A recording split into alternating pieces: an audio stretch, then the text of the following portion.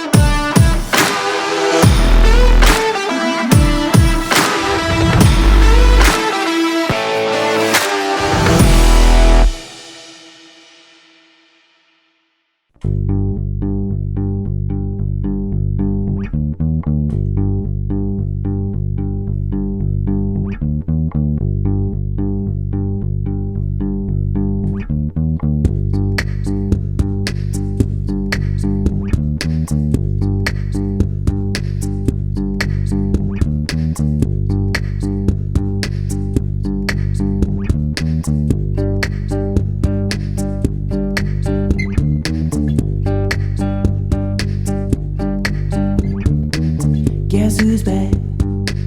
Back again. We are back.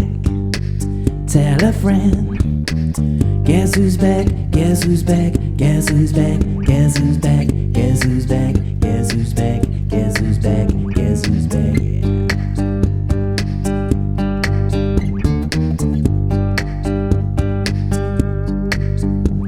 Now this looks like a job for me. Everybody let's drink some whiskey. No, there won't be no controversy, cause we sorted the technology. Now are you ready for a party? Everybody let's drink some whiskey. Cheers to Dan and the crew for having me. Have a great day everybody. How's it going, guys? Welcome back to the Summerton Whisky Club Virtual Whisky Festival Part 2, I think. But yeah, we are back for a fun day. There's loads in store. Hope you have a great one. I'm Richie, gonna be doing some music again today. Have a great one. Cheers.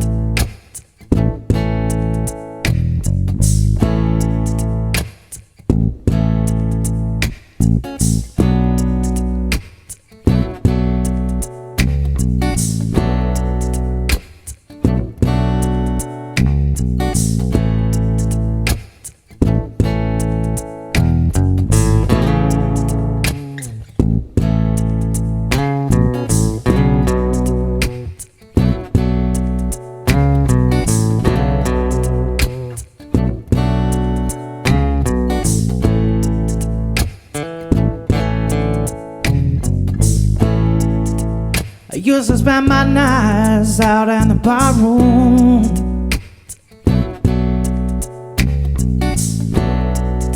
looking was the only love I've known.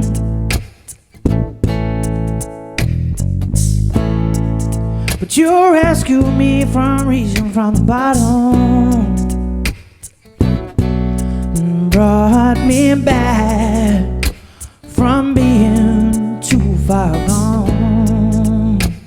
'Cause you're as smooth Tennessee whiskey. You're as sweet strawberry wine. You're as warm as grass brandy. Honey, I'll stay stoned on your love all the time.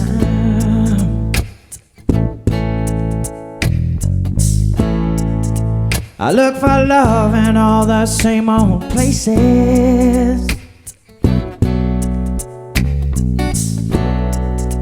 Find the bottom of the bottle always dry.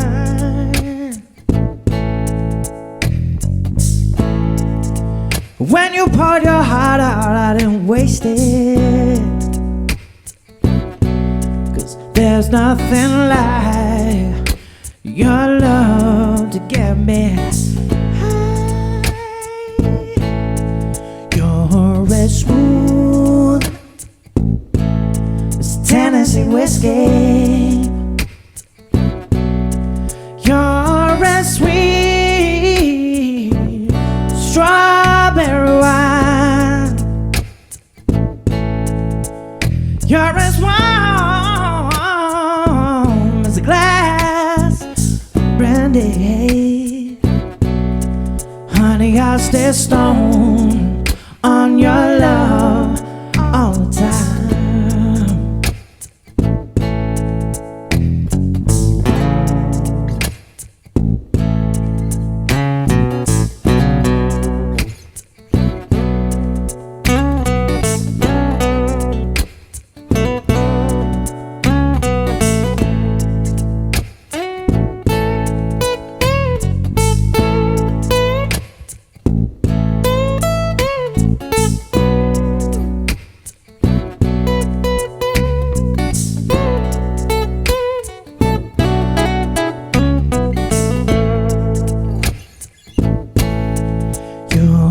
Smooth as Tennessee whiskey. It's Tennessee whiskey. It's Tennessee whiskey. You're as smooth as Tennessee whiskey. It's Tennessee whiskey. It's Tennessee whiskey.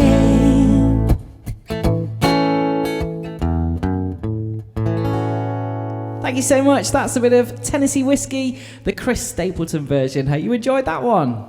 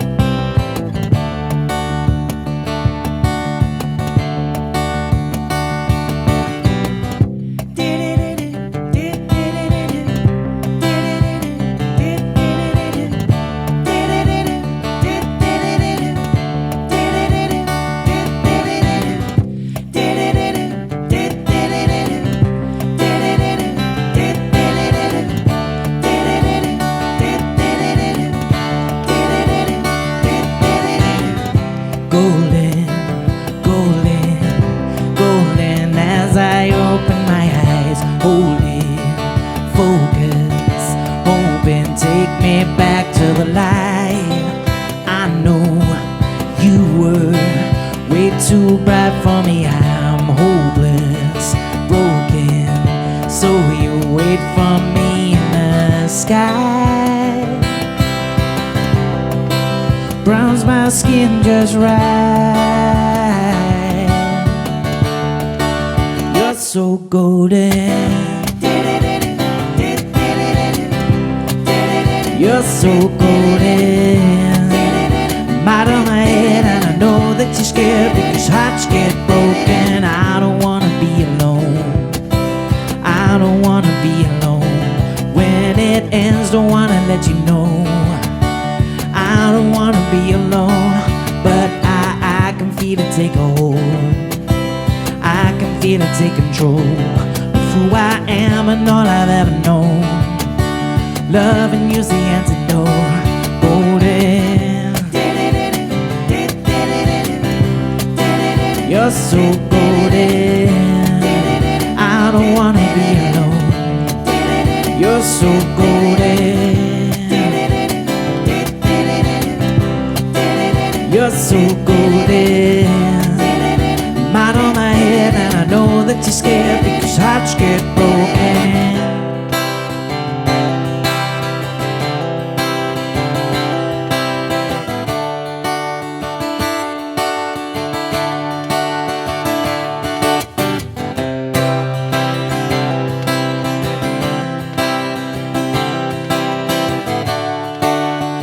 That you're scared because I know that you're scared because I'm so open. You're so golden. I don't wanna be alone. You're so golden. You're so golden. You're so golden. I'm out of my head and I know that you're scared because hearts get broken.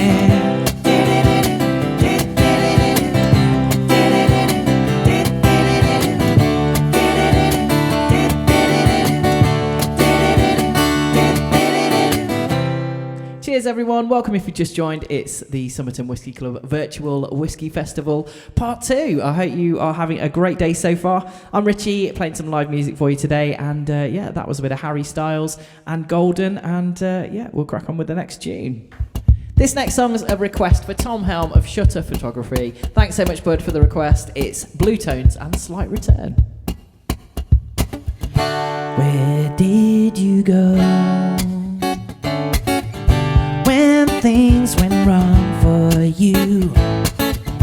When the knives came out for you, oh, where did you go? All you needed was a friend.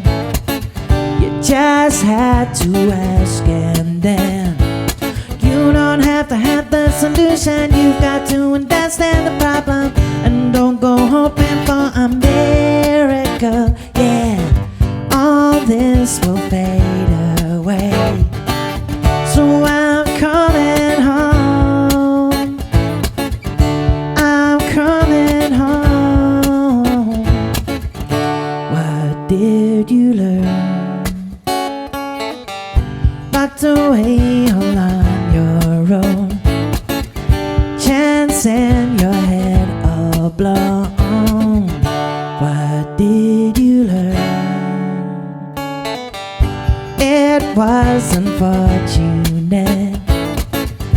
Missed your chance to find out that you don't have to have the solution. You've got to understand the problem and don't go hoping for a miracle. Yeah, all this will fade away.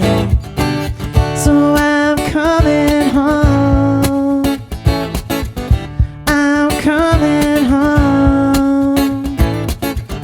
I'm coming home. What did you learn? Locked away all on your own. Chance in your head all blown. What did you learn? It was unfortunate. You missed your chance to find out that you don't have to have the solution. You've got to understand the problem and don't go hoping for a miracle. Yeah, all this will fade away. So I'm coming home. I'm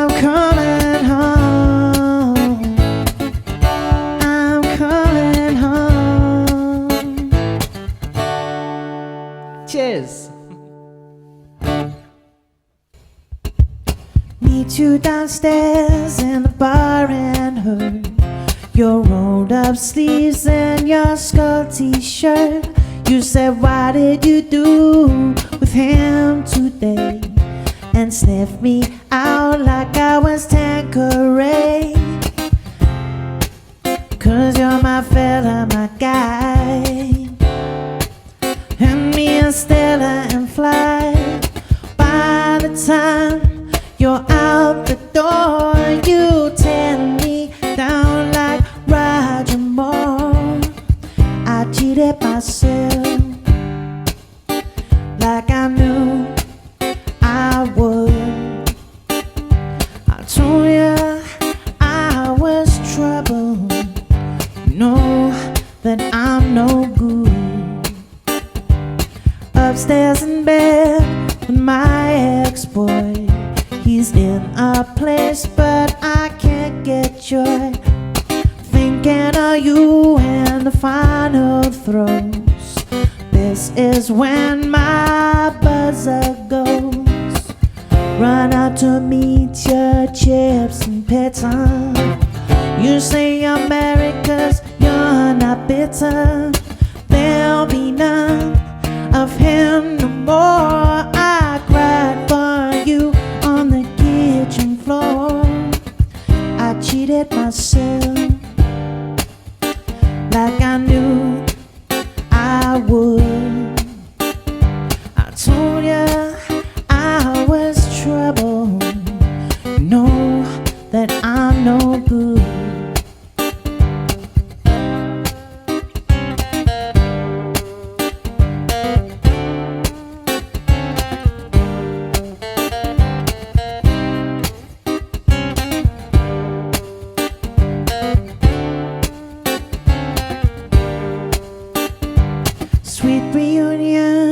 Jamaica and Spain, way I like how we were again.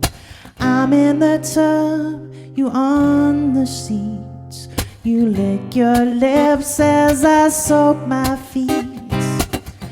Then you notice little carpet burn. My stomach drops, yeah, and my guts churn. You shrug, and it's the worst to truly stick the knife in first. I cheated myself like I knew I would. I told you I was trouble. Know that I'm no good. Cheated myself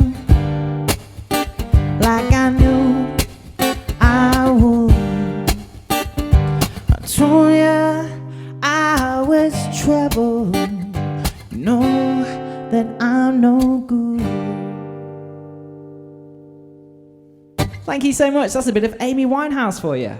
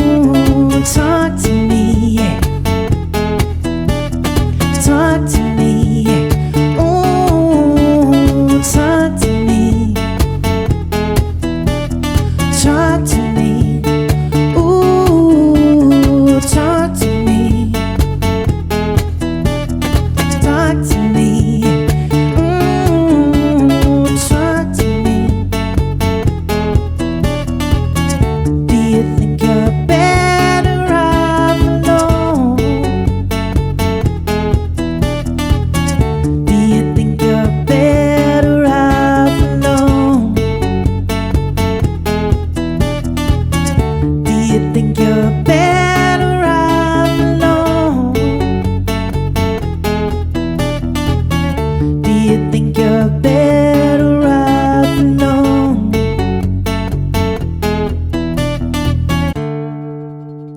Thank you so much. That's Alice DJ and Better Off Alone.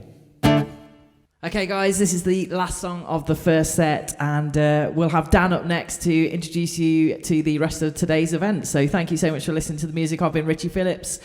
This song is a special request for Dan himself.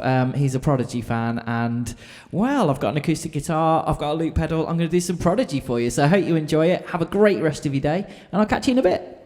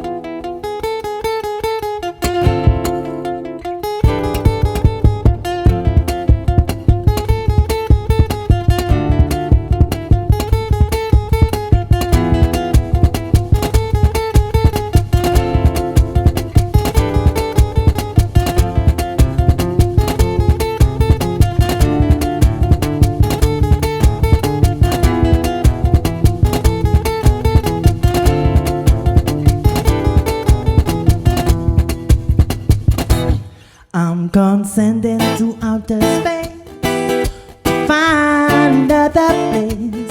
I'm gonna send it to outer space to find another place. I'm gonna send it to outer space to find another race. I'm gonna send it to outer space to find another race. I'm gonna send it to outer space.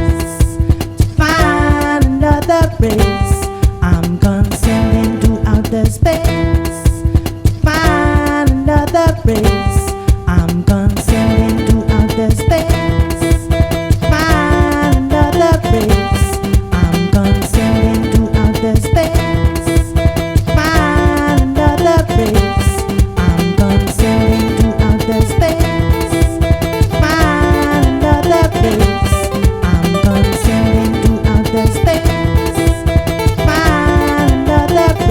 race. I'm gonna send him to outer space to find another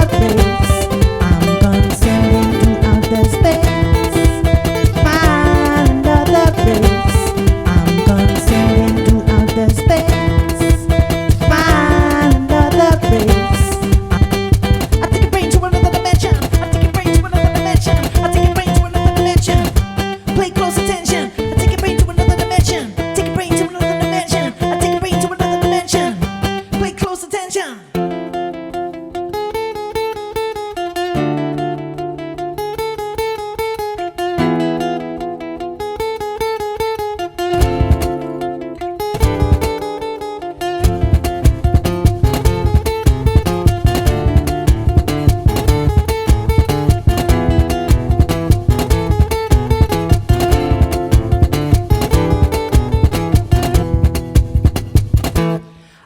Condescending to outer space to find another race.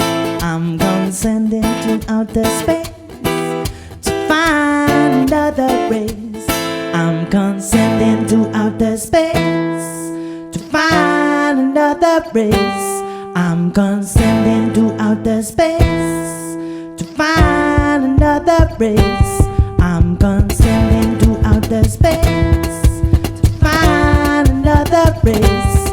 I'm condescending to outer space to find another race. I'm condescending to outer space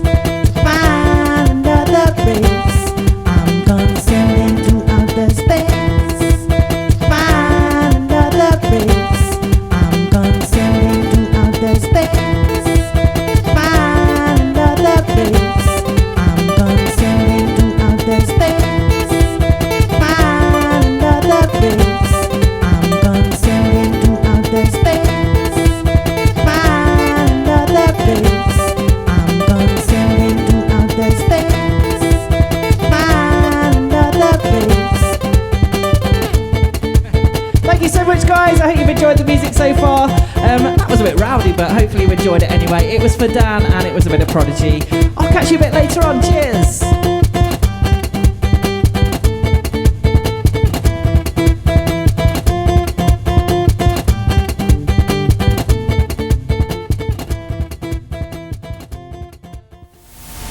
Are you?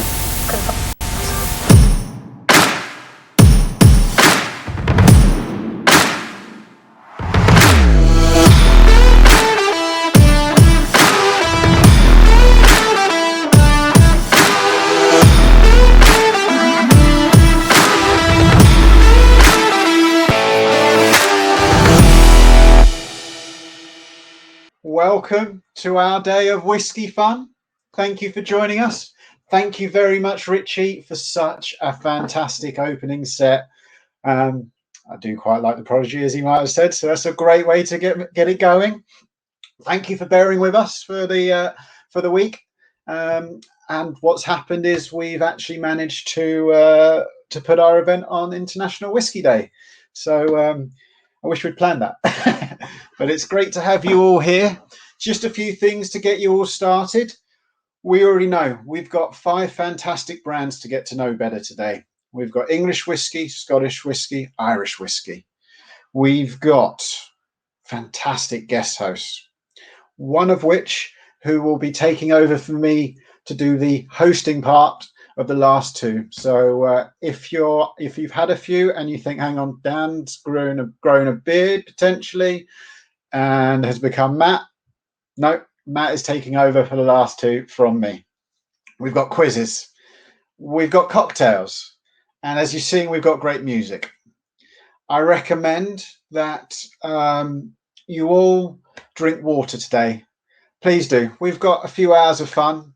Make sure you pace yourselves because we want to enjoy it all today. We've got, I also would suggest that you drink half of each sample and come back to it later. Particularly, what we saw last time is a lot of people wanting to buy the bottles afterwards. So you can go back and go, oh, I really like that one. Let me just try that. Yes, that's the one for me, or those 2, those 3. And so you can come back and relive parts of it, as well as we are recording. So you can watch again and sample again and maybe take parts of it on their own.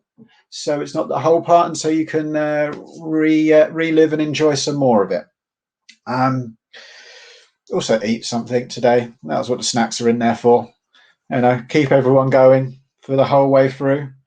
And most importantly, one more thing, we've got a competition running today. Larkfire, who provided the cans of water, out of Hebridean water, they have kindly offered us a prize that is 2 Darlington crystal, I think it's 2 glasses, what's a set.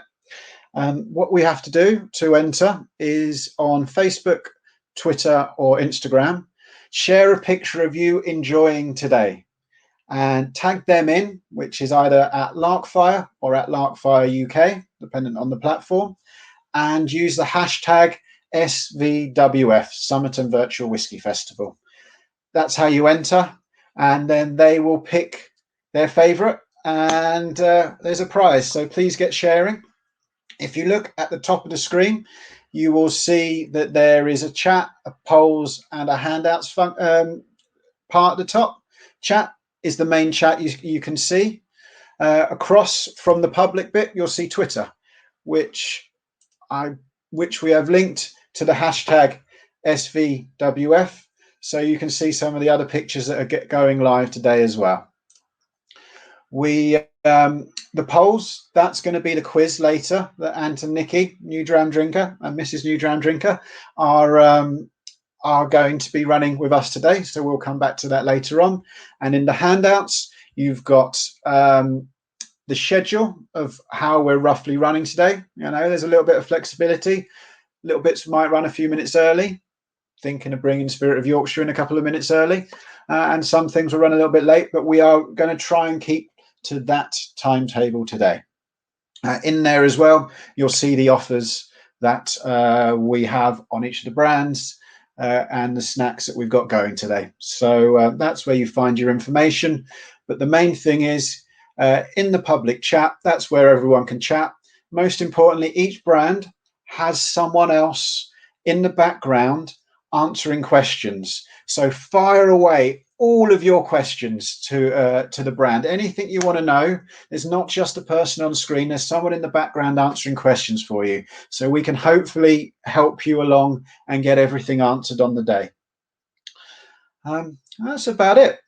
I was expecting to talk for a lot longer. I think we should bring some people in. So let's get these bits started. I say that, give it 2 more minutes. We've got to get someone else on screen, and then we'll start getting the hosts. So let me get the first intro rolling, and I'll see you on the other side.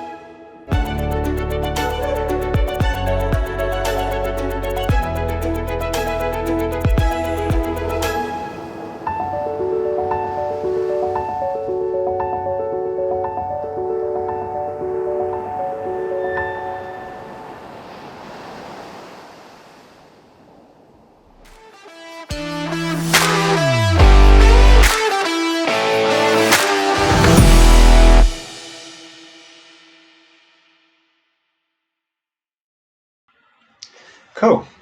So as you see, we're going to start with Spirit of Yorkshire. We are going to be joined by, whilst it says Libby Barnby, Libby is actually on the chat at the moment. She set up, and we have Joe Clark, the whisky director of Spirit of Yorkshire, Amy Seton from Whisky Birmingham, or Whisky Brum. Which do you prefer, Amy? The Birmingham Whisky Club, Whisky Birmingham, or as unyet revealed new bar names. So any of those is fine. Fantastic. And we have CJ, otherwise known as Single Malt Vault. And just because I've hinted at bits of this before, today I'm sharing lots of parts of my whisky journey. And CJ hosted our tasting masterclass, one of the hosts at our first ever physical whisky festival. And he's also the guy, whenever I'm at a festival, I go and find, because he knows where the best dram is. He knows, everything you need to know on the day. He's introduced me to half the guest hosts here. He's a legend. So what we'll start off with is we're going to go around the room, starting with Amy, and then CJ, and then Joe, introducing themselves, and then we'll get going. So Amy. Hi, I'm Amy Seaton. I own the Birmingham Whisky Club, which is celebrating its 10th anniversary this year, unbelievably. Also started, thank you very much, also started Whisky Birmingham, which obviously we couldn't go ahead with this year. And then, although we opened a bar called the Birmingham Whisky Club, we're now changing that name to something, given the bar its own name, which will be revealed randomly on April Fool's Day. So if you see it, it's not on April Fool's, it is actually real. And that's me, yes. Hi, I'm CJ, everyone, and more commonly known for my Instagram, where I just highlight stuff that I love to drink, and basically just a whiskey enthusiast, always loving to try different things and looking forward to trying these as well from Spirits of Yorkshire. And Joe. Can you also give us a little bit of an introduction to Spirit of Yorkshire in the same thing, and we'll get into the conversation from there?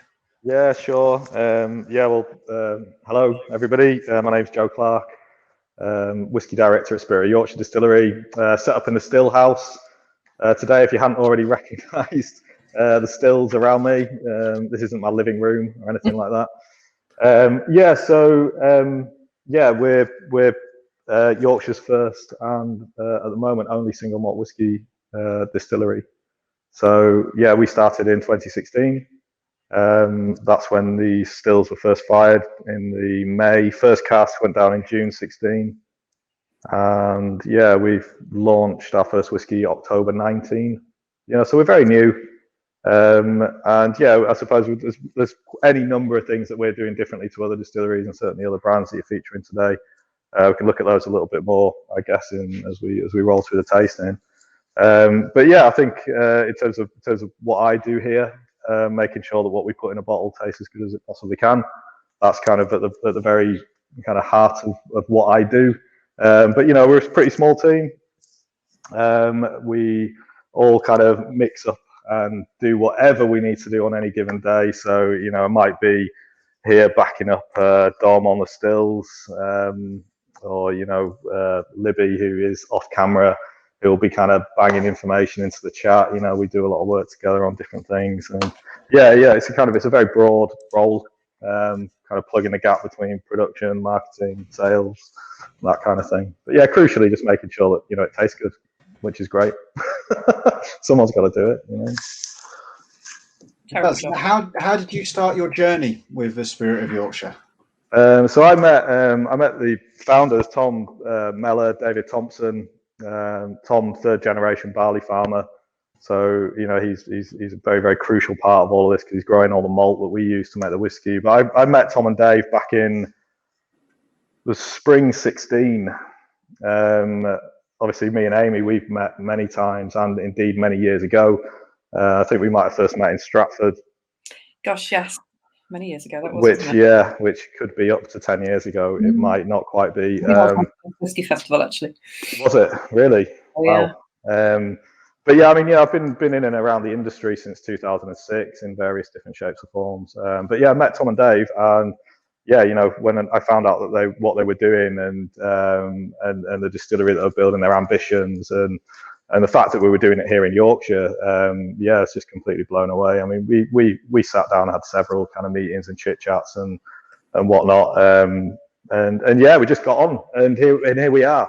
I could go on, but yeah, I think in a nutshell, it just kind of really came back to the kind of right time, right place. And the fact that they were building the distillery and doing everything to the absolute utmost quality at every single point of production, and it just kind of just instantly chimed as a really good fit for them and for me. Can I just ask, what was your so obviously I knew you from Whiskey Lounge days. What did you do to kind of segue into being a whiskey director? Because they're two obviously very different types of company. So obviously you had the knowledge, but what was the kind of the learning? Was there a learning process that kind of? Oh yeah. You never stop learning. Definitely not. This kit, it can run like clockwork, but it can always chuck curveballs at you. But yeah, really good question. So yeah, as Amy alluded to there, I used to work for a company called the Whisky Lounge, which I'm sure many of you guys listening are familiar with in some shape or form. And so yeah, going from kind of all of the things that job involved into this, it was a big change, and I think in the main was really getting to grips with the kind of hands-on nature of this equipment. I think was and that was over the first kind of 6 months. We weren't open to the public for the first year of production that we did, so it really was a year of just kind of really drilling down into making sure that we were absolutely nailed on with the spirit quality that we wanted and that kind of thing, and making sure that that whole part of what we're doing is as tight as it really could be, before we opened the floodgates and started sending press releases and launched really, in that kind of so an interesting segue. Really interesting, but absolutely brilliant. Yeah, I really like the approach that you wanted to make sure everything was right And I think right now everyone's really jealous because you're in the distillery. We're all sat. Yeah. Oh, it's a great batch. You look, I mean, we try wherever possible. We try and set up any virtual tasting we're doing from here, because I mean, why wouldn't you? If you can, then we can do it, and we will. Which gets me on to, we should probably pour the first dram. Which people are ahead already. Excellent. Okay. Which one are you going for, Joe? So Flagship is a great starting point. So this was a kind of house style. We launched with our first release bottling, and then followed that with a second release bottling, and they were bourbon led, by which I mean matured in bourbon casks, and that is very much at the heart of our kind of distillery character. And so the Flagship bottling, which we actually launched towards the back end of last year, was the kind of, this is a bottling that we're looking to continue. So yeah, it's a really nice place to start in terms of the two whiskies that we're trying today. Yeah. Super kind of light and easygoing. So if this, I mean, assuming this is the first whiskey of the day, of course it might not be. It's International Whiskey Day after all, isn't it? Me and Libby have had a little dram already today since we've been sat here. You have to warm yourself up, don't you? Yeah, exactly. What's I going to ask? So obviously you've got the accent to go with the distillery, so that's nice. What would you say? Because obviously I'm making an assumption that you're selling at least, were selling into Europe, are selling into Europe and globally. Is that something that you're? Yeah, that's right. Yeah. How would you sort of define the Yorkshire character then when you're sort of selling? Yeah, that's really interesting. I mean, I think when we're talking to whiskey specialists, wherever they are, whether they're down the road in in Malton or in York, or whether they're in the Netherlands or Poland or Germany, actually we talk more about how we're making whiskey and why we make it the way that we do. So when it comes to kind of summing up Yorkshire, it means different things to different people. And ultimately, I like to think we have a pretty no-nonsense approach. We definitely aren't into smoke and mirrors. And we try and kind of stick to the point and go, look, we're here to make good whiskey. And I think fair to say that we're the county as a whole kind of chimes along with that. We definitely don't kind of mince our words, for want of a better phrase. I like that sort of no nonsense whiskey approach. Sorry, that's already a blog, isn't it? You can't have that. Yeah. Sorry. Yeah, we weren't going to put that on the label strapline on the front, but no nonsense whiskey.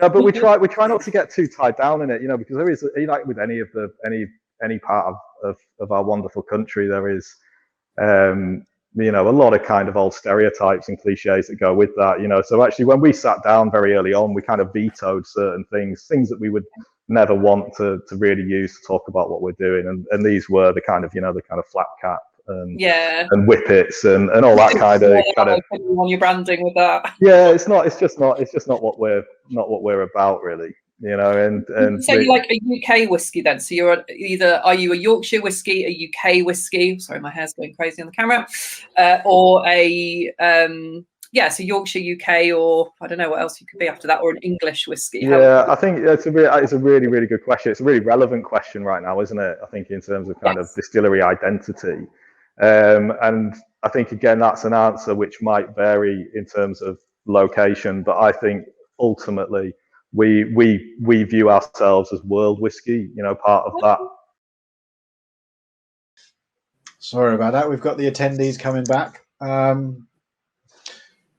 Just so everyone knows, we do have two people from the tech support team currently working on in the background to make sure everything's running smoothly.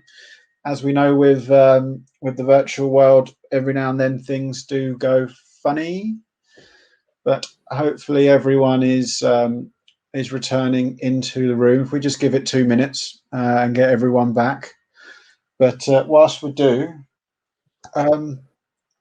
tell us a little bit about how you got into the whiskey lounge. I'm quite intrigued because now we get how you got into the distillery. How did you get into working in whiskey? Because I know so many people would like would like to move their hobby to their job. I'm one of them. That's my long-term aim with the Summerton Whisky Club. How did you get into it, Joe? Sure. I mean, that's. I wish I had a kind of a slightly more romantic version for this, to be honest, Dan. But I mean, I walked into a whiskey shop in 2006, I think it was, or at least winter 2005, and I took a job as a Christmas temp, and yeah, just kind of fell in love with whiskey from that point. Was working with a really, really brilliant group of people that were really, really passionate about it, and we worked very closely together for about 5 years. This kind of ran up to 2011. So I was working in whiskey specialists, also working in odd bins at the time. So yeah, very much immersed in booze as anybody would be in working in kind of specialist booze shops.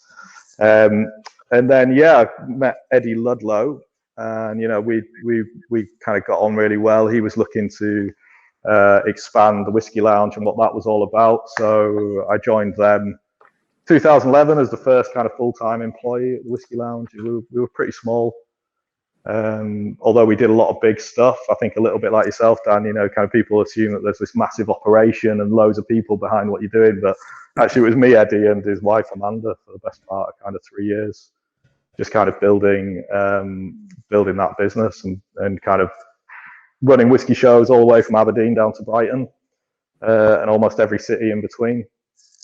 I mean, ultimately, I think it was that tipping point. You know, if I hadn't walked into the whiskey shop in York and took that job, I don't honestly think I would be sat here doing what I'm doing today. But you know, I mean, I don't need to tell you guys. You know, whiskey's such an incredible drink; it just absorbs you, and it just really snowballs. I don't honestly think I could do anything else. I don't really know about anything else, to be honest. Is whiskey your most interesting, say, hobby as such anyway? That's a great question. Yeah, I would, it depends who you're talking to. It's either whiskey or guitar. I think it's one of the two. So yeah, it's a very oh, you can't forget beer, obviously, you know, or wine. But yeah, it's a very important part of my life. It has been for my career, my working life, and you know, I've been very fortunate, and you know, in the sense that the industry that we were kind of working in the early noughties, I think it's a little bit different if you're starting out in it now. But you know, it's nice that there's still roots into this industry. You know, the kind of recruitment ground for people to get into it and to make a living out of it. You know, is still to me. You know, it's people that are on the ground working with it, tasting it, talking about it, selling it, and getting it out there. And you know, that's you know, so important. And it's been, obviously the last 12 months have made that harder than ever. But you know, I think anybody who wants to kind of make a living out of whiskey, just get into it and get to as many events as you can, talk to as many people as you can, and just keep pushing, you know. Taking it back to the actual whiskey.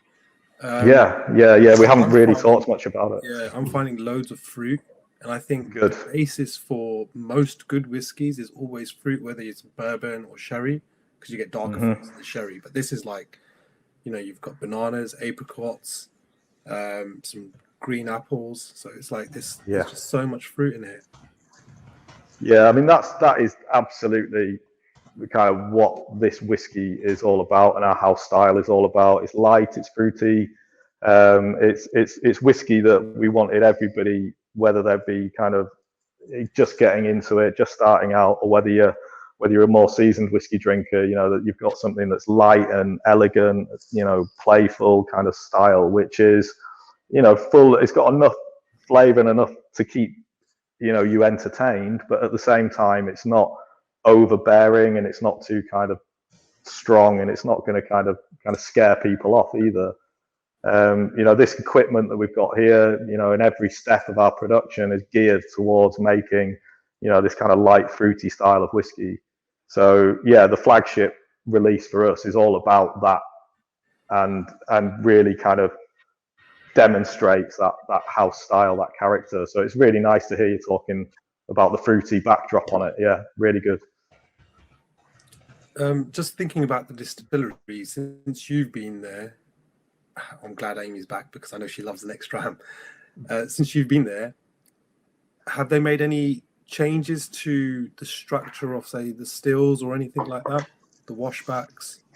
No, we haven't. We haven't. We haven't kind of scaled up or anything. We've got big kit, so we can kind of grow into it. We're operating for the stills are fired 4 days a week at the moment. So if you think every distillation is a ton of malt, we've got a lot of room to grow into it. We've got a 1 ton mash, two 5,000 litre fermenters, which are actually off site. They're at our sister company, which is a brewery, which is located on our farm, which is about 2 miles that way. You obviously won't be able to see where I'm pointing, but in that direction, up a big hill, is our farm. That's where our mash tun is. That's where our fermenters are, and we've got a brewery there as well. And so we've got a lot of kit. We can grow into it. We've not made any. This is why that first year was so important. So we weren't having to kind of rethink this, revisit it. We've always had a clear, very defined vision. We want to make a light, fruity, easygoing style of single malt whiskey, and we built all of the processes and the equipment in to be able to do that. We didn't do that on our own. We had a brilliant mentor, Dr. Jim Swan, who was with the project up until he sadly passed away in February 2017. We've not made any kind of big structural changes or anything like that. Obviously, we're always looking to improve and refine wherever we can, but at the moment, thankfully, no kind of big changes, in terms of the kit or anything like that. Yeah. Well, I'm really enjoying this. I think it's really good whiskey.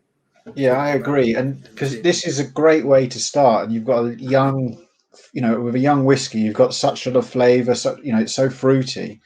Where, as this is your flagship, your main style, where do you see this going in, say, 5 or 6, 7 or 8 years, when you have the ability to have older stock?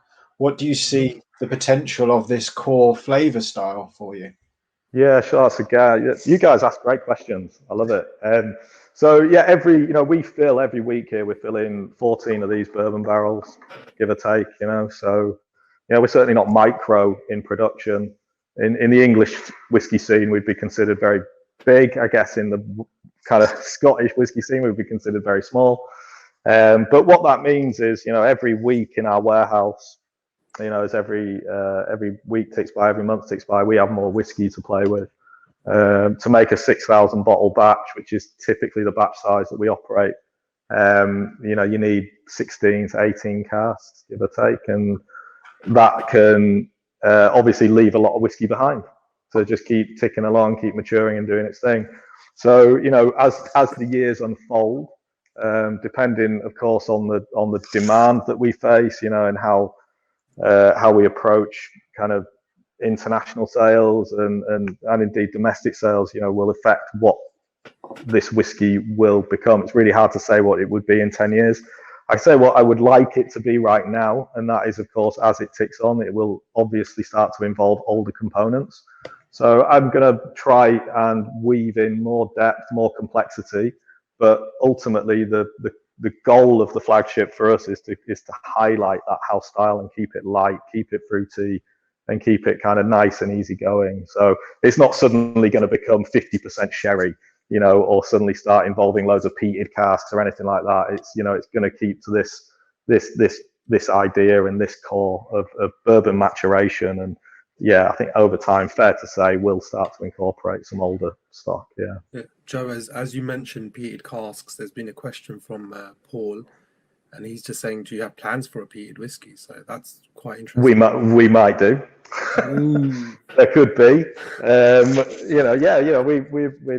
We like to kind of on the maturation side of things. We're filling a lot of interesting casks. And there may well be a slightly smoky version of Filey Bay in the pipeline. Quarter casks? No, you know what? The smallest cask we fill is 200 litres.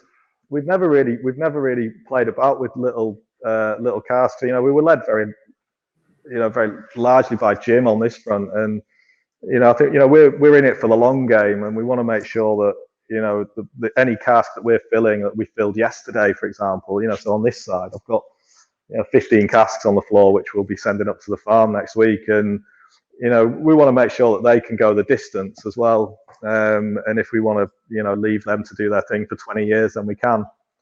And it gets harder when you're filling lots of smaller casks. Obviously, you guys will well know, you're getting a more rapid bleed of flavour, more rapid maturation effect. And you've got to be careful with them. Like, you could get brilliant results. Obviously, there's any number of whiskies that have definitely proven that, a smaller cask can give you something very tasty. But that's our starting point, is the 200 litre. Yeah. So no quarter casks, I'm afraid. Not at the moment.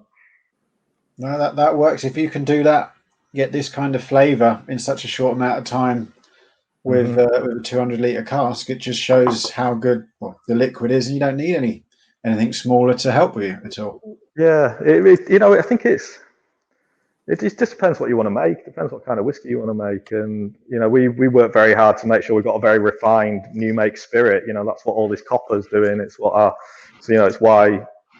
it's why it takes so much time and effort, and it's why it's so crucial that you have that plan of what you want to make, or we believe it is.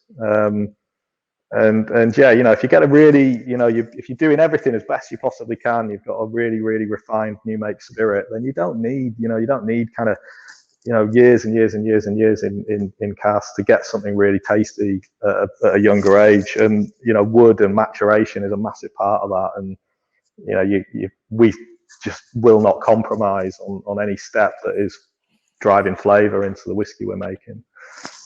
So the casks are absolutely top notch. We bring these in from Kentucky, as you might expect. So they're first fill bourbon barrels. They're very, very, very active, and they're very, very fresh. Previously held Old Forester bourbon. Oh, that's a nice bourbon. Amy's back in. Yeah. Yes, sorry, Amy. We've been asking questions without you. Amy had a great question about world whiskey, or where we see ourselves, and I'll just very quickly answer that, just to kind of, in case anybody was wondering. And it is, for us, we are definitely, the world whiskey scene is where we really see ourselves, and that's certainly, when it comes to kind of the shiny trophies and the awards and whatnot, we want to be on the international stage and kind of banging the drum for world whiskey. Really, that's where we are. That makes sense. So let's go back to the dram. Sorry, everyone, for that little technical fault. Now we've got everyone back in the room. So Joe, I know we've said a few of what's going on. Just let us know what we should expect when we taste it. We talked about the nose and the finish. Sure. So I think you can sum Flagship up in kind of light, creamy, fruity. You do get loads of fruit on the nose as well. You get a nice kind of soft, kind of biscuity, creamy, kind of like custard cream biscuits on the palate as well. And then you get a nice kind of length and a nice kind of spiciness kind of running through on the finish as well. So it's kind of very approachable, very nice, light, easygoing stuff, really. Hopefully you enjoy it. All of this. Where are you sourcing your casks from for the Muscatel? Is it? So I did a tasting last night where the people behind it, so it's an indie bottler, and they're actually shipping the liquid to their casks, not shipping the cask. Right. Okay. Yeah. Sure. I mean, it's a good dram yet. That's next. Sorry. We're still on the Flagship. Oh, right, I didn't realise. I was sorry. Sorry, no, that's. Okay. You jumped the gun there, Amy. Is that because you really like the Muscatel finish? No, not at all. I think on that, let's pour our second dram, and then we can go into that question. Yeah, good stuff. A really quick another question. Sorry, I feel like a little bit behind, so I haven't heard any of the commentary. So one of the things that I've talked to other English distillers about is the use of English peat. So I don't know if you have just general thoughts on it, because I know it to be very sort of heavily protected, but I just don't know whether that would be something you would look at doing, or whether it's remotely of interest at all. Yeah, I mean, we've never said never completely. We've made sure that in these early years we've got a really good foundation and a consistent flavour kind of running through our years of stock in our warehouse. When we look at making peated whiskey it does raise questions, exactly as you say, like, well, where are we going to source the peat from? How sustainable is this? Is it something that we would want to really make sure that it's Yorkshire peat, English peat? You know, we've got a field to bottle production principle, so the origin of that peat as part of it is really important for us. So, you know, if anybody's listening and lives in Yorkshire and has a peat bog in their back garden, you know, drop us an email. That would be really good to know. But it's certainly something that we talk about. We haven't made any peated spirit yet. As and when, if we get to that in the near future, then, you know, these are, yeah, definitely questions we will be looking to answer before we push on. So you'd have to do it English or not at all, basically. You'd have to sort of... Well, yeah, for us, you know, we wouldn't want to be going out with, you know, whiskey which has been made with peat from, you know, certainly outside of the UK, or, you know, that would be really crazy to do anyway. But for us, it's really important that the whiskey we're making ties into where we are. And that is certainly a piece of that puzzle that is harder to solve. And yet we could buy peated malt from a malting north of Scotland, but we wouldn't be able, you know, actually the maltings that we work with, Muntons, Bridlington, have recently kind of upgraded their facility. They can now peat malt. So really? the option is open to us. You know, we can work with them. We can ring fence our malt, make sure it isn't mixed with anybody else's.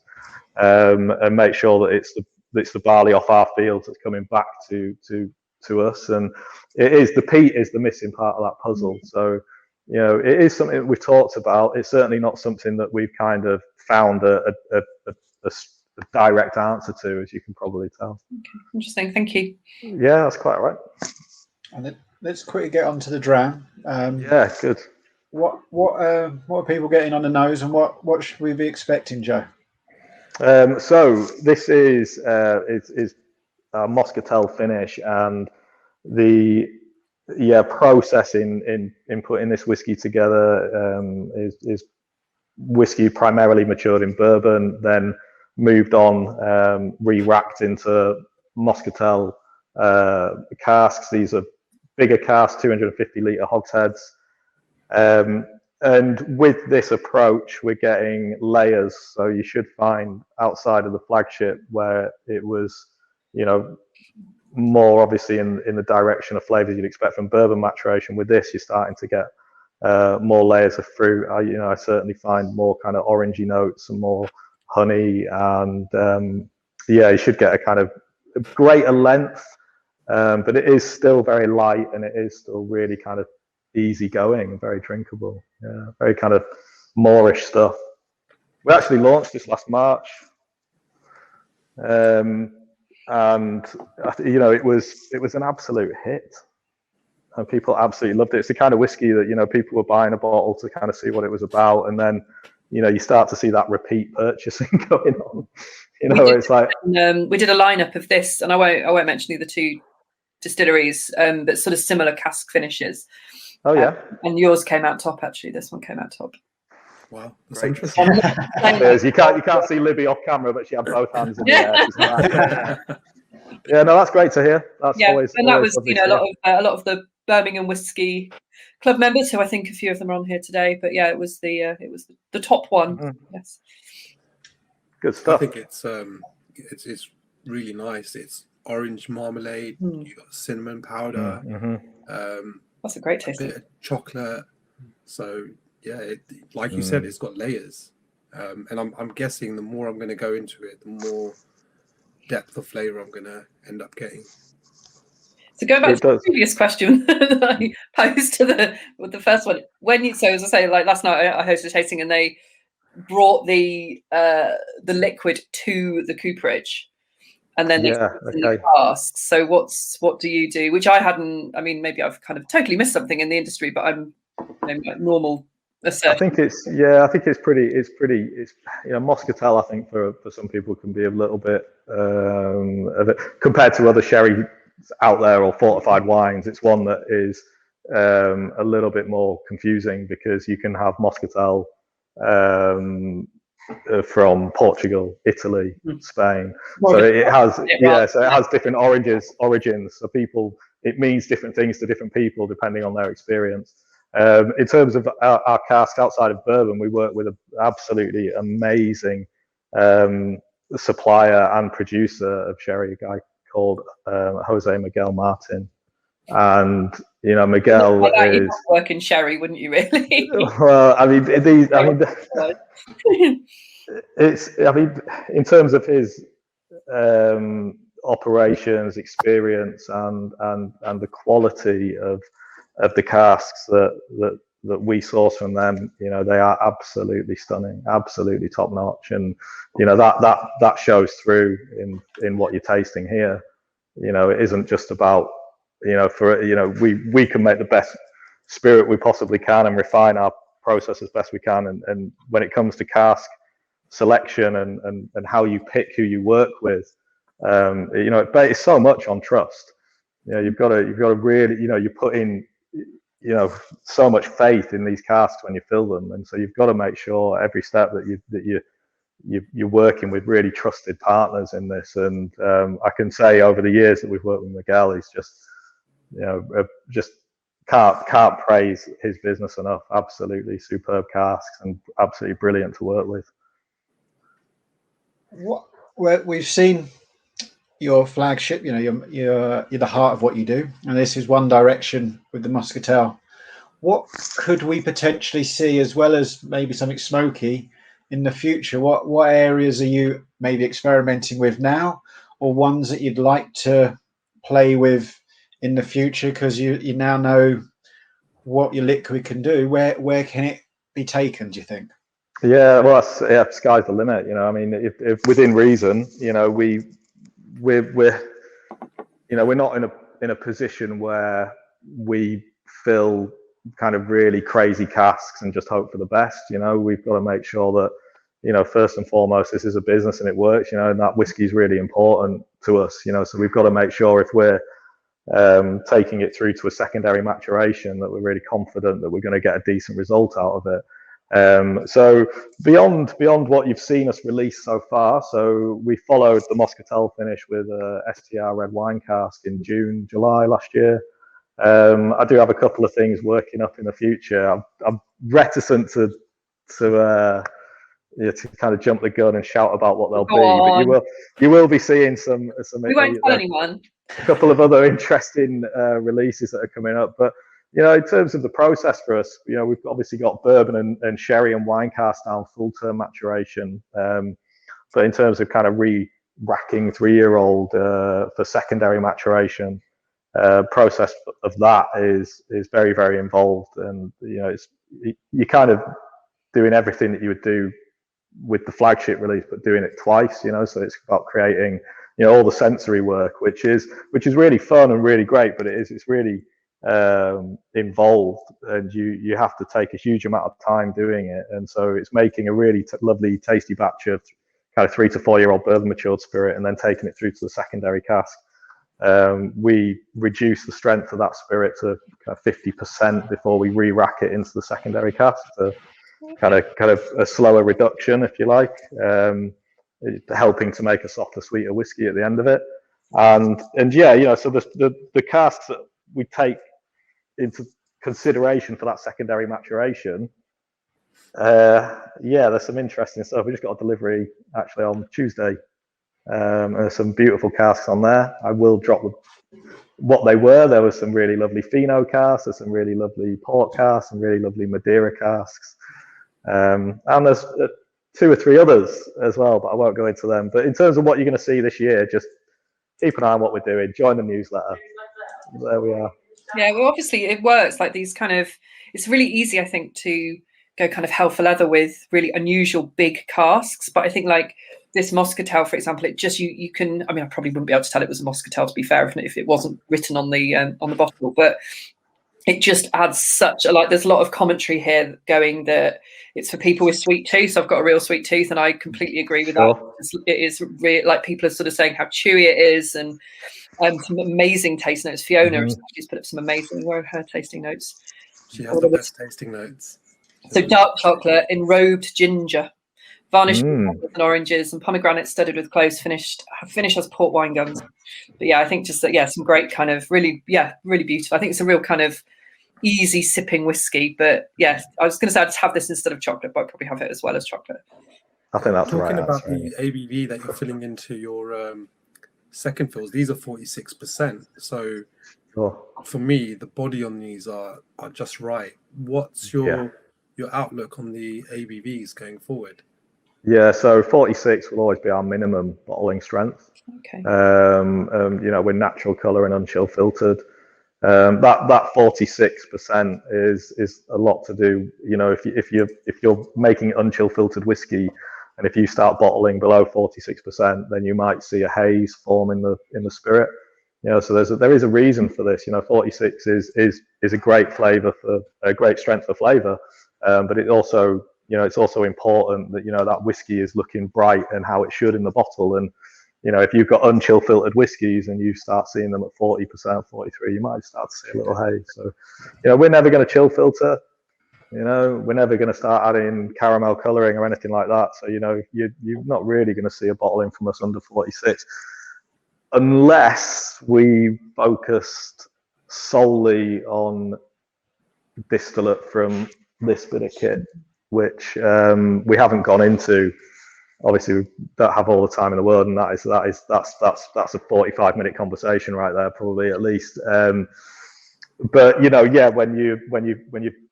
when we're using or considering the new make spirit that we make through that rectifying column, then we can that can maybe bottle at a lower strength and wouldn't flock out, and you wouldn't see the haze.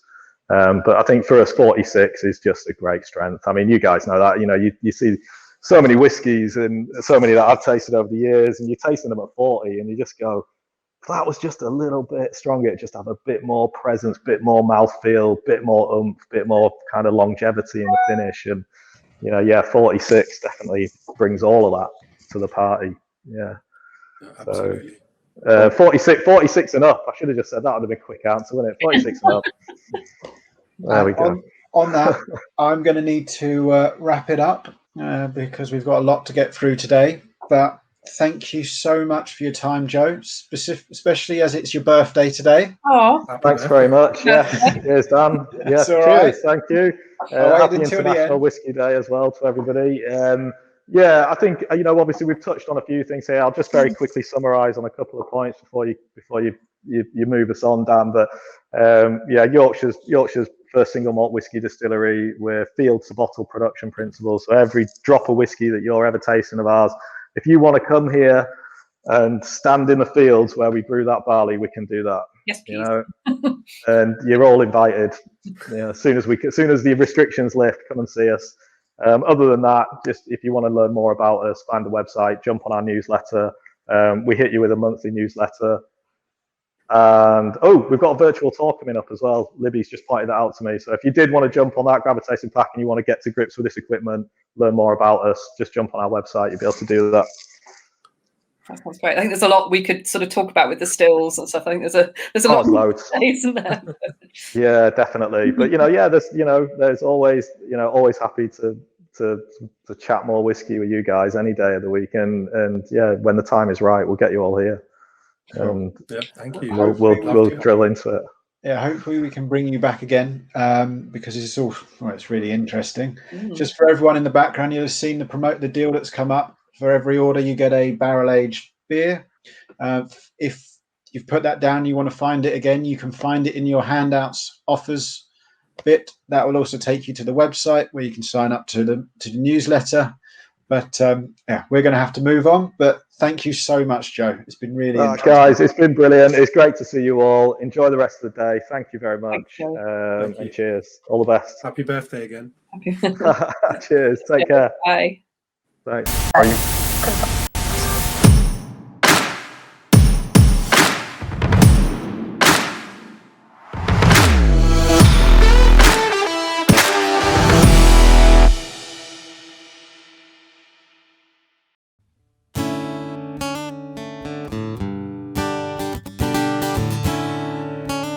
We're back with a bit of David Gray.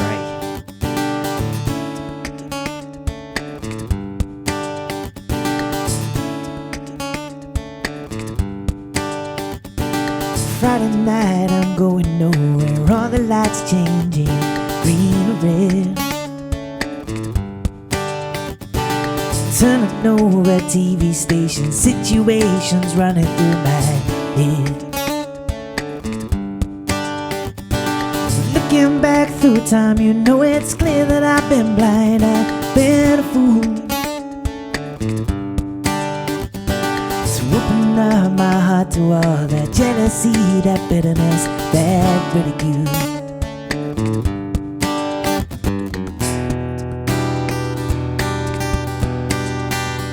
Saturday, I'm running wild and all the lights changing, red to green. Moving through the crowd, I'm pushing, chemicals are rushing through my bloodstream. Wish that you were here, you know I'm seeing it so clear. I've been afraid tell you how I really feel, admit some of those bad mistakes I made. If you want it, come and get it, for crying out loud. The love that I was giving you was never end out.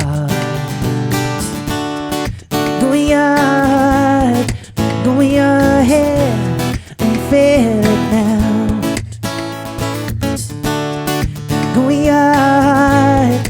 Going ahead and fail it now. Babylon, Babylon. Someday all the lights are none and shining skies fading, red to blue. I'm kicking through the autumn leaves and wondering where it is you might be going to. Turning back for home, you know I'm feeling so alone, I can't believe.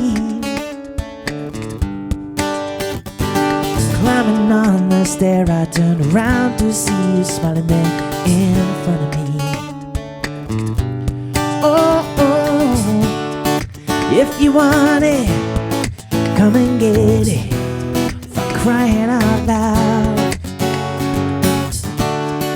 Love that I was giving you was never in doubt. Going ahead and fail it now. Going ahead and fail it now. Going ahead and fail.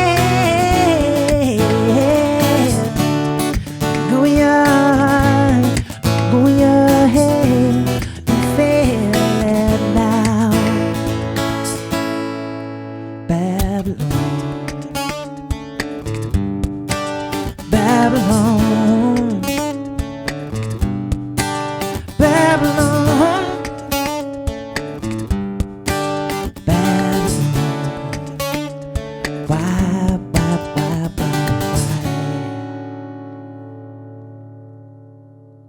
It's the Summerton Whisky Festival. Thank you for joining me. I'm Richie Phillips, and I'll be providing some live music throughout the day. So I've got a bit of a mix for everyone. Hope you're doing well. Hope you're having a good time. Shout out to all those who were in there from the start there and saw the first set. Hope you guys are going well and enjoying a drop or two. Right, let's crack on with another quick song. Cool, this next track is a 90s number. It's more of a dance track, actually. So it's by Everything But The Girl, and it's called Missing.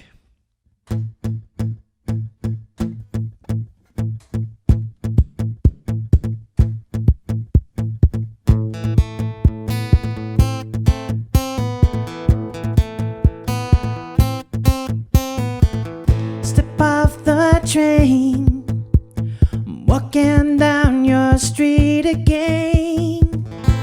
Past your door, but you don't live there anymore. It's years since you've been there. disappeared somewhere like outer space. You found some better place, and I miss you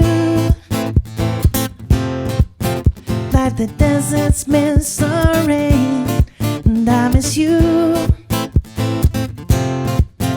like the deserts miss the rain. Could you be there? You always were 2 steps ahead. Everyone would walk behind while you run. Look up at your house. I can almost hear you shout into me where I always used to be. And I miss you like the deserts miss the rain. And I miss you like the deserts miss the rain. And I miss you, yeah, like the deserts miss the rain. And I miss you like the deserts miss the rain.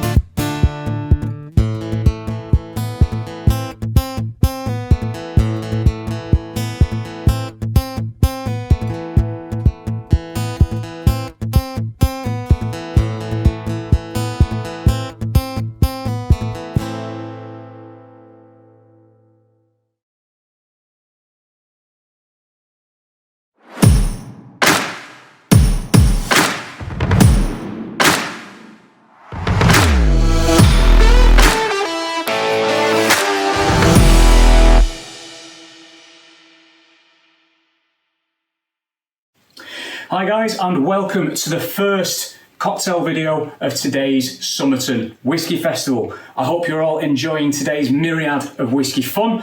I'm Andy and I run the Maltbox Whisky blog, and what I'm going to show you today is how to make 2 really simple cocktails at home with ingredients that you can get from your normal shop or that you might already have in the cupboard, because we're not really going very far at the minute, are we? So the first one of those is a pineapple whiskey sour.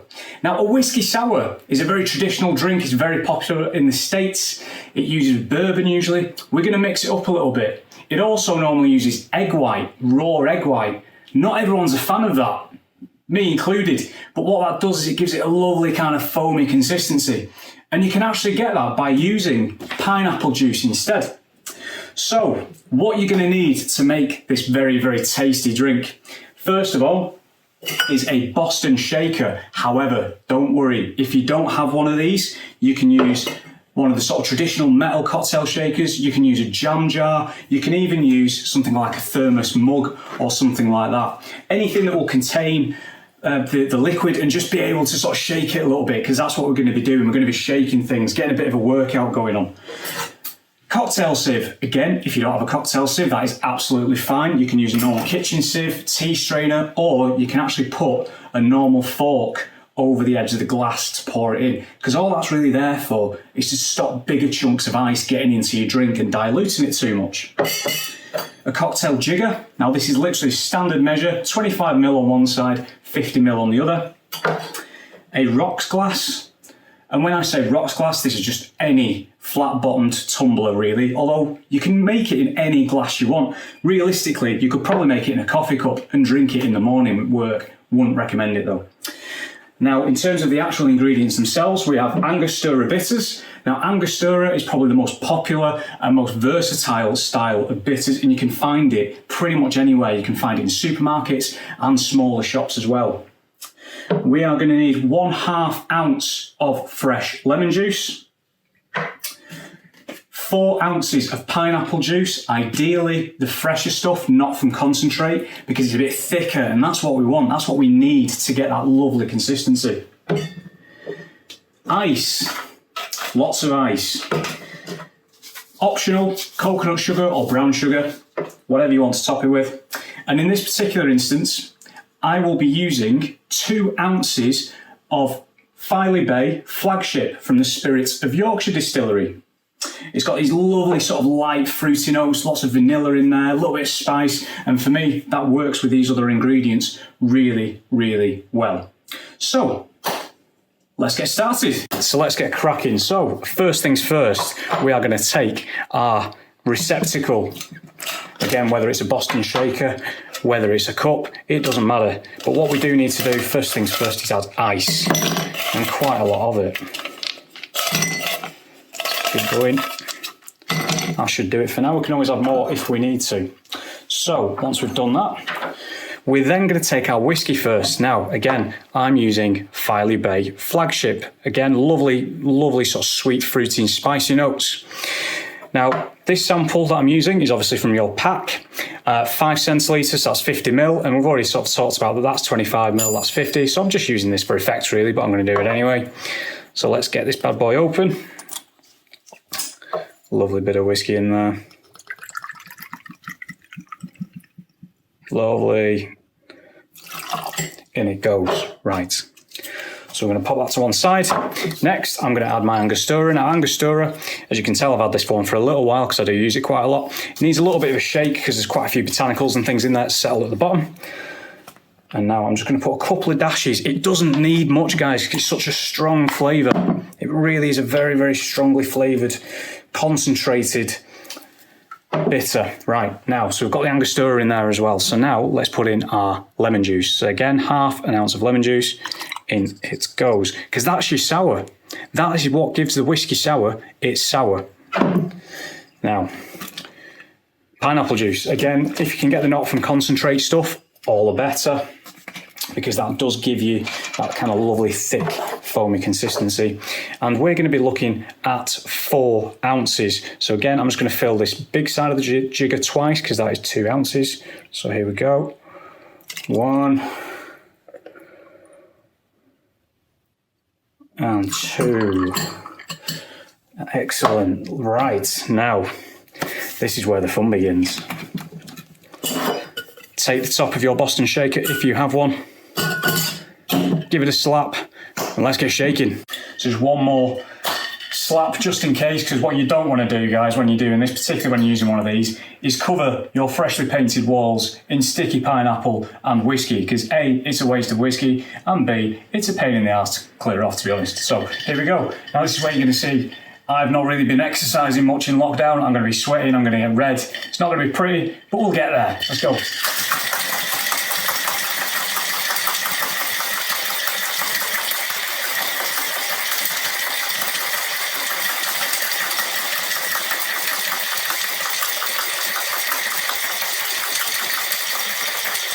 Right, and what you want is you want to wait until the outside of your shaker, if you use one, it's becoming slightly frosty and cold, which this is, but it could do with a little bit longer.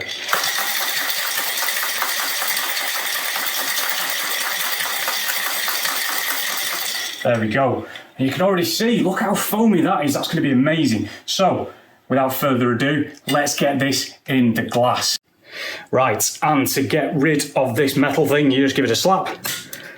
Maybe 2 slaps, possibly 3. And there we go. I mean, look at that. Can you see that already? So, take your fork, cocktail sieve, whatever it is that you're using. It doesn't matter. It really doesn't matter. This is all about making easy cocktails at home. And let's get pouring.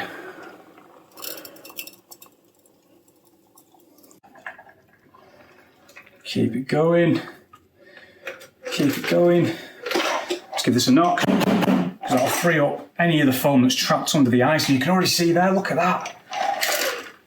Let's get that in as well. Lovely. And this gives, in my opinion, a pretty good replica of the texture of a traditional classic whiskey sour. And there it is. I mean, look at that. So you've got your nice frothy head there. And you can already see it's almost creamy. It looks absolutely delicious, absolutely amazing, and not an egg white in sight. Again, not many people want to drink raw egg. Other people are allergic to eggs or just, might be vegan or something. This is like a really good alternative. Now, there's a little bit of this delicious cocktail left in the other side, so I'm just going to pour that in. Now, my final touch, because my wife is a big fan and she will be devouring this drink afterwards because she's off camera, is what I'm going to be putting on is coconut sugar. Now, it sounds posh, I suppose it is a little bit, but you can put brown sugar on it and caramelise it a little bit with a blowtorch or a lighter. Anything you want. You can put maybe a pineapple wedge in there. So I'm just going to put a little bit of this on the top. And there you go, guys. Pineapple whiskey sour using Spirit of Yorkshire flagship. Cheers.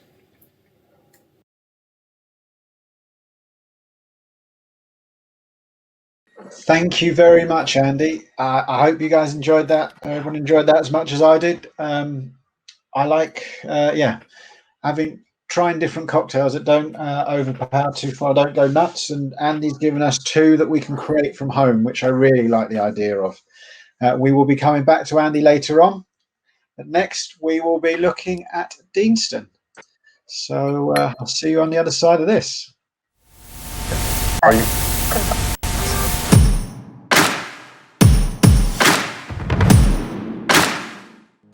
You might know Johnny. He likes a good walk, Johnny. Or Jack. He's a character. Or even Glenn. There's so many good Glens in the world. But you might not have heard of Deanston. Deanston lives for the graft. This is Deanston. Deanston is a small village 1.3 miles west of Doon, Scotland. It is an earnest, hard-working place, populated by earnest and hard-working people, industrious people, the salt of the earth. And this is where, in 1966, those industrious people came together to make an industrious spirit, a Scottish spirit, Deanston spirit. This is where we made the Deanston spirit. These are Deanston's roots, the 1960s, rock and roll music and floral frolicking. And this is Deanston's founder, whiskey entrepreneur Brodie Hepburn. Not your average guy. Brodie saw potential in an old building by the river. 2 years later, and he was the proud owner of a bona fide distillery. Deanston values this hard work and risk-taking spirit. That's why they're working with these fellow makers and doers who share the same industrious sensibilities. They also make some pretty cool stuff. This is the road that takes you to Deanston. And this is one of Deanston's 3 sheep. One died. Our whiskey makers have a very short commute. Unlike our water. This is the River Teeth. This is the 1,500-yard-long lade the workers built to capture the river's power. And this is the water turbine which provides the distillery with its electricity. Apparently, we were one of the first to do this. Deanston was also one of the first distillers of organic whiskey. Way to go, Deanston. Deanston might have a more modern attitude towards whiskey making, but like the best of them, Deanston makes a damned good whiskey. Just ask our master blender, Dr. Kirsty McCallum. It's very good. Thanks, Kirsty. Here's where we store the Deanston whiskey, like snuggly little peas in a pod. Most of these have been around for a long time. But just look at those virgin oak casks. Never before used barrels, which gives our single malt a spicier, sweeter taste. It's not common to use virgin oak, but we like it. Now this is what it all comes down to, the core range of Deanston whiskeys. And this is what they taste like. Notes of heather and honey, American oak. So this is Deanston. Honest, hard-working folk. Their industrious spirit is what founded this village. And its whiskey.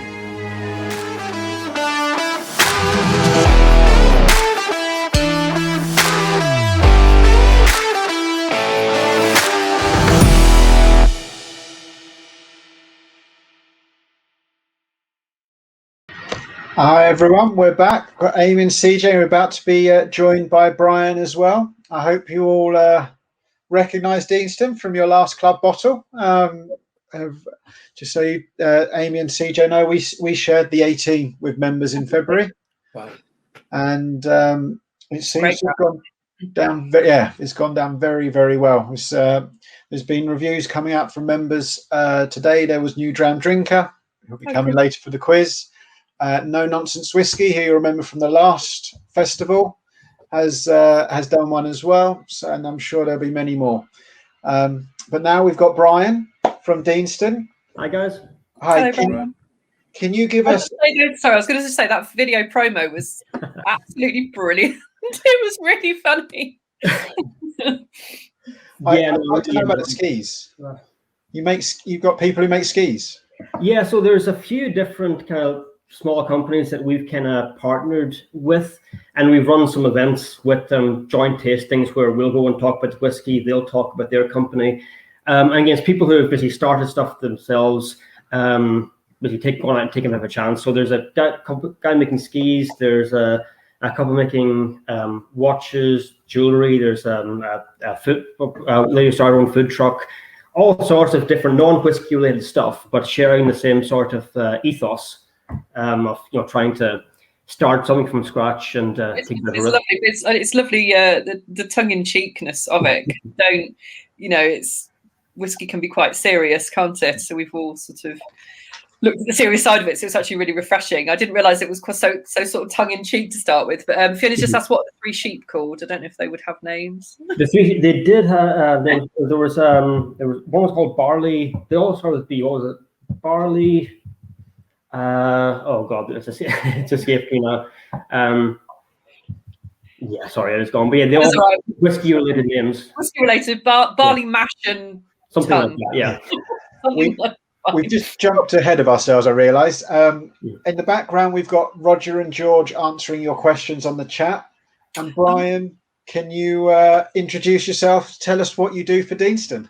Yeah, so my name's Brian. So I'm based up at Deanston. Been with the company for about 5 or 6 years now. I do a bit of everything, especially the last year or so. It's basically you jump in wherever you're needed.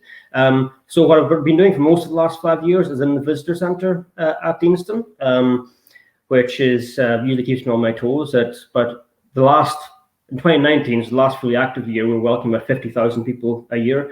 So that gets very busy. And I do, running tours, tastings in our warehouse, and also can take responsibility for all the staff training as well to make sure everyone is up on their technical side and knows what they're talking about as well. What I've been doing kind of for the last couple of months now, while the visitor centre is still closed, I'm now working in our warehouse. So it's gone for the completely different side, working with casks, tankers, and spirit charges now as well. So it's a good overview of the entire distillery operations seeing it from both sides. That sounds fantastic, actually. A real kind of, good all-rounder type of job that you can, in times of lockdown, you can just go and do something else.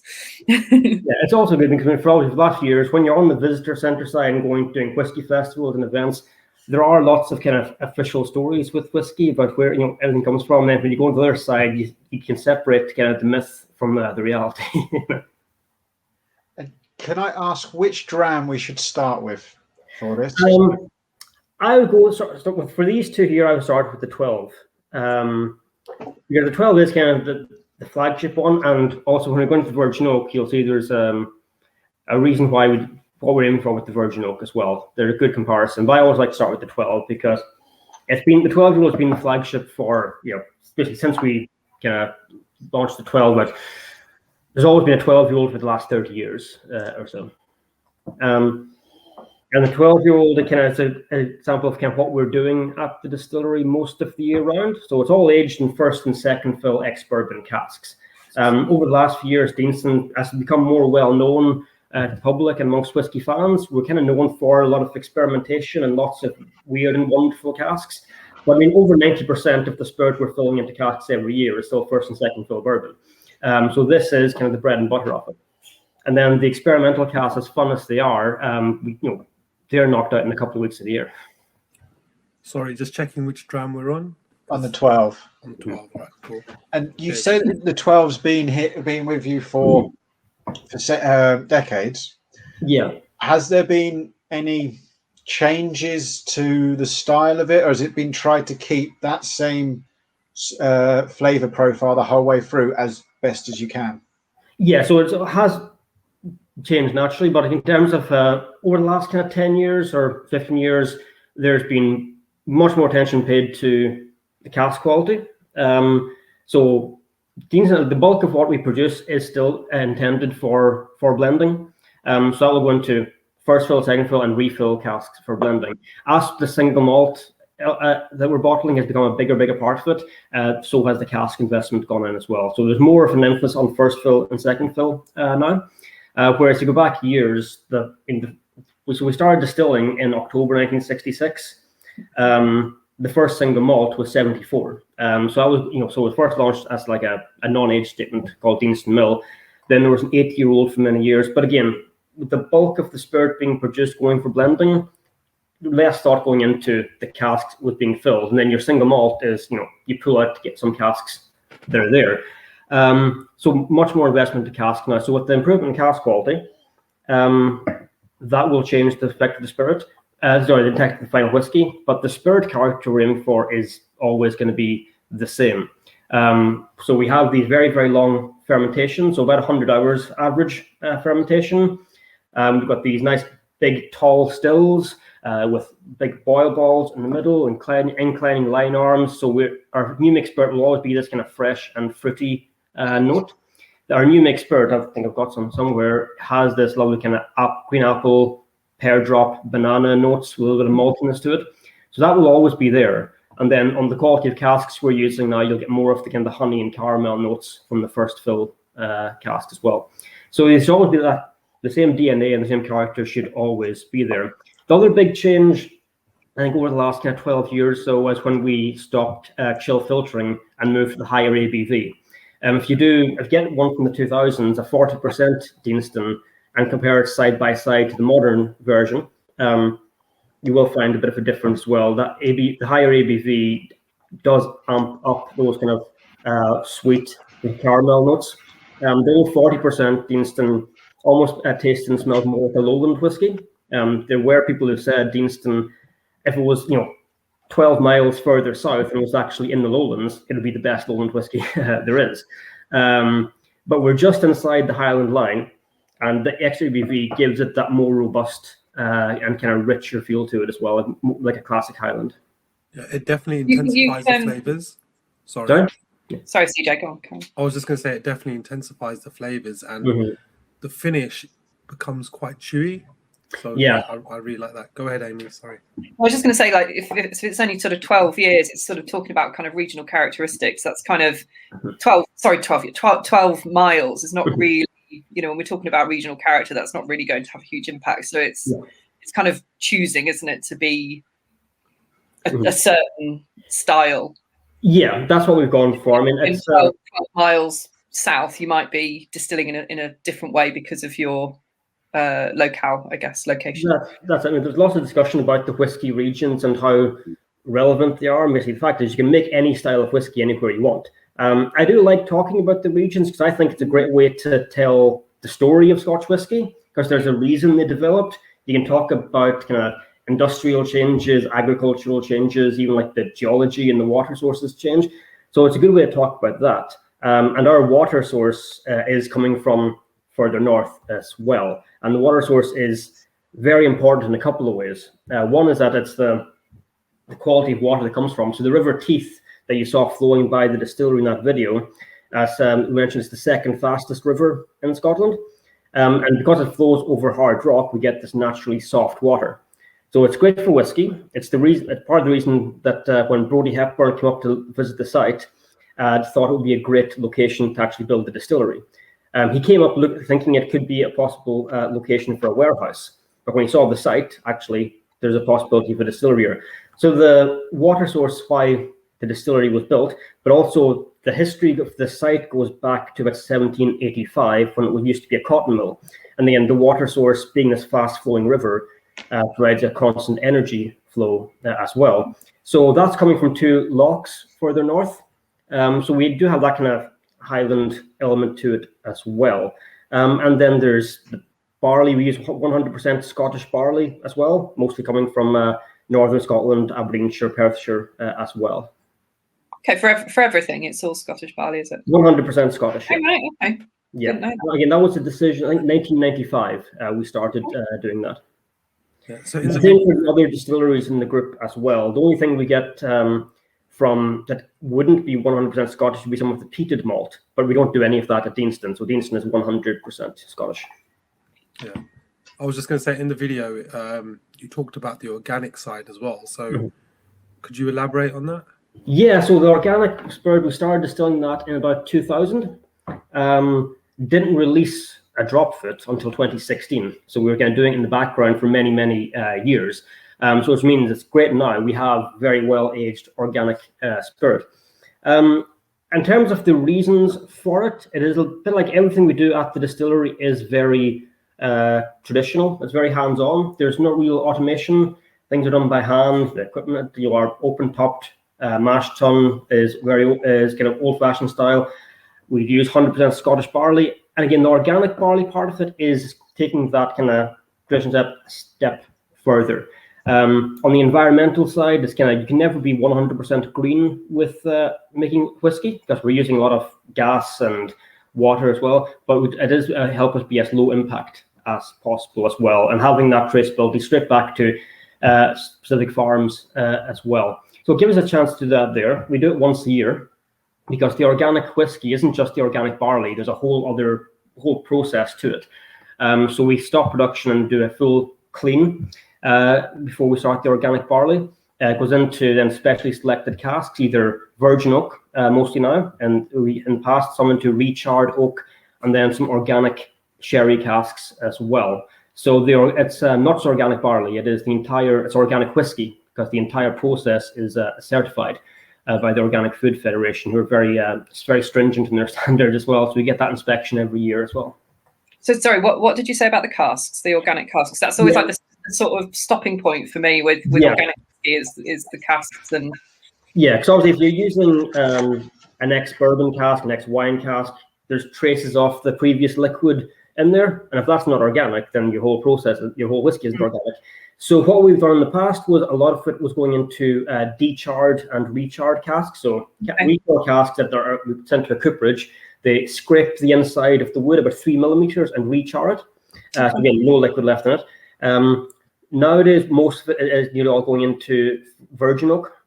And then in about 2016, we started working with a winemaker in Spain who makes organic wines and sherries. So over the last couple of years, we've released some organic whiskey finished in organic Oloroso, Pedro Jimenez, and Fino sherries.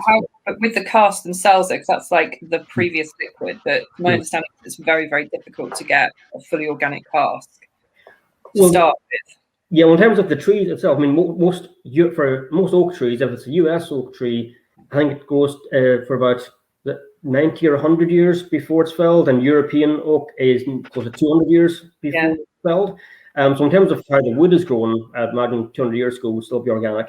But yeah, in terms of certifying the previous liquids for the sherry have been certified as organic as well. Okay, interesting. That's really cool. And how, because obviously everyone has had the 18 pretty much. How would you say the 18 it compares to the 12? Is it further in this direction? Are you actually gone for a slightly different style? They are matured differently. So what we're doing here is first and second fill bourbon. As I said, the 18-year-old has more refill casks in it because with refill casks you can age it for a bit longer, but then it gets finished for 2 years in first fill bourbon as well.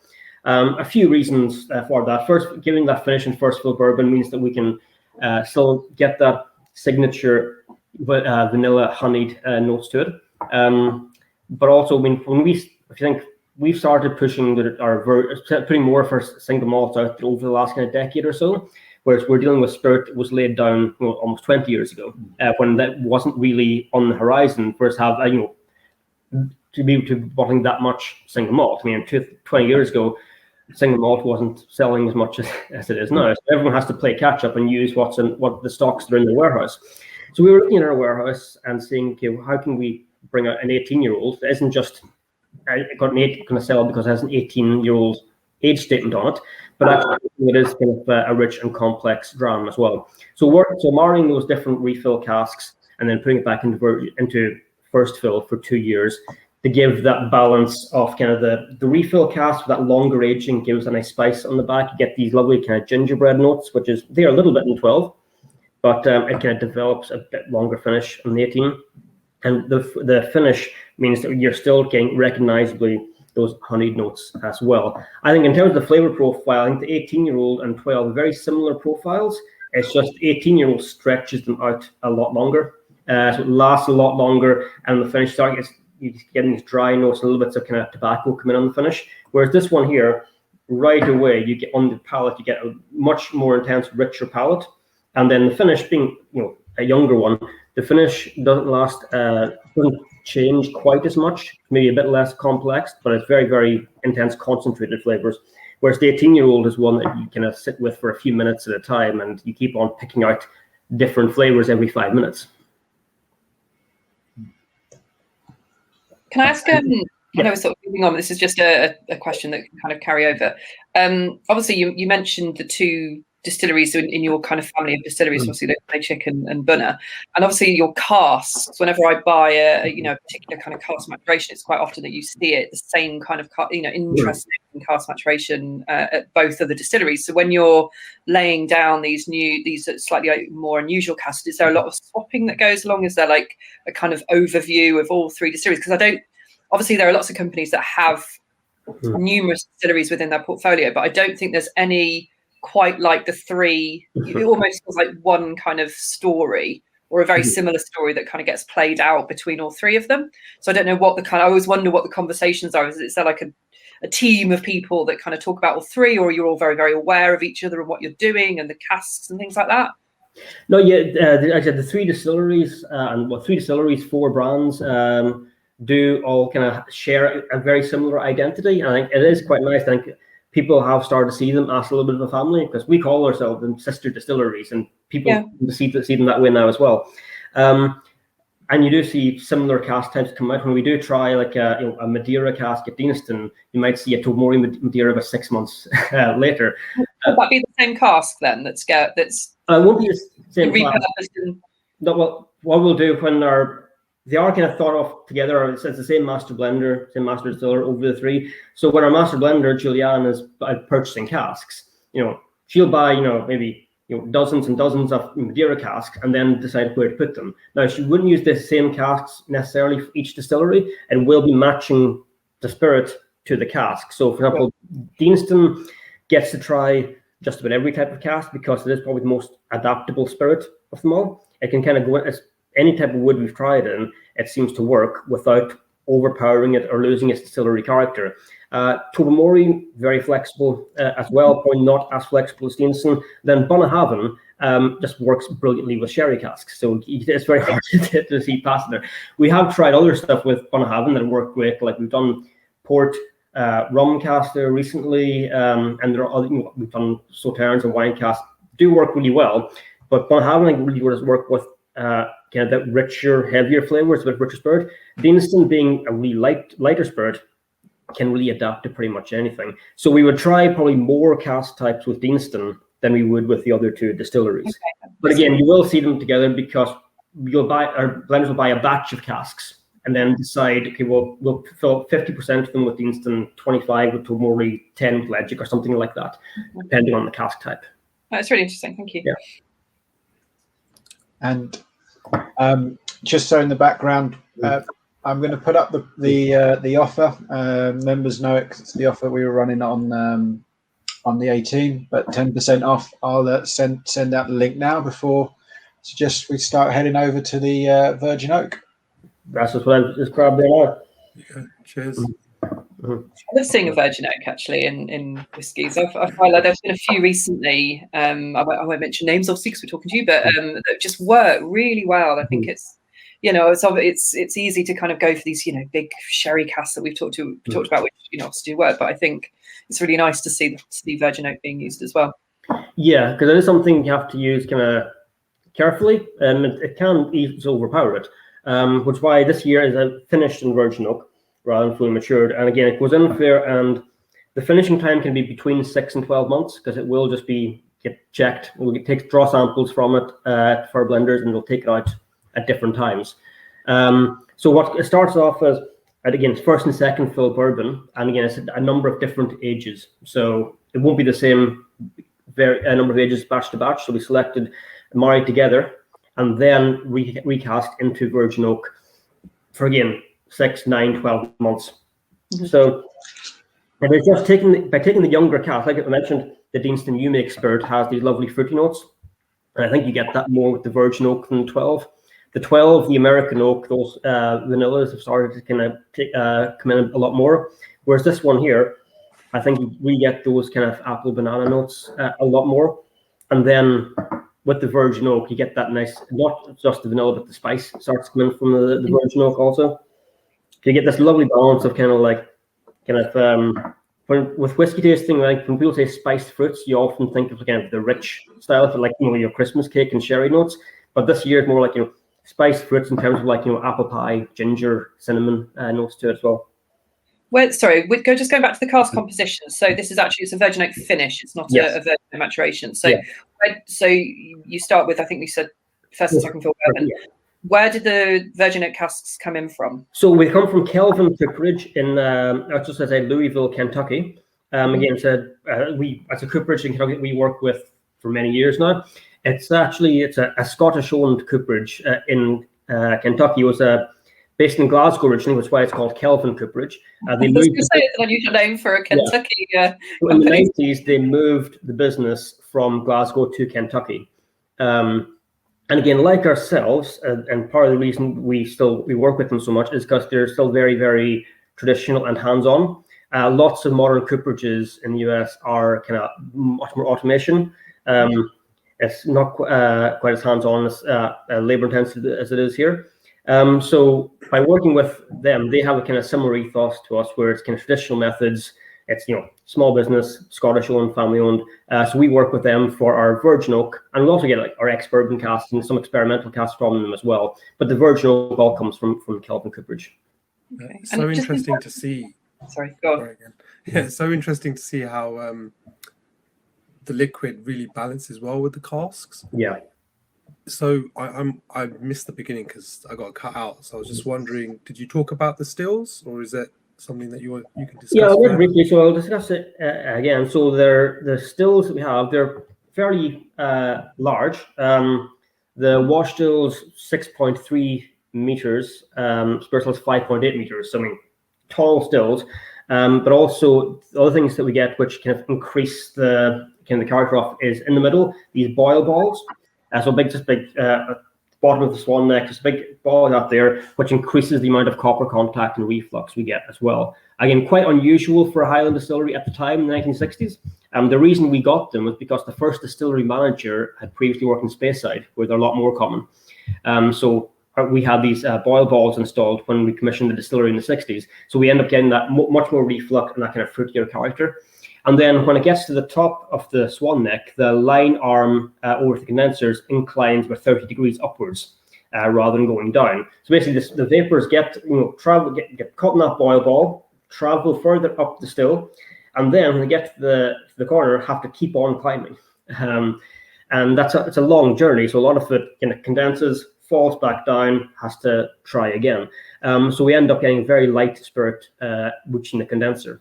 So this all gives us that kind of fresh character as well. Because they're quite large, because we got all that reflux, we do get these kind of lovely fats in this pot as well. So it ends up giving the spirit, as well as all that fruitiness, that waxiness as well, which Deanston is known for.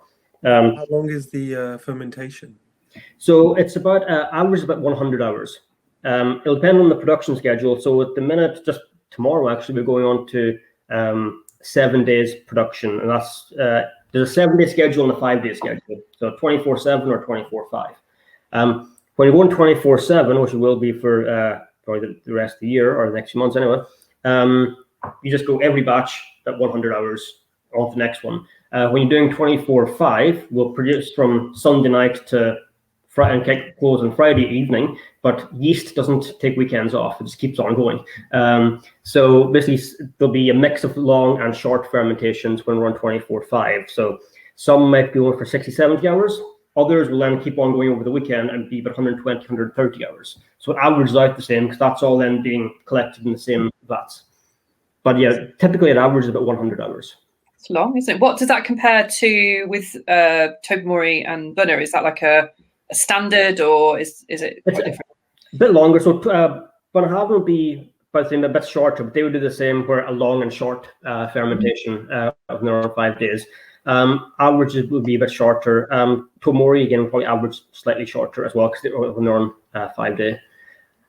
So yeah, we do generally they are a bit long, but will be compared to the distillery schedule as well. Deanston will be the longest of the 3. Quick question. So with the stills, obviously you have some a different sort of approach. Well, you have quite unusual stills, and then your cask. Would you say the USP for Deanston is your casks or your making of the spirit with the stills and the kind of the character? I would always say the spirit comes first. Yeah, I would always say the spirit, because without the spirit, you can't really do anything else. The reason we can use so many casks is because the spirit is so adaptable. Okay. And again, if you have a poor spirit, all you can really do with a cask is try and hide it. You can't really bring out anything with it. And again, when you try all the different casks that we've used, anything from the lighter style cask, like when we did the beer cask that we've done, the stout cask, yeah, a very, very, very delicate influence there. You just get that nice herbal hoppy note. And then we use, fully matured in Bordeaux red wine cask as well. And, 2 extremes, but you hopefully still get Deanston coming through. You'll get those kind of, there should always be that little bit of honey, that bit of citrus and footnote as well. And it always does come through. So I think the spirit has to always be there. As long as that's there, that's what gives us the flavor. Somebody has posted, I can't see the link anymore, but I think it was a Muscat. We have quite a few of the bottles in the bar, and the one we had one, and I think the favorite was it was a Spanish oak, and it was a very long finish. It was something like a 7-year finish. So I think, so that'd be 14-year-old, because so the 14-year-old was finished for 5 years in Spanish brandy casks. So again, you've got that lovely spice to it. That was amazing. Yeah, they always go down really well, and as you say, they kind of I love the red wine, but I know it shouldn't be about this, but I love the branding as well. I think the bottles it's so simple, and that kind of carries over into the larger ones. I just always think they look so attractive, easy to understand. It's always a success in my bar. Yeah, no, I think I do like the branding. We went to that branding about 3-4 years ago. I think it does stand out. It kind of. The older branding was a bit more old-fashioned looking, whereas this year it's not quite old-fashioned, but it's traditional, but also has a bit of a modern look to it with the hand stamp on it as well. And the bottles, again, important thing I noticed with the bottles is it has the signatures, not just of the manager and blender and seller, it has the signatures of like the stillman and the mashman on it as well, the people who are hands-on making it as well. Because again, it is a team. It's not, and it is all very, very hands-on. There's no one. It's not like you pushing a button and coming back half an hour later to push it again. It is hands-on. So the guys making it really know their stuff. There's decades and decades of combined experience with the stillman and the mashman and the warehouseman. Yeah, you get that feel about the distillery that it's a bit more crafty rather than businessy. That's it. I mean, craft is a kind of a difficult word to define. I mean, like this year, we're going to produce about 2.4 million liters. Craft, you would think, could be, 10th or 5% of that. However, a lot of the kind of craft distilleries probably are much more modern and automated than we are. When you if you start working production with us, it's months and months of training to actually figure out where everything goes. So it is very hands-on, and it is you can't just come in and replace the guy who was there before. There does need to be this kind of passing over of knowledge between the people who are there, because the equipment is they know how it runs. They know when it's in a good mood or a bad mood and what to do with it. It does sound like people just really love being there. Actually, the people that I've kind of come across who I've sadly never made it up. Not made it up yet. I will be making it up at some point. But anytime you speak to somebody who is associated with Deanston, and actually the wider company, it's always there's a real kind of a real love of the whiskey and a real love of the kind of process and working there. So it's always nice to hear these stories. I think we're a small enough company that although we have kind of 3 well-known distilleries, it's small enough that people do get to know everyone in every different departments. I know with large companies, people, no idea who's in accounting, who's in marketing, because they never see them. They just do their job. But in our company, we do kind of mix around quite a lot. I mean, I'm answering the questions in the background there. We've got Roger and George, me and Roger probably meet up a couple of times a year at different events and that as well. You do kind of mix, and there is that kind of nice kind of community feel to it. And then for the guys making it at the distillery, I mean, most of them are local. There's a couple of them who their parents, grandparents worked there when it was a cotton mill. And they're now, and they've been there for 30 years as well. So about half of them are from the village. Others are from not too far away. So they do take a lot of pride in their work because, it's part of their own family history as well. I've got a question for you based on your knowledge of it. What would be your favourite finish style of Deanston? Is it one that's there at the moment? Is there something else you'd like to see them try? So my favourite, when I answer the question, my favourite Deanston, I always go for the core range because they're the ones that are always there, and it'll be the 18-year-old. But in terms of some of the stuff that we've done in the past, that's behind me here, I do think this is maybe the nicest whiskey that we've done in the last few years, the Palo Cortado finish. We've done a couple of, we had a 12-year-old Palo Cortado finish, which was a distillery exclusive. And that was lovely. It had this rich kind of butterscotch, silky mouthfeel to it.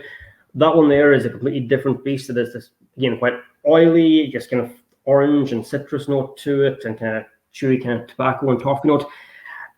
Incredible whiskey. That's probably that Palo Cortado was probably my favorite finish that we've done. The other interesting one we did was this one here. Was a couple of years ago. I was Distillery. We were just about to bring a new edition of that, and that was for the 50th anniversary of the distillery. What we did with that is we took 4 casks from different decades and married them together. So it has 1977 spirit that's been aged in whiskey refill casks. From 82, there's bourbon casks. Then it was 1996 port cask, and a 2004, 2006 Pedro Jimenez cask. So 4 complete different ones, and married them together and created something really, really neat. The casks don't fight each other at all. They come together really beautifully. We're coming out soon with a second version of that. A really different cask makeup. It won't be the same thing again. It'll be the same idea of taking different casks from different years. There's a few questions in the chat, but I know we have to sort of wrap up. So I think your teammates can kind of. So everyone keep chatting. We're going to put the music on, some more music on. So keep the chat going. Keep asking questions. Roger and George will answer them for you.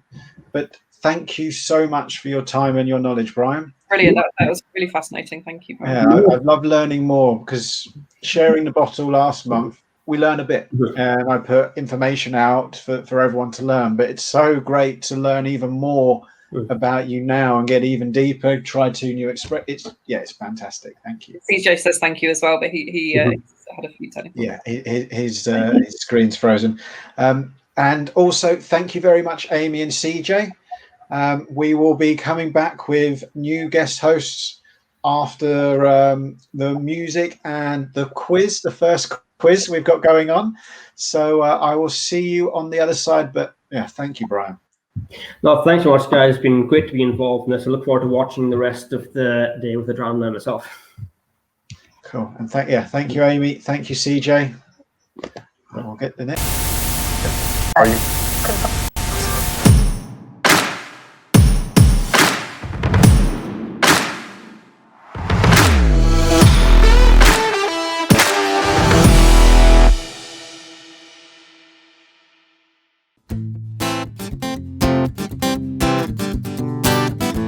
Welcome back, Summerton Whisky Festival.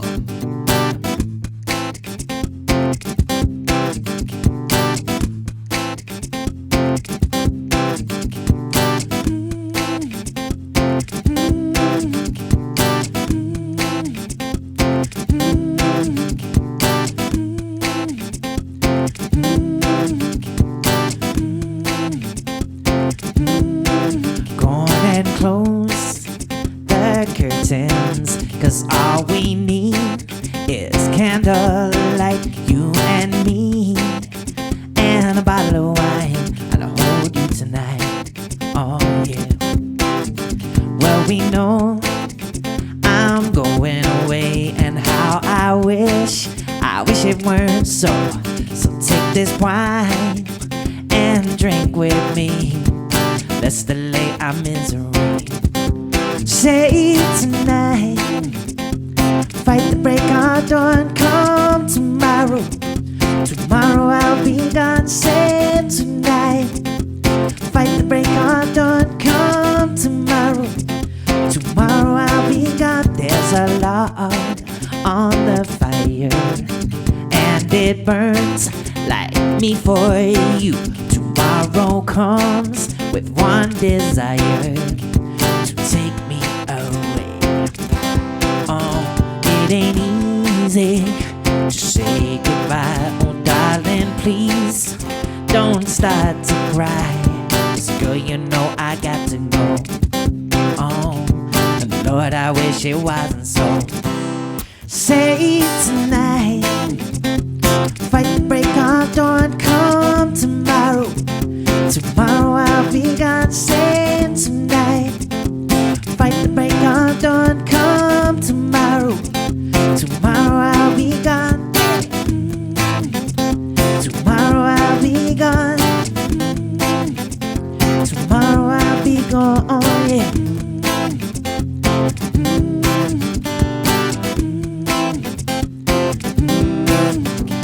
Tomorrow comes to take me away. I wish that I could stay, but girl, you know I got to go. Oh, and Lord, I wish it wasn't so. Here we go. Say tonight, fight the break of dawn, come tomorrow. Tomorrow I'll be gone, say tonight. Fight the break of dawn, come tomorrow. Tomorrow I'll be gone. Tomorrow I'll be gone. Tomorrow I'll be gone.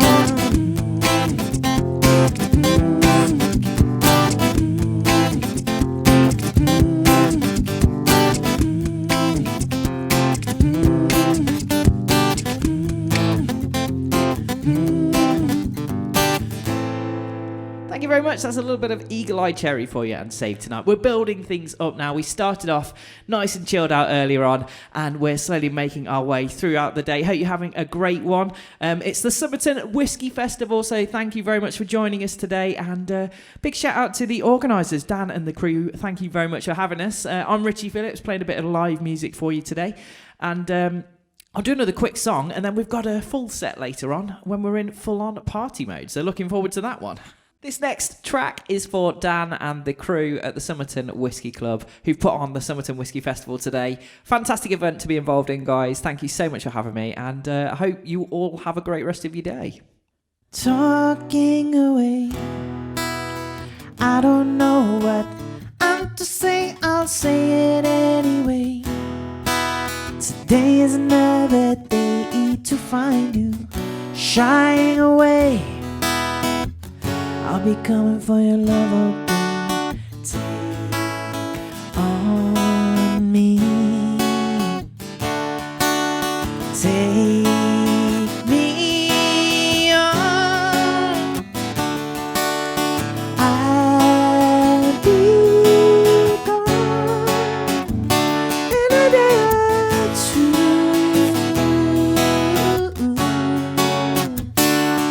So needless to say, miles and ends, but I'm stumbling away, slowly learning life is okay. And say after me, it's no better to be safe than sorry. Now take on me, take me on. I'll be gone in a day or two.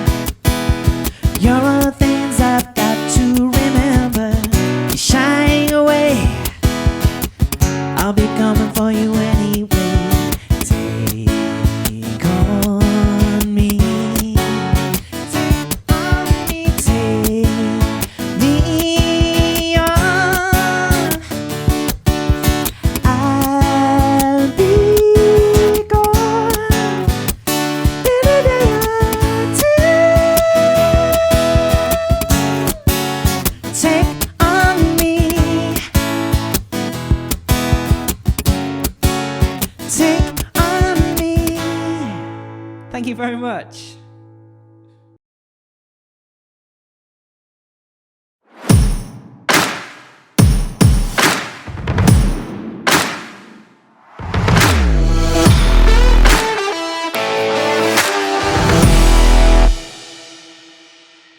Hi everyone. I hope you're still enjoying the music as much as I am, and have loved the first two guest hosts.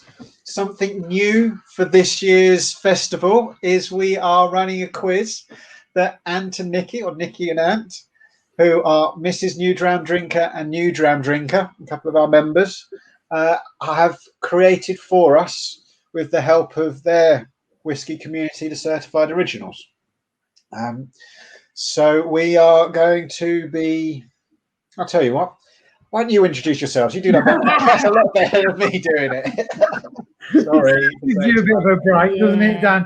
Let's have a breather. I suppose the biggest question, first of all, is how are you, mate? How are you? You're okay, yeah? I'm glad that we're able to run today. It's a shame what happened last time, and it was just because we couldn't get everyone together. Yeah. Now, I know for a few people, chats drop, sometimes a bit clunky, but the key thing is we're all in here together. We're all watching it together. And for me, that's made me a lot happier. Yeah. And made sleepless nights worth it, because we are one club and one community. Yeah. And we're in this together, quite simply. Yeah. And I think you don't know this, but while we're doing this, we're streaming to our Discord community as well. So we've got love coming your way. Even the people who couldn't join the community, like the chat today, that they are here in a way. They're kind of in the background. Our Certified Originals are here. Yeah, it's a joy. Fantastic. So it's and some of the people who've actually sent questions in for the quiz are here as well, which is nice. Yeah. So it's quite cool. I'm not sure if we've got the questions in the correct order, and I was going to warn you, but I just thought it'd be more fun not. You've set us up for a fun. You just want us to have the same experience you had last week. Precisely, yeah. We're sharing it all around. And we've had a few drams. Yeah, we've had a few. Yeah. Actually, I won't ask what your favourite was, but we've only had a couple. It's too early. Yeah. Who have you tried all of them before? Or no, we were so good. We didn't try any of them. Yeah, we literally packaged them away till today. Yeah, fantastic. That's the hope. So we get to enjoy them with the with the knowledgeable people that can tell us more about it, and hopefully find new favourites for. That's the thing. Yeah, we are probably trying 2 or 3 brands we've not tried before within this festival, so it's brilliant, to be honest. It's awesome. But without further ado, we should start the quiz. What's going to happen, we're going to put the quiz question up, and then everyone answer away on the screen. There's no prizes. This is just for fun. Yep. In one way, proving that I know nothing about whiskey. Well, the thing is, mate, you don't know this, but at the end, we've got an actual specific question just for you with regards to the Summerton Club. We might have snipped something in for you. Daniel had no idea about it. There's a question. You can see by the look on his face. He's like, what? People watching can help you, but it is a specific question that only the last you should know, to be honest.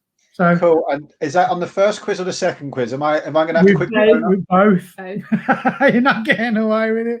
Yeah. There's one on each. So should we crack on and see? Yes.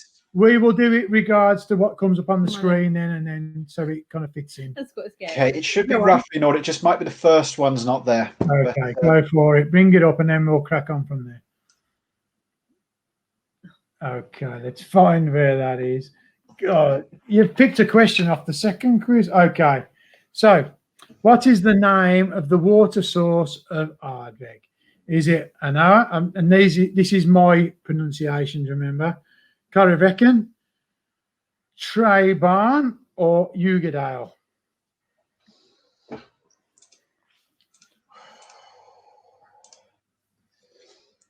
What do you think it is, Dan? Well, I was going to go for Anoa just because it rings a bell. But seeing what people are answering, I think I'm wrong. Oh, that's so sneaky. Can we see what the polls are actually saying? Yeah, so if you go into polls and then open, hopefully it shares with you the split. Yep, perfect. That's awesome. So the main is 38% for Ugadale and 39% for Traybarn. Am I saying that right? Traybarn? I think I am. I don't know. It's like the CEO sent in these questions, our members club, and I think they just picked questions that made us sound stupid because we couldn't pronounce the questions properly. So we've got Frank watching from the side here, who's laughing his head off because we're not pronouncing things right.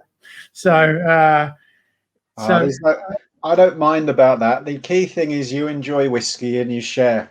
That's what we're about as a community. It doesn't matter if you don't know name. I'm going to say so many things incorrectly over the years to deal with me. Don't worry about it. Let me lead by mistake. Yeah, so it's quite close. So the most Ugadale at the moment is winning, so it's quite close. Traybarn is next. Dan, tell us when you want want only a 3% difference. When do we want? I think as it's slowing up, let's call it now. 38, 33, 37, 37% is the Ugadale, which is correct. Correct. Yes, so most people got that correct. What did you say, Dan? Was you I wasn't. Let's not go with that. So Dan got it wrong. Everyone else got it right. That's pretty much. It's pretty nice to know that en masse the community knows what they're doing. Okay, so do you want to bring the next question up? Yeah, next question. Oh, I like this one. I'm sure we're on the second page of questions. Which one was it? I hope so. Okay. Oh, this was the last question of the second quiz, to be honest. So, okay. So this one was we did this one with our members club a while back, and it kind of threw a few people. So just think about it. It's the type of thing that you just imagine it's true. Okay, so the co-founder of Alcoholics Anonymous, Bill Wilson, demanded whiskey on his deathbed, but was refused it. Is that true or false? The one thing I'd say is because I think it's true, you should probably vote for false. Maybe. Oh yes, it's that whole. So you're second guessing yourself. Good, but yes. No, I'm just telling the members because generally I'm wrong with these things. Stop influencing them. It's like when you do tasting notes. I just go for the simple thing: does it taste good or not? Would I want another one? Yeah. When we go too far, I love listening to CJ and Amy. The knowledge, the notes that they come up with. I'm just like, wow. Yeah. I get that when you say it, but one thing we touched upon last week. So we did have a few people stay and we had a chat in this room, and I mentioned I used to develop food products, and I tasted things completely different to how whiskey people talk about food. And it's really interesting. But I just go back to this. I think the key thing you can always have is, do you like it? Yep, that's what it comes down to, isn't it? At the end of the day, it doesn't matter what notes you've thrown out or it's whether you would buy another bottle of it. And that's how we work, to be honest. It's kind of, would we buy another bottle? Yes or no? And that's the end of it, really. But looking at this, unanimously. Yeah, true is correct. That makes sense. Right, let's quickly go on to the next one. If you guys read it out. Go for it. The Glenfiddich bottle is triangular in shape to represent the three pillars of whiskey making. What are they? Pouring it, drinking it, enjoying it. Air, water and barley. Wood, water and grain. What do you think? Anyone that knows our channel knows which one it isn't. I think it would be wood, water and grain, but all three of them are fantastic pillars of whiskey drinking. I wouldn't complain on any of them. Okay, so this one is interesting. I would imagine the 7% that's pouring it, drinking and enjoy it are just people who follow our channel, because I know deep down it's not that. I can see those are the three great pillars of whiskey. How is enjoying it not a pillar of whiskey? Absolutely. Yes. The only one I'd put in there is sharing it. But what would you say, Dan? Would you say Wood, water, and grain. Okay. Because 83% of the, I think that I should just represent the community. Yeah. And say what they say. So 83% are going for wood, water, and grain. I'm in. Okay, so the community is wrong. It's air, water, and barley. Oh, amazing. So sorry to the 83% of you. And that to be pick honest, C. wood, water, and grain It probably kinda would works, fit doesn't better. it? To be Yeah. honest, but yeah, okay. This one was sent in by This Greg. one come up automatically. Apologise. This one was in from Greg from Greg's Whiskey Drams. So, what do you think to this one? I remember seeing this come up and going, huh?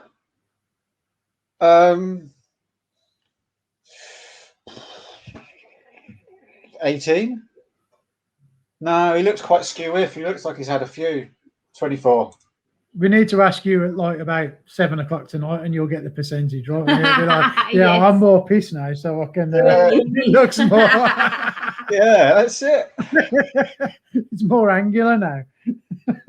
And some of these are absolute guesses, aren't they? Yeah. Like, how would you even know? If you don't know, you don't know. Well, we're getting there. So it's pretty unanimous that it's 24%, and that is, or 24 degrees, and that is correct. Well done. Fantastic. The next one, ready? Yep. Okay, this is easy because they're all on the same sheet. You've done well there, mate. No, that last one was 30-year-old. not luck. I didn't even press the button. A 30-year-old cask of Macallan set a new world record in 2017 for the most expensive whiskey cask ever sold at auction. How much did it sell for? Was it A, 285,000, 315,000, or 375,000? What would you pay for it, Dan?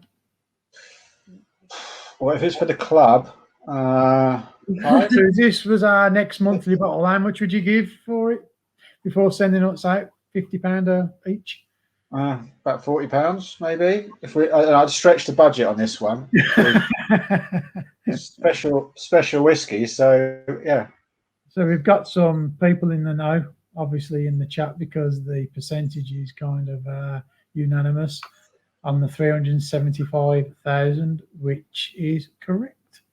Oh, yeah, just make sure we're reading. It sounds like a couple of people haven't had the question pop up, so let's just make sure we're reading them all. Sorry, I know you are, because I'm having the same problem. It's not popping up on mine. I just assume it's because I'm pressing the go button. Do you want me to read it out again? Yeah, go on, and the answer. Okay, a 30-year-old cask of Macallan set a new world record in 2017 for the most expensive whiskey cask ever sold at an auction. How much did it sell for? 285,000, 315,000, or 375,000? I do wonder if that will ever be bottled. It's the question, isn't it? I've got some more information on it, I think it was, and it sold for £50,000 a single dram. That puts it into perspective, doesn't it, of walking into a bar and having a single dram of it. It's a that's what our house was when we first bought it. Sotheby's called it the £50,000. We literally paid that for our house. Sotheby's called it the Holy Grail. The Holy Grail. A grail of whiskey. Yeah, that was more than my first flat. Yeah. That's embarrassing. Can you imagine? In a few minutes. Can you imagine spending £50,000? And my question was that a 25 mil or a 50 mil? And was it worth it? Got to be 50. You'd hope so, wouldn't you? You'd hope so. Oh dear. All right, on to the next one. We are on to Scotch production question. Okay, let me have a look. Try and find the Between question. which years was licensed Scotch whisky production banned due to poor grain harvest? Was it 1757 to 1760, 1754 to 1756, or 1752 to 1755? What do you reckon, Dan? You got a choice on this? No, I haven't got a clue. To Do you want me to say A, B, or C? Really? Let's have a look Yeah, where we go. that's beyond our knowledge. Tell you what, mate, there's only members in here, isn't there? It's 80% members, 20% guests of members. Well, you've got some very clever members of your whiskey club. Oh yeah, whenever members share their pictures of their whiskey collection, Yeah. I get petrified, just going, "Oh, I've got to add something to that. Oh no, because there was one guy who had one side of a room in a big room, every shelf, and I went, wow, that's amazing. And then he went and showed the other side. And I've got to find something that fits into all of that. Yeah, it's crazy, isn't it? Yeah. We did a Discord sub chat where it was like show your bar off, and it was like people show it off, and it's like okay, so that's just like amazing. Yeah, it's crazy how much whiskey some people have got. Brilliant. Right, what's the answer?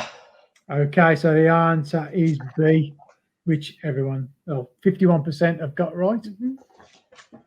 Fantastic. Another knowledgeable one for the community. You got some knowledgeable people. Were you not guessing, or did you actually know that?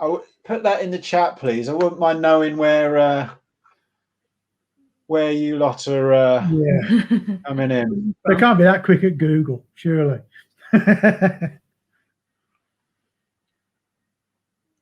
Anyway, we will next one. Okay. Start polling. Which let me find this one. You have... So, which year did the Scottish Parliament first tax whiskey? 1642, 1643, or 1644? What are your thoughts? So I've just seen in the chat that a lot of people are guessing, and I'm really appreciating that. Thank you, because I've been feeling a bit. It's a bit of fun, isn't it? And then It's at like the end of the day, you might learn educated something. Guess, isn't it? Sometimes, yeah. Oh, someone had it on a quiz recently. Ah. I love it when you have stuff like that coming out. Was it one of yours? Could have Maybe. been. Could have been. We've done many quizzes in the past. And we so don't want to it's, give the certified originals an advantage. No, not at all. Yeah. So what do we reckon? I mean, if they're guessing, they're very educated guesses, because it's quite. They're quite on the money. They're quite on the money, to be honest. Look at the difference. 57% of the correct answer, which is 1644. Yeah, you are correct. Yeah, so they're all doing well. Yeah. Now this next one is one that I really like. This question. Go on. And it's partly because people know that many people know that my journey of whiskey started with bourbon American whiskey, so it's got a soft spot for me. Okay. Let me just find it. Kentucky is home to more barrels of maturing bourbon than people. True or false? I'm going for true on this one. I've seen how many of the rick houses they're building and how much space. It's got to be. Do you think? Yeah, just you actually citing that as a fact. Oh, no, not a fact. I've seen them building them, yes, but I don't know this is an answer. Do you remember that? Whose rick houses fell down a couple of years ago, and it was hundreds of thousands of barrels, and there's got to be quite a few of them around. Maybe. If you're right, maybe. If you're wrong, no. The scores are like 86 to 14%. Yeah, so the 85 now is true, which is correct. Can we just tell you, we Googled the fact this morning. It was like, as of 2019, this is a 2019 fact, there was 9.1 million barrels compared to 4.4 million people. So literally over double the amount of barrels. Yeah. So you are very clever, Dan. You got that correct. Well done. No, that one's I've just seen pictures. That I had a chance. I had a chance. That was all. All the rest of them, it's not been fair, really. Now we've got another bourbon question. Okay. According to the Kentucky Distillers Association, what percentage of all bourbon whiskey is produced in Kentucky? 76%, 88%, 95%. What do you think it is? What do you think, Dan? All of it? Maybe. A, B, and C. Maybe. I would go for 88%. So this one is And I have to say, agreeing with most you. of The your poll is population agreeing. is It's agreeing with close that. on C. So it's 8. It's quite split, to be honest. 45 for B. The majority are going for B. It's looking like B. Yeah, give it a second to settle. Yeah. Looks like, yeah. Most people are saying B. 43% for B, 33% for C. We have to say It is actually C. you're wrong. 95%. Sorry. Wow, I thought that. I suppose actually things like Jack Daniels, they're not bourbon because they're Tennessee because of that one extra thing that they've put into the process and said we have to be Tennessee whiskey to make them different. Yeah. I hadn't thought of that. Yeah. 95% of all bourbon whiskey. It was is close. produced in Kentucky. 10% difference on the right and wrong answer, but yeah, There's an element of difference. yeah, we'll give you that one. You can be wrong on that one. No, I'm wrong on many. Don't worry. You and the rest of the population. Is fine. We've got one last question for this set. Should we go through We need quite to ask quickly? you your quick question. We've got an extra one. We need just to so ask you quickly your question as well. Though. All right, we've got 2 more questions. So Okay. let me get this one going. Go on. And we'll bring. Oh, this is the first question, isn't it? Hang on. See, so I don't make it difficult for you. Okay, what do Benromac, Brookladdy, and Balmanac have in common apart from them starting with the same letter B, obviously? No, let's just have that they all start with the letter B, please. Is that it then? We'll call it quits.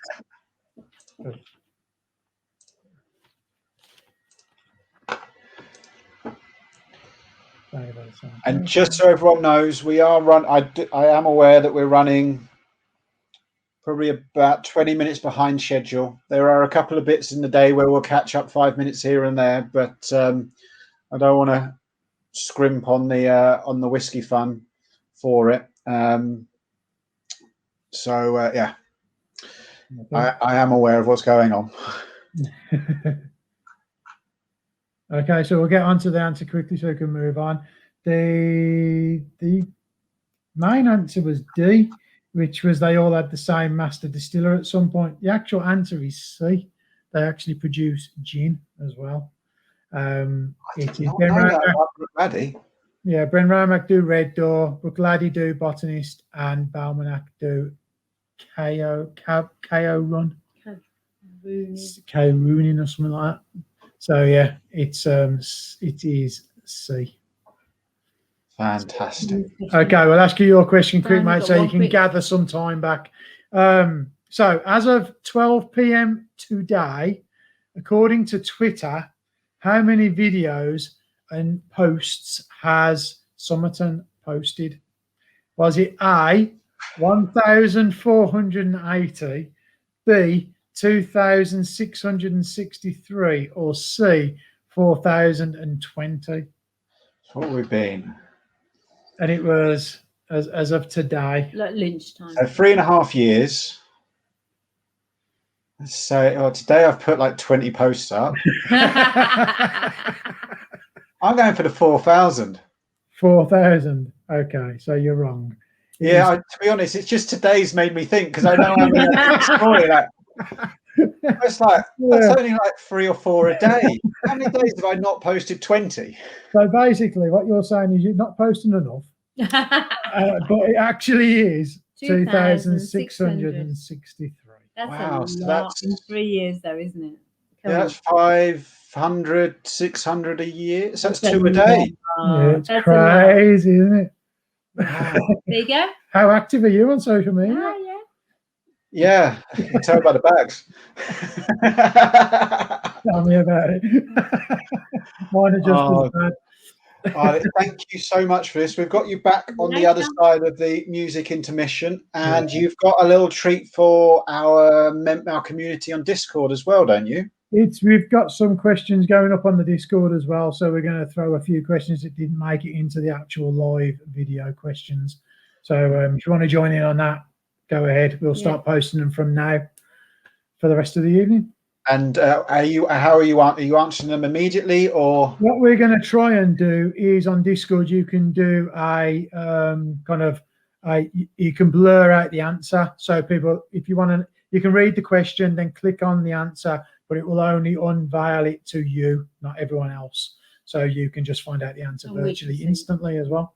Oh, that's really cool. I like that. If it works. Cool. And we also we'll do the other bit later on. Yeah. See you later. No problem. Thank you so much. See you in a little bit. No problem. Enjoy the rest of the festival.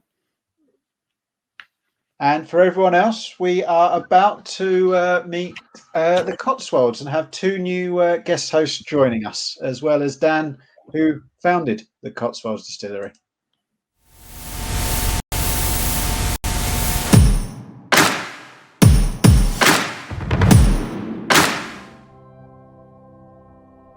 Hi, I'm Dan Shore. I'm the founder and the owner of the Cotswolds Distillery. I was born in New York City.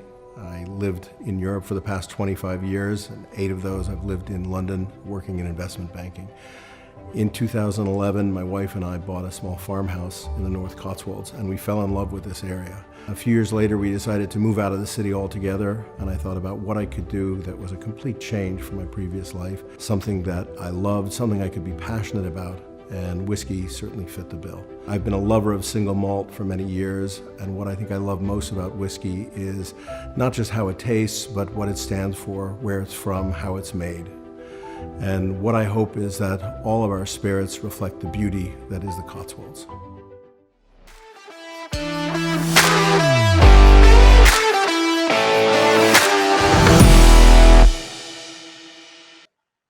So we are about to be joined by Dan, who you've just seen in our intro video, Joe and Colin, who are coming on screen as well. So you'll remember Joe, or some of you remember Joe and Colin from last year. Joe is celebrity chef. He's TV presenter for drinks. You'll see him on BBC, I think ITV, Saturday morning. And Colin, as well as a journalist and photographer, has headed up, is one of the main hosts, free hosts of the Free Drinkers on Amazon. So they're both fantastic. They're both fantastically knowledgeable about what's going on. And then Dan, who's going to be sharing his story. So if you three can turn on your cameras and come and join me, because I think you're more interesting than me, quite simply. Here we go. We've got Colin. And hi, Colin. How you doing? Very well, thank you. Very good. Enjoying this afternoon. It's been great fun. It's really interesting. Every chat's completely different. We're learning so much about the different parts. And now we've got Dan as well. Hi, Dan. Hey, how are you? Hey, Dan. How are you? Great to see you, Colin. Hey, yeah, good to see you too. Good to see you there. We've got Joe too. If we start off, hi guys. Going around the room with introductions. I know I said a brief bit, but if we start with Colin and go to Joe and then into Dan, and we'll go into the conversation. Let us know about yourselves. Okay, so I started my drinks journey as a photographer and then as a journalist. I worked with the FT and Condé Nast and so on before that, and now I present a show on Amazon Prime called The Three Drinkers. So if you haven't seen it, go watch it. So that's pretty much me in a nutshell. So it's me next, is it? Yeah, go for it, Joe. Colin, great to see you again, mate. You too. Yeah, so my background was I studied winemaking, actually, as a postgraduate diploma in Bordeaux. I was in the wine side of things. And then I started buying wine for various large retailers, including Waitrose, where a part of my job was being assistant spirits buyer. So I was responsible for buying some of the own label whiskies. And we had incredible access then. You wouldn't believe the stuff we were selling for so little money. I wish I'd stockpiled it, and basically that led to me doing a bit of TV. I was on a show with Rick Stein and things snowballed from there. I recently co-presented 2 series of BBC Food and Drink with Tom Kerridge. And during lockdown, whiskey's become a part of my life again. I've really connected with whiskey. And actually, talking to my bartender friends, it's only now that I realise that my knowledge of sherry, which I count myself a bit of an expert on, is invaluable in this whole process of aging, especially with these new English distilleries appearing. And just before, Dan, you say anything, I just want to say it's a great pleasure to meet you. I'm such a fanboy of your distillery. I love your gin. Your gin's insane, and I love your whiskies too. So nice to meet you. Well, thank you very much. Really nice to meet you. Can everyone hear me okay? Great. All right. Well, so Dan Shore, really happy to be here. I guess I'm living proof of just how much trouble doing things like this can get you into, because I was, sort of a whiskey geek, and I had my whiskey club. I was actually living in Paris, so I had a sort of a monthly tasting group that got together, and then me and a good friend of mine we sort of had rights to an annual, hall pass annual guys weekend, and we'd go out to Scotland and we'd tour distilleries. And somehow in 2002, we were on Isla. We went into Bruichladdich. We got ourselves talked into buying a cask by Jim McEwen. And then Bruichladdich became like the home team. And we sort of followed it for 10 years and just loved everything they were doing, what they stood for, the whole thing about terroir and provenance, and really kind of renegade marketing and sort of the values they represented of people and place. And I had no idea how to make whiskey, and for 30 years I was kind of on the dark side. I was working in the city. I originally am from New York City, and I worked in New York and Paris and London, and I was working in this sort of investment firm in London, and things weren't going really well post 2007. But the one thing that was really nice is that my wife, who's English, and I had a little farmhouse that we had bought for the weekends out here, surrounded by basically a big farm we don't own, but we look out onto, and they rotate the crops. And it so happened, summer of 2012, there's a big field of spring barley growing out back. I looked at it, I thought, 30 million visitors a year, a lot of barley, no one's ever made whiskey, why not? And never looked back, really. It's been the best thing I've ever done. Wow. A lot of fun. So we started in 2014, so this is our 7th year now, and it just gets better and better, so I'd highly recommend it. It's incredible. It's 7 years, because I don't know, you're almost sort of part of the furniture in the club. Yeah. It's like you've been there forever. It's amazing, actually. Yeah, that whole thing of top line super premium spirits coming out of England, whether they're white or otherwise. When people remind me how young Sipsmith is, you just think, oh my God, it's only been 10 years. Before 10 years, none of this happened. It was, and I can only imagine what a courageous move that must have been for you, Dan. Because that's really exciting. Nobody was getting distillery licenses then, were they?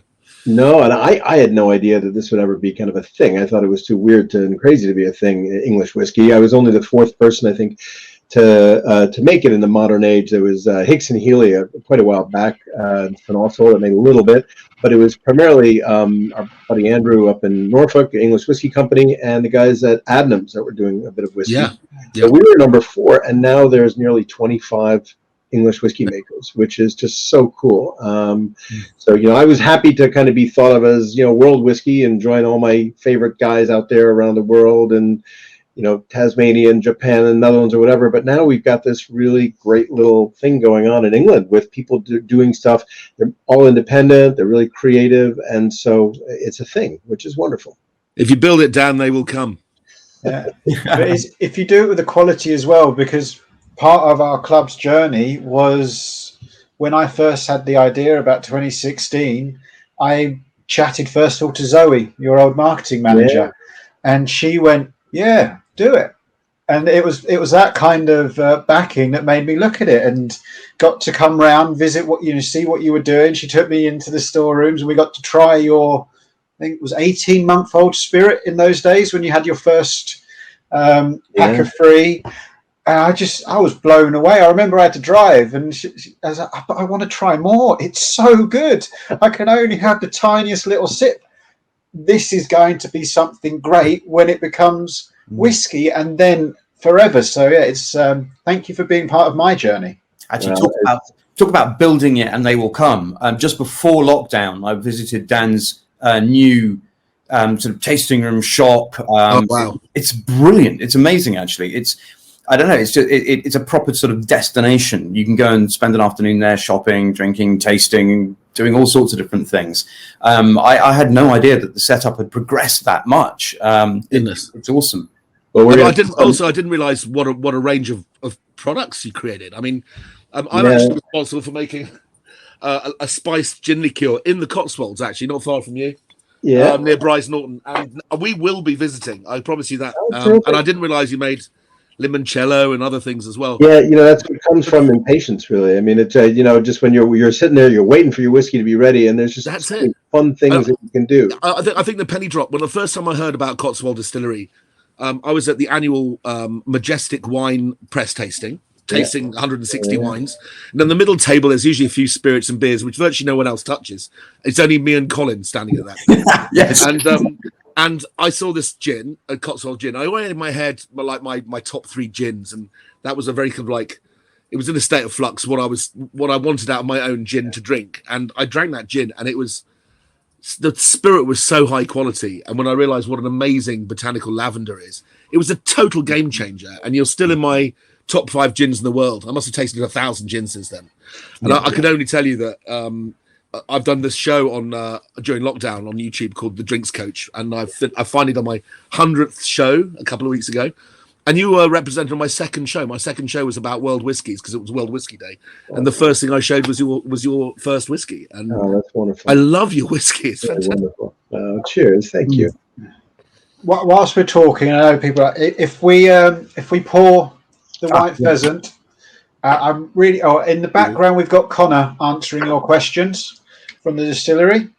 But when we first talked about this, he said, "Would you like to try our make spirit and then our whiskey?" And I think that's a fantastic thing to do, so you can understand the journey it goes from where it starts to when it becomes a whiskey. It's awesome. I love the way also you bottle your new make at 63.8 or whatever it is. Yeah. Water it down. Lots of people have done sort of new make in the past. Yeah. They water it down, which kind of negates the whole idea, really. I think it's a wonderful category of drink in its own right, isn't it? I mean, the first time I actually drank, the first time I drank new make on its own was with Charlie McLean on a trip to Ireland a few years ago. And out of his hip flask came a 76% strength Kilhoman sample out there still, and I fell in love with it straight away. And it's incredibly mixable. I think you'll see a lot more new make in cocktail bars soon. Well, it's such a big part of our story because when I got started, I mean, imagine somebody who's never made whiskey before, throwing his whole life savings into this and not really having a clue. And I always said, I'm only going to do this once in my life, so I might as well do it the way I would want to do it. And I had tried so many kind of craft whiskeys from the States that had great marketing stories, but just kind of didn't hit it on the taste. And I said, God, if I'm going to do this, I just want to make a whiskey that I would want to drink in a distillery that I would want to visit. And you don't know in the beginning that you can do that. Now, we were really lucky. We had 2 amazing mentors. We had Harry Coburn, 50 years in the whiskey business, used to be the general manager at Bowmore for a couple of years. And then, of course, the late, great Dr. Jim Swan, who was our sort of flavor guru. Uh-huh. And together, between Harry, who was more on the engineering side, and this great kit from Forsyths that we got, and then Jim, who helped us on the process and how to best mash, how to ferment, what cuts to take. Little by little, things started coming together. In the beginning, the new make was kind of rough. And, for those who've tried new makes, I mean, they vary quite a bit depending on the cuts and whatever. And some of them are, they're a handful. I mean, a lot of terps going on and kind of, but there was a point, I still remember it was December of 2014. We'd been at it for 3 months, and little by little in increments, the new make was getting it better and better. And we had this whiskey tour. It was Sassenach's Dram. It was a great whiskey club out of Woking. We all tasted the new make, and they just couldn't go on enough about it. And I'll admit, I did it to Jim McEwen. I broke into tears. I mean, it was the whole your life is in this stuff. And I remember, like, in week 2, when our new make was still pretty rough. And the funny story is, we sent a sample off to Jim Swan and said, "What do you think?" And he wrote back. He said, "It's terrible. It's fainty as all hell. It's going to take years. It'll be okay, but it'll take years. But wait till I get down and work with you, and you'll see. You'll get there." And at the time, somebody had given me some Balvenie new make, and it was just ambrosia. It was amazing. And I thought, wow, anything like this.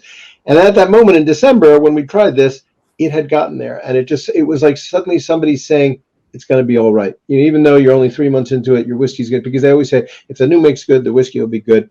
And people to this day sort of always say, how do you make such a nice 3-year-old whiskey, and we always try and demystify stuff at the distillery. There's no reason for the mystique of it. And basically, if you got good spirit and you put it in really good premium active casks, you get good whiskey. And in particular, the STR cask, which we'll talk about, which you're getting that character after 6 to 12 months, never mind 3 years.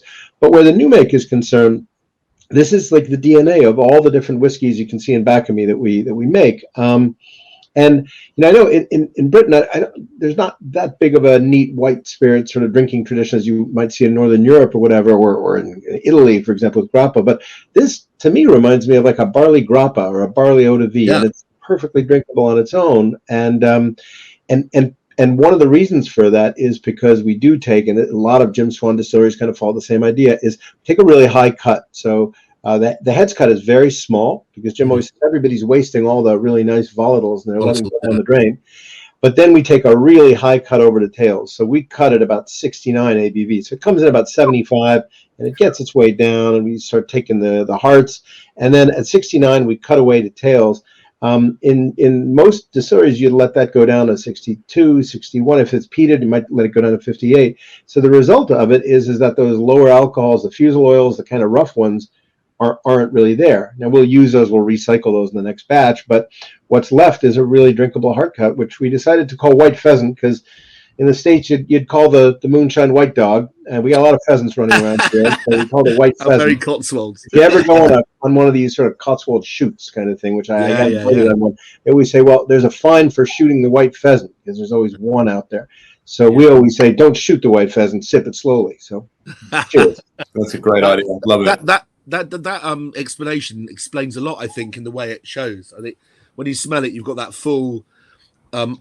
It's almost like a sugarcane estery nose, like you can smell muscovado sugar under there, which reminds me of like a new make Jamaican rum, maybe something like that. And then you've got this beautiful pure core of fruit inside. I mean, it's just so fruity, and there's none of that, like you said, none of the smell of a shotgun underneath, the old oily rag that you sometimes get. But there's still that sort of maltiness going on. It's not cereal. There's new makes that I taste that are cereal, and that's pretty off-putting. But there's a lovely little malt note in this, which I think is delightful.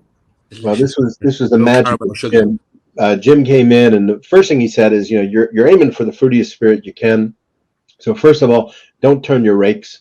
Basically, you don't want to stir up that grain bed because for some reason, the more turbid it is, the less fruit you get in. So you want a nice clear wort. He actually made us cut a piece out of our recirc pipe so we could actually see it run clear, and that's kind of how we knew we had the right level.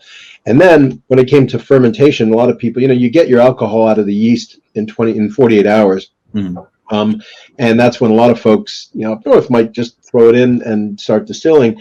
We actually let it sit for an extra 2 days. And you can call that extra fermentation. You call it malolactic fermentation. You can call it airborne yeast. But what it really is, it's starting to go off. And that's where all the flavor comes in. Because I always tell people, smell a green banana, smell a black banana that's been sitting out on the counter for 3 weeks, and you know where you're going to get the flavors. Those esters come from the acids that start when it starts. And our 4-day wash is just, it's like fruit salad in a tank. And those esters actually do distill over, and that's what gives you this sort of fruitiness, which works really well in a young whiskey. And also it cures colds. 4 days. It does. Yeah, full 4 days. If we had tanks that were jacketed with glycol and insulated, we could let it run longer. We could play with it. We could sort of take it up even more slowly and maybe do a 7 or 8 day, like the Belgian beers or whatever. But we have temperatures which will go from 40 degrees in the summer to 0 degrees at 2 a.m. in the winter. So it's a little bit challenging to do more. But the guys, the great thing about our distillery is that there's no computers. It's completely hand done, and it's by a bunch of guys who've never done this in their life and who are now distilling the way they used to, 50 years ago, completely by the touch of it, and they can almost play the wash still. They can adjust the steam and make the bubbles go up and down. They know their stuff. So proud of them, just that they can do this and not just do it once. That's the easy bit. The hard bit is to keep it every single day at that level of quality. May I ask what barley you use, Dan? Yeah, sure. Well, we've always, true to the original kind of epiphany I had in 2012 about using, about the Cotswolds having barley, said, well, we got to always make it with Cotswolds barley because we're growing barley up and down the Cotswolds. And the first thing we did was to find a maltster that was small enough that would allow us to kind of ring fence the barley from a farm in the Cotswolds and not just take it in from all over. And that maltster is Warminster, amazing place. Oh, wow. Down in Wiltshire. The oldest working malting still going in the UK, and it's floor maltings. They've got 4 floors, and so we're one of only a handful of whiskeys really that are 100% floor malted barley, and that's just a nice thing to kind of know. Warminster will buy from various farms, but we've used the same farm for pretty much the last 5 years. It's called Aikman Street, and they're in they're just outside of Woodstock, and they farm on the Blenheim estate, so Blenheim Palace. It's a 5th generation family, and I know there's been a lot of talk about terroir and whiskey, and our friend Mark Renier, and obviously I'm a big fan of everything he did at Brook Laddie, and he's taken it to the extreme at Waterford. I don't kind of go that far down the road. I mean, I've tried different barleys, and given the number of things that go on, I think as they go through the process, it becomes more difficult. At the end of the day, if it's your distillery and you just want to do things the way that feels good, you like to know your farmer, and you like the fact that he's 15, 20 minutes away, and you're paying him really good prices, and you're getting the best of his barley. So to answer your question, this is Odyssey, which has been the sort of approved variety, and we put that on our whiskey's label. Oh yeah, of course, on the strip. And the date that you see there is not actually the distillation date, but the harvest date. You got a bottle of sherry cask there. Cole. Awesome, the sherry cask is. I love that sherry cask. Absolutely fabulous. Colin and I were talking about that very whiskey last week, weren't we? When things went slightly Pete Tong for Dan. Yeah, it's our first kind of mashup. That's a brilliant whiskey, Dan. Cherry casks in there, and a lot of fun. But yeah, so Odyssey right now, Laureate right now. We've passed on from Odyssey to Laureate.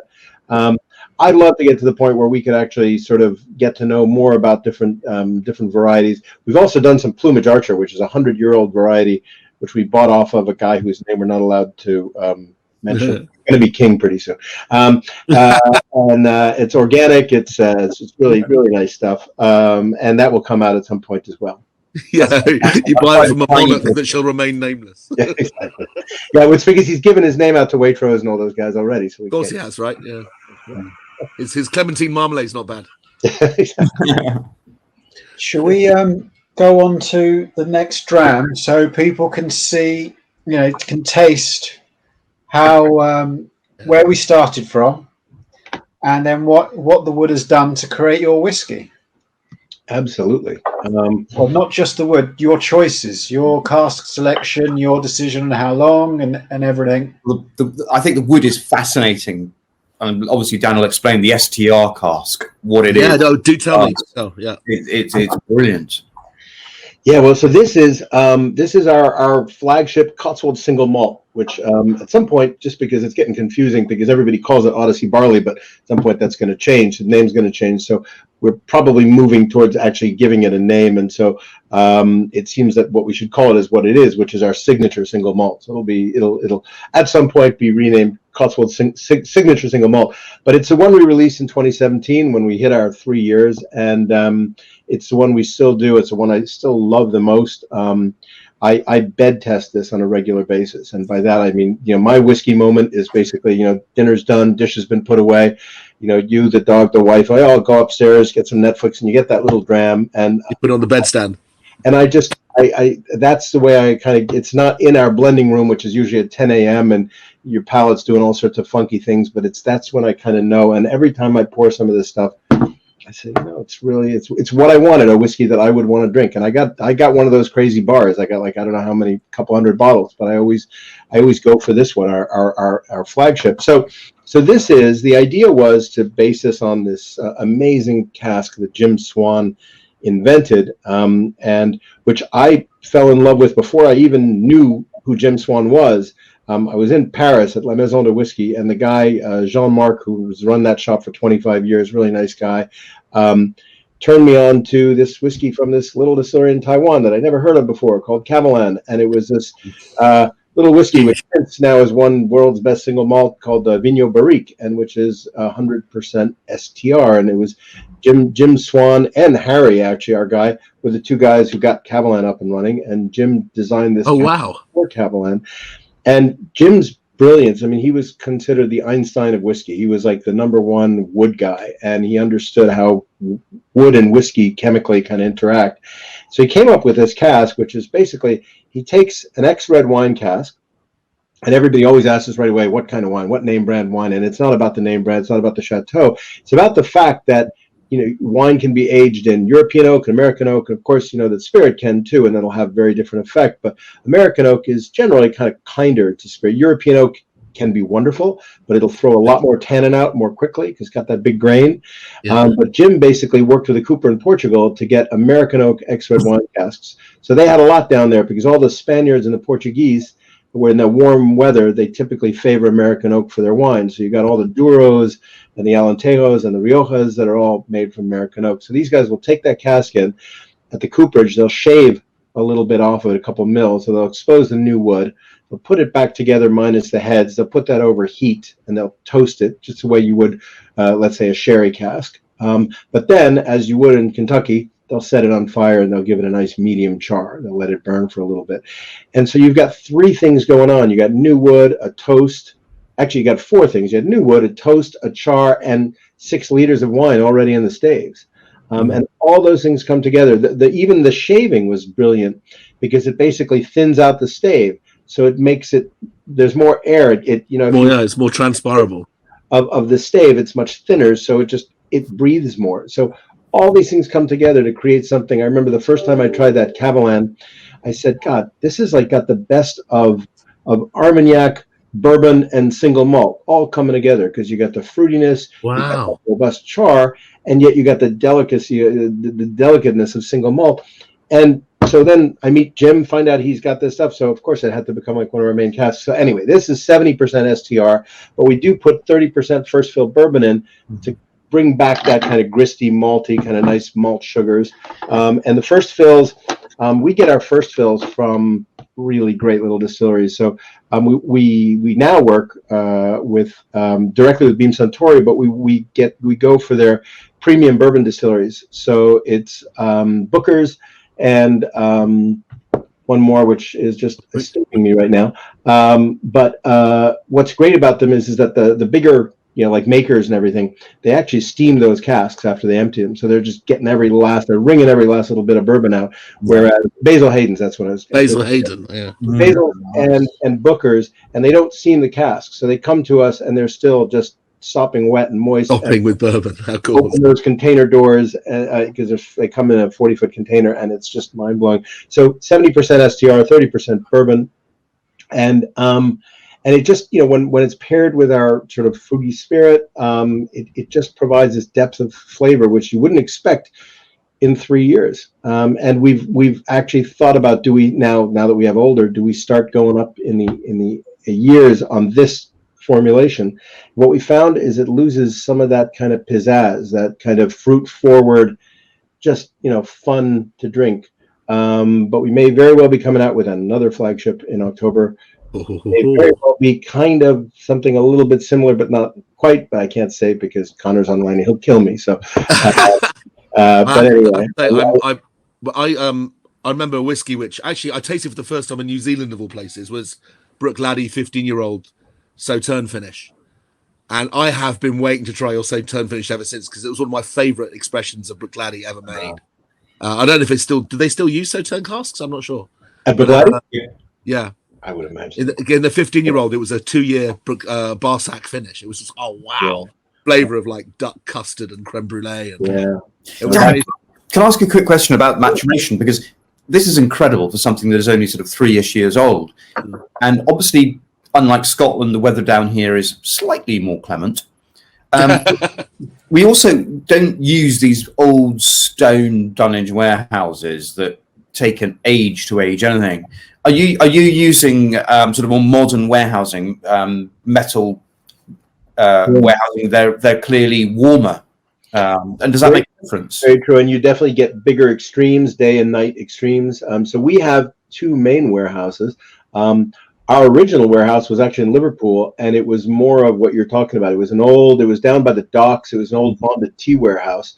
It was incredibly, it had a lot of character to it. They filmed Peaky Blinders in it. It had that kind of real 19th century. Done an event in that building, yeah. Gritty kind of. And then the other one we have is actually a former cow barn down here in the Cotswolds, which is your typical steel shed sort of thing.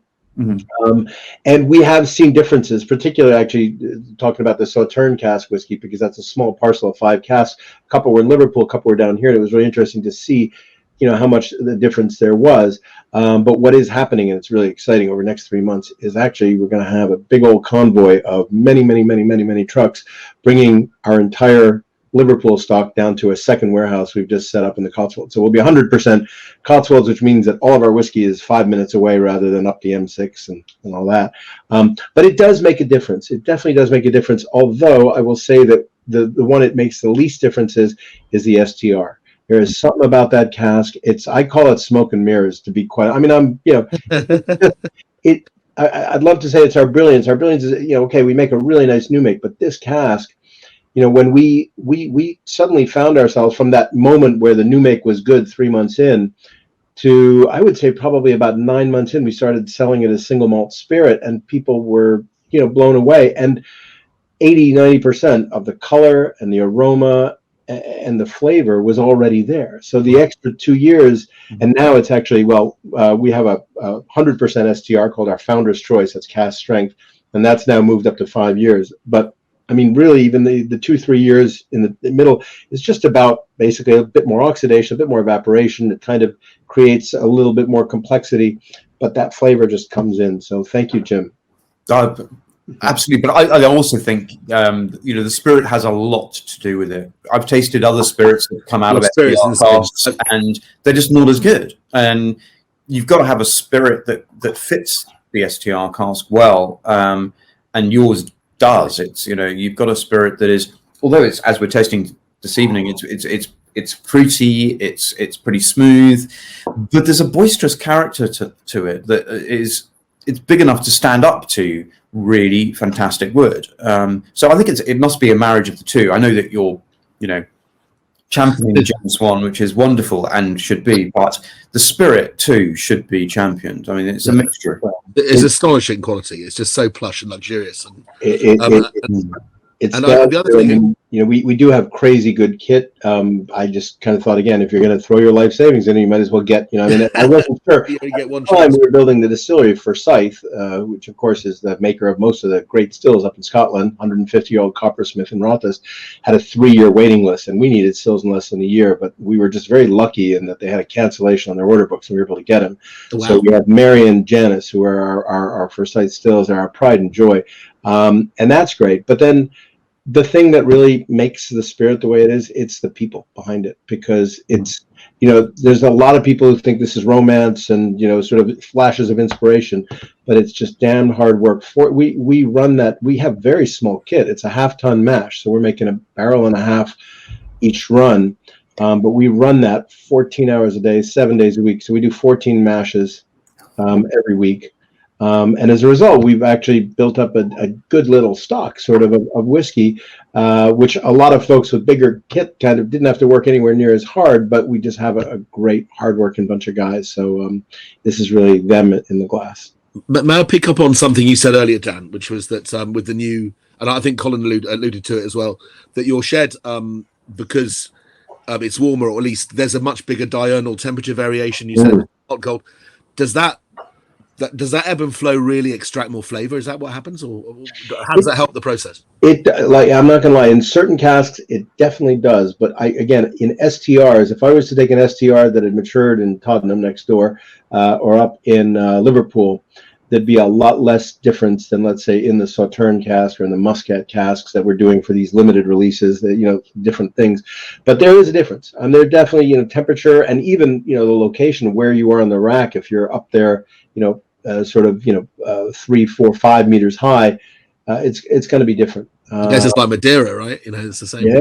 Yeah, exactly. Fantastic. It's great stuff, man. I can't tell you. Well, we have now. I mean, it's great. This came out in 2017. And in 2018, we came out with our Founder's Choice, which you can see over my left over shoulder, that is, which is the blue label, which is basically 100% STR, but at cask strength. The green label next to it is our peated cask, which is our unpeated single malt spirit, matured in ex-Lafroig casks, quarter casks, 125 liters. Wonderful. Just smoke little. Oh, I haven't tried that one either. I must say. Really, really nice. And then the Sauterne is the black label next to it. The sherry is the purple. The sherry is, again, Jim saved us probably 10 years just because we'd have been out, wandering in the world and at the mercy of a lot of questionable cask merchants and whatever. But in his little black book, he knew exactly who to go to for the best cask. And so when it came to sherry, he sent us down to Miguel Martin, who makes just wonderful sherry casks for and to go down there and just make your way through his sherry bodega, and your fingers are stuck together by the end of the day. You've drunk so much of like 100. There's no place on earth I'd rather be right now. It's just wonderful. So he sold us. I mean, we bought everything from him. So we bought Spanish oak, US oak, Oloroso, PX, butts, and hogsheads. And when it came time to make a sherry, we did a sort of a mashup of all of them. So a bit of Spanish oak, but a US oak, and it's just fun to be able to get in there and blend a little bit. So that's been good. I think a friend of mine who owns a lot of cocktail bars in London called JJ Goodman says if you put anything in a PX barrel, it's cheating. Which is kind of true. I think sometimes it can have a bit of an overpowering moniker. I love the more saline Palo Cortado style cherries, Yeah, well, we've backed off a bit of PX. To be honest, really 100% of our sherry program is Oloroso now. Actually, not 100% because occasionally we'll get something cool like a little bit of Amontillado and some Mezzanine. But it's something that we love. We can't afford all that many, to be quite honest, because his casks are so expensive, but they're so good. And he's complete vertical production. He owns 2 sawmills, one in Pennsylvania, one in Galicia. He has got his own cooperage, his own winemaking kit, his own seasoning, and then his own sherry vinegar factory. That's what he does with the sherry that comes out of the cask before he delivers them. But he's a great man, and anybody goes down. So go to Warminster Maltings if you can. Go see Miguel and check out his bodega. Valdivia is the name of it. He's got one in Jerez, and then he's in just outside of in Huelva. And come see us, most of all. We'll be reopening April 12th, the cafe and the shops, and hopefully the tours and the master classes are going to start mid-May. And I think the hardest thing about this past year has been that my favorite part of this business is just seeing the distillery filled with kind of smiley, happy people, just taking it all in and enjoying it. We're in a beautiful bit, really rural of the North Cotswolds, and it's just there's great walks that just go from the distillery. So come bring your walking shoes and just go off on a couple-hour walk. It's really nice. You've got a couple of big classrooms upstairs as well, haven't you now, so that you can do gin master classes and all sorts of different things. Yeah, well, and we do a whiskey blending masterclass, which is a lot of fun because I'm a big believer in blending. I think people are scared to do that, and really all it is just boshing things together and just checking out what it's like. And so we get them to do exactly that. They get to try 4 or 5 cask strength samples, and then they get to make their own bottle of whiskey the way they want to, which is just fun. That's great. Just one more question I wanted to ask you, Dan. Your influences, before all this, and maybe before your love of Scottish malt, did it start with American whiskey in America? Where was your formative love for whiskey started? It started at a Scotch Malt Whiskey Society meeting in Paris in 2000, and I had already been kind of an American in Paris for 7 years. I'd done that whole expat thing every weekend, going off in the car with a wife to the vineyards and getting really into wine and terroir and everything. But the spirit side of France never really impressed me. I did, although, have a good friend, Alexandre Gabriel, who makes cognac, and I remember. Yeah, he's a good friend of mine too. Yeah. And when I went down to see his place, he let me taste some cask samples. And I said, "Geez, this is completely different than what you get in a duty free or whatever." What's the And it wasn't until I had this Scotch Malt Whiskey Society meeting that I realized that, holy moly, the Scots have beat the French at their own game. I mean, this stuff is great. That got me into the whole, whiskey tourism thing, but now I've got a whole bunch of folks that I really love. I mean, one of my big idols is Patrick Zwiedam in the Netherlands. Oh yeah, awesome gins. And Ichiro, you know, at Chichibu, Yeah. really nice guy and gentleman and great whiskey. Bill Lark. Oh, they all count. Oh, wow, that's got to learn out of the people you talk It's a about. nice business. So much nicer than my own. Sorry to have to interject. We are going to have to slowly end this. But obviously, we'll give a minute or so for closing remarks. I'll just start by thank you so much, Dan. Said you were at the beginning of my journey.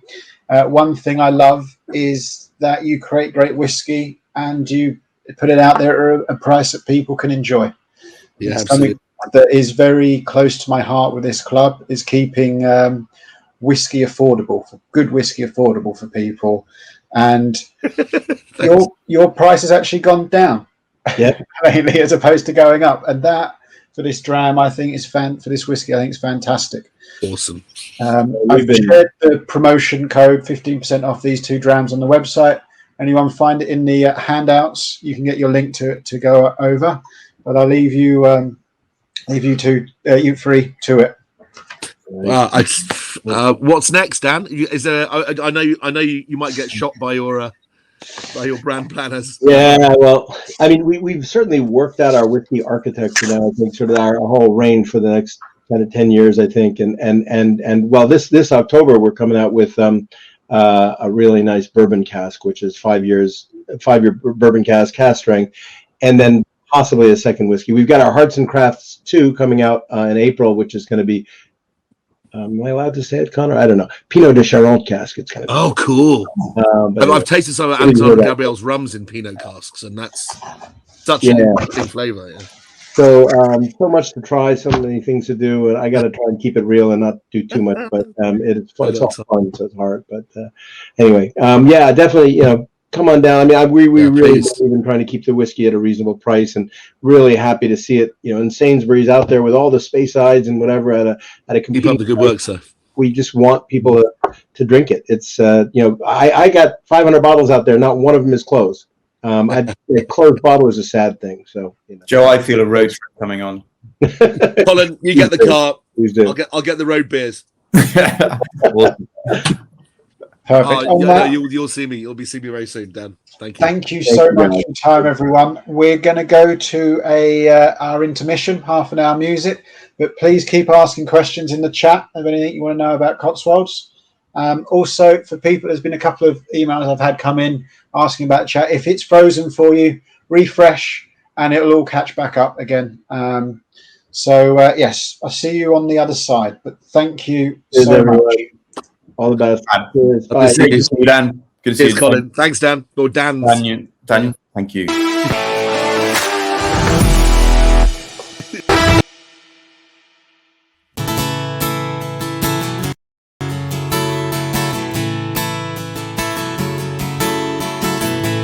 Here we are then, the final set of the Summerton Whisky Festival this year. Hope you've had a great one. I've had fun playing for you guys, and let's rock it with this final party set.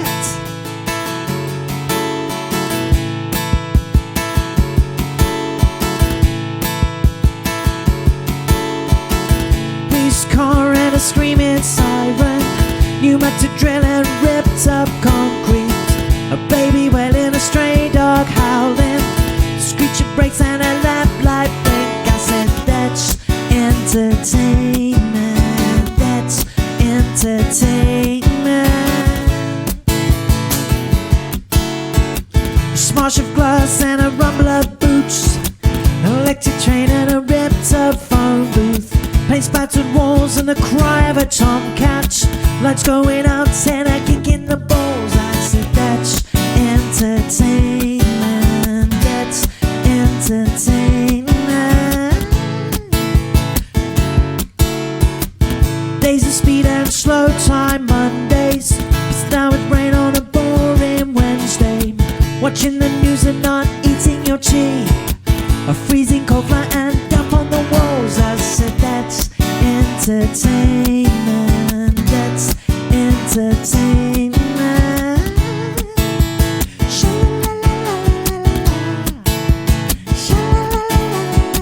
Waking up at 6 a.m. on a cool warm morning, opening the windows and breathing in petrol, an amateur hand rehearsing the nearby yard, watching the telly and thinking about 'cause that's entertainment. That's entertainment.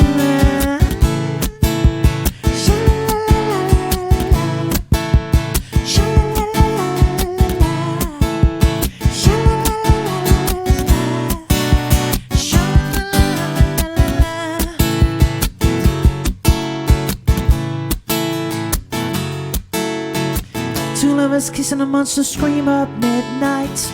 Two lovers missing the tranquility of solitude. Getting a cab and traveling on buses. Reading graffiti about slash street affairs. I said that's entertainment. That's entertainment.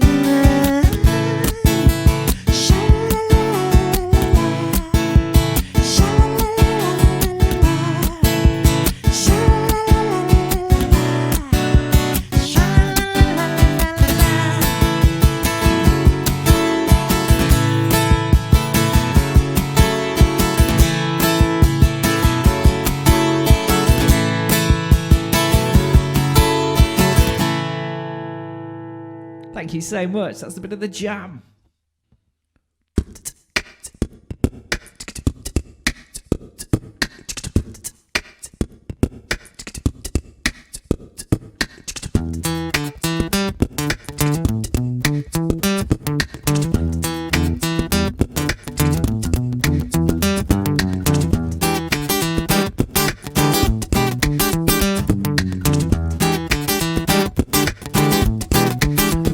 Superstitions, writings on the wall. Very superstition, yeah. Letters about to fall. 13-month-old baby, but they're looking glass. 7 years of bad luck. Things in your past. When you believe in things that you don't understand, then you suffer, yeah. Superstition ain't the way.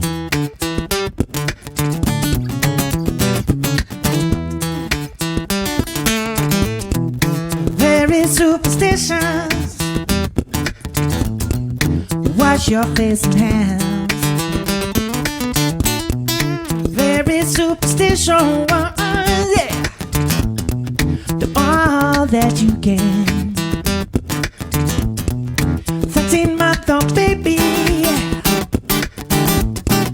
but they're looking glass. 7 years of bad luck, yeah. The good things in your past. When you believe in that you don't understand, then you suffer, yeah. Superstition ain't the way.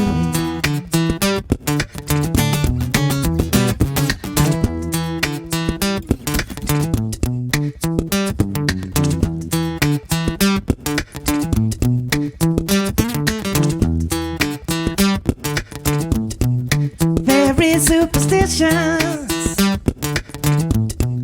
nothing more to say. Very superstition, yeah. The devil's on his way. 13-month-old baby, both are looking glass. 7 years of bad luck, yeah. The good things in your past. When you live in things that you don't understand, then you suffer, yeah. Superstition ain't the way.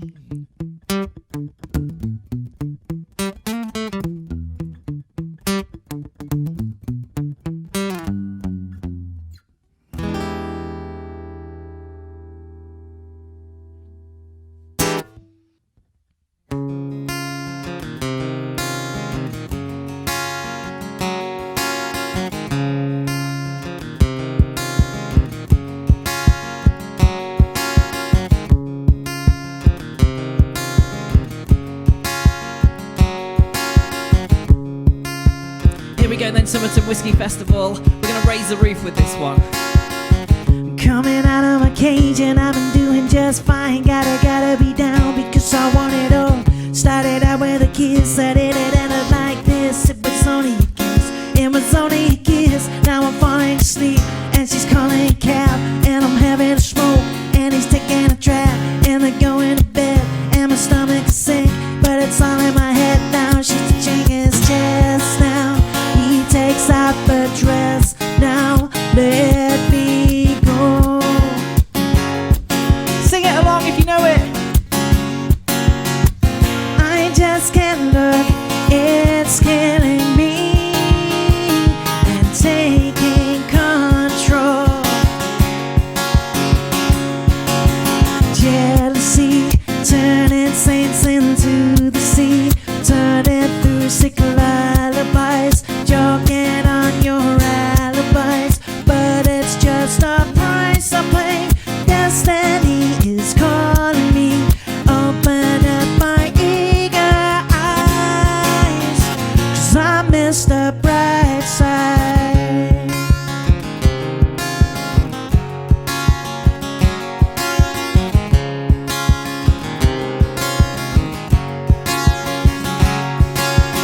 I'm coming out of my cage and I've been doing just fine. Gotta be down because I want it all. Started out with a kiss that didn't end like this. It was only a kiss, it was only a kiss. Now I'm falling asleep and she's calling a cab, and I'm having a smoke and he's taking a drag, and my stomach is sick, but it's all on my head, and he's touching his chest now, touching his chest now. He takes out the dress now. Let me go.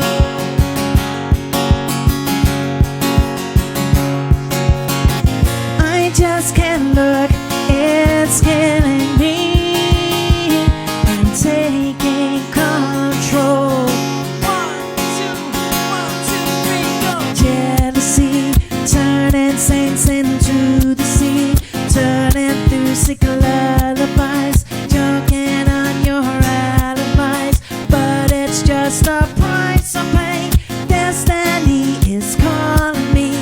Open up my eager eyes, 'cause I miss the bright side.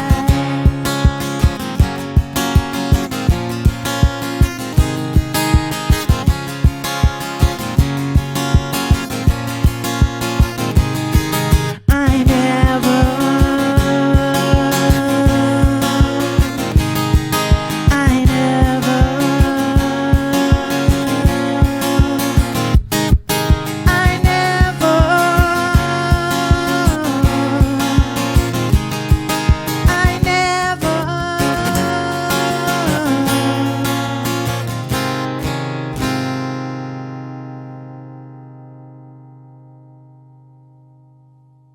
Right then, something a bit different for you coming up next. A little bit of message to Rudy.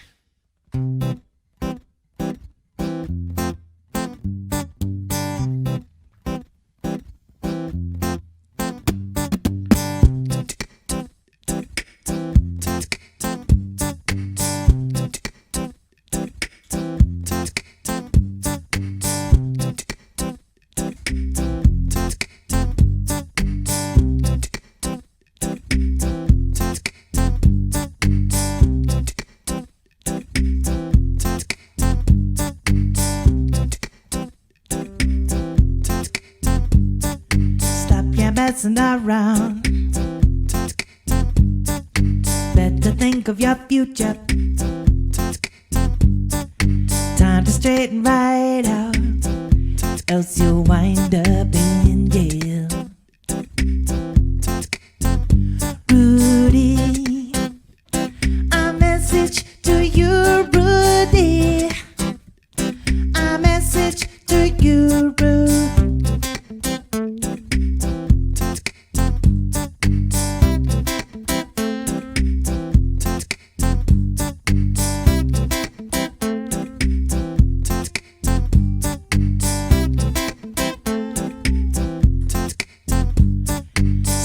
Messing around,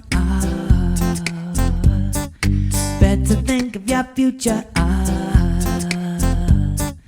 time to straighten creating problems in town.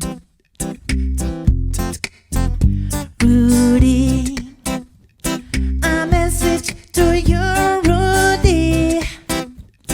A message to you, Rudy.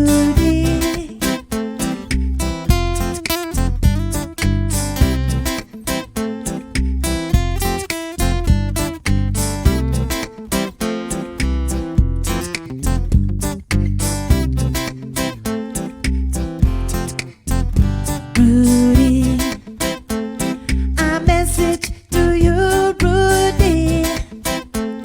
A message to you, Rudy.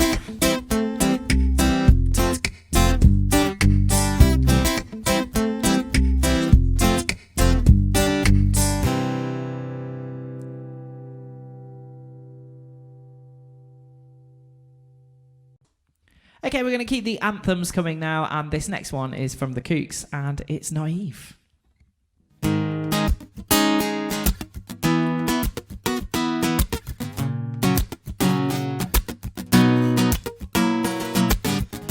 Not saying it was your fault, although you could have done more. You're so naive, yet so. How could this be done? But you're just smiling, sweetheart. Oh, and your sweet and pretty face, such an ugly world for someone so pitiful. Oh, every time you're on his side, I know she knows that I'm not fond of asking. True or false it may be, she's still out to get me. I know she knows that I'm not fond of asking. True or false it may be, she's still out to get me.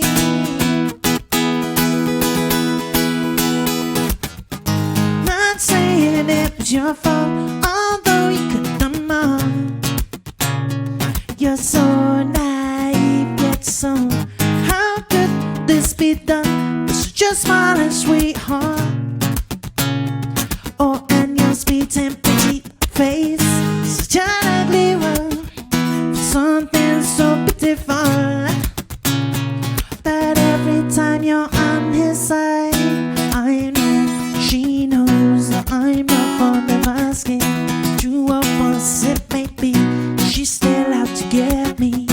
I know she knows that I'm not fond of asking. True or false it may be, she's still out to get me. Just don't let me down. Just don't let me down. Just don't let me down. Just don't let me down. Hold on to your kind. Just don't let me down. Just don't let me down. Hold on to your kind. Just don't let me down.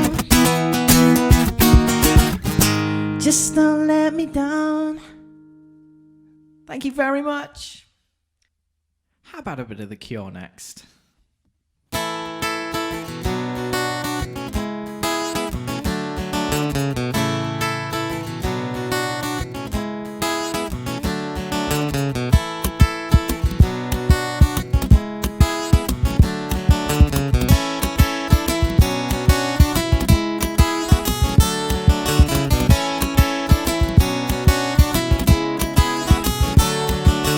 I would say I'm sorry if I thought that it would change your mind, but I know that this time I have said too much, been too unkind.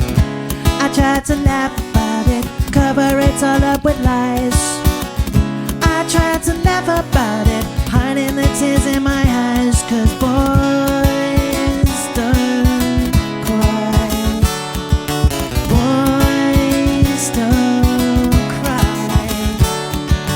I would break down at your feet and beg forgiveness, plead with you, but I know that it's too late and now there's nothing I can do. I tried to laugh about it, cover it all up with lies. I tried to laugh about it, hiding the tears in my eyes, 'cause boys don't cry.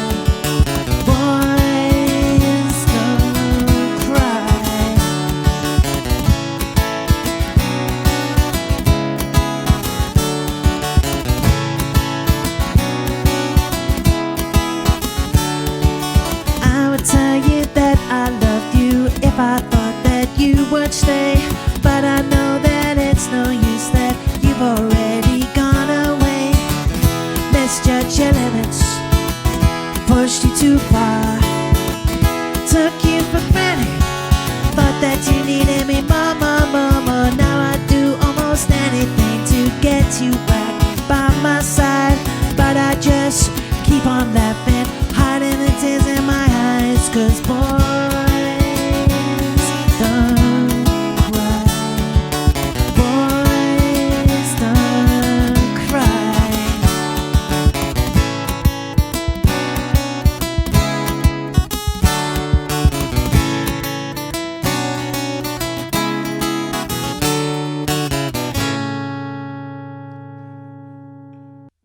Okay, leading on from The Cure then, I'm feeling a bit of The Smiths next. Hope you enjoy. This is There Is a Light That Never Goes Out.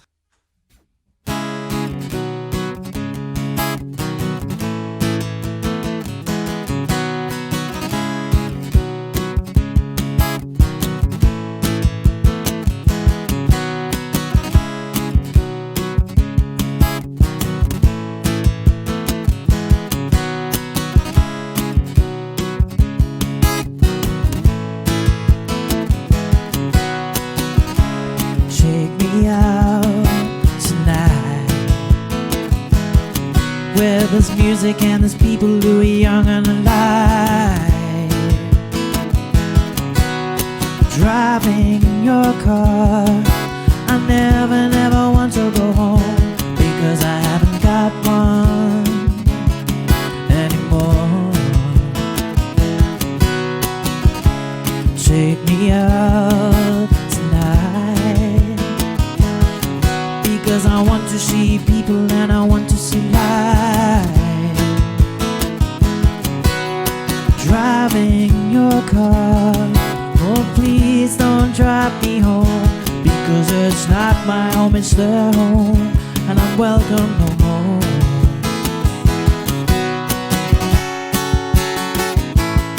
And if a double-decker bus crashes into us, tonight by your side is such a heavenly way to die.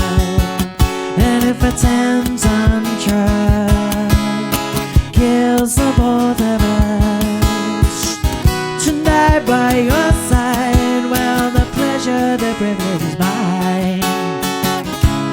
Take me out tonight, or take me anywhere, I don't care, I don't care, I don't care.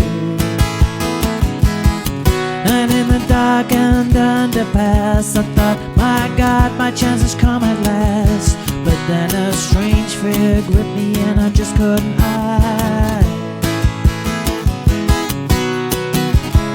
Take me out tonight, or take me anywhere, I don't care, I don't care, I don't care.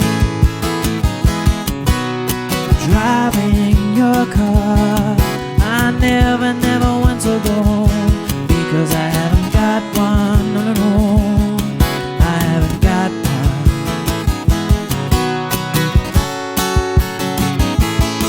And if a double-decker bus crashes into us, tonight by your side is such a heavenly way to die. And if a 10-ton truck kills the both of us, tonight by your side, well, the pleasure, the privilege is mine. There is a light that never goes out. There is a light that never goes out. There is a light that never goes out. There is a light that never goes out. There is a light that never goes out. There is a light that never goes out. There is a light that never goes out. There is a light that never goes out. There is a light that never goes out. There is a light that never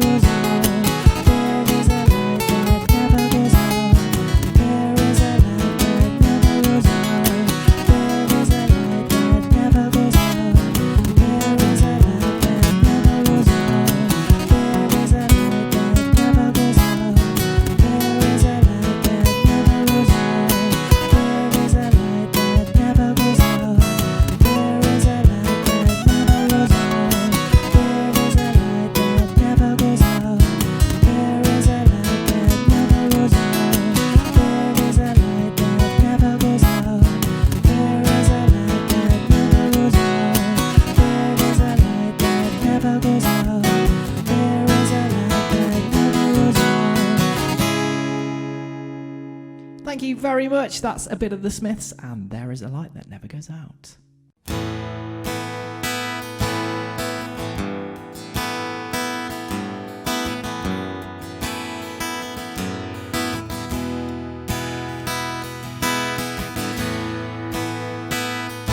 We've got time for one more song, ladies and gents. Thank you so much for listening today. Hope you've enjoyed the live music. It's been great fun playing for you and being a part of the Summerton Whisky Festival. If you'd like to check out more of our music, you can do. My website is richiephillips.co.uk, and easy as that. I do live streams on a Tuesday every week on Facebook, and there's loads of stuff online that you can check out. So thank you so much for your support. It'd be great to see you again soon. And I'll leave you with this one from Oasis. It's Champagne Supernova. How many special people change? How many lives are living strange? Where were you while we were getting high? Slowly walking down the hall, faster than a cannonball. Where were you while we were getting high? Someday you will find me caught beneath the landslide, and a champagne supernova in the sky.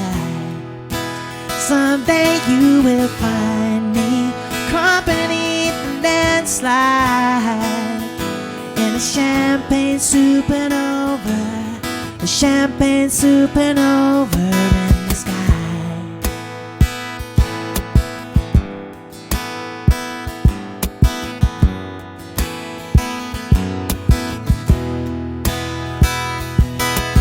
Wake up the dawn and ask her why. Dream a dream, she never dies. Wipe that tear away now from your eyes. Slowly walking down the hall, faster than a cannonball. Where were you while we were getting high? Someday you will find me caught beneath the landslide, and a champagne supernova in the sky. Someday you will find me caught beneath the landslide, and a champagne supernova, a champagne supernova. 'Cause people believe that they're gonna get away for the summer.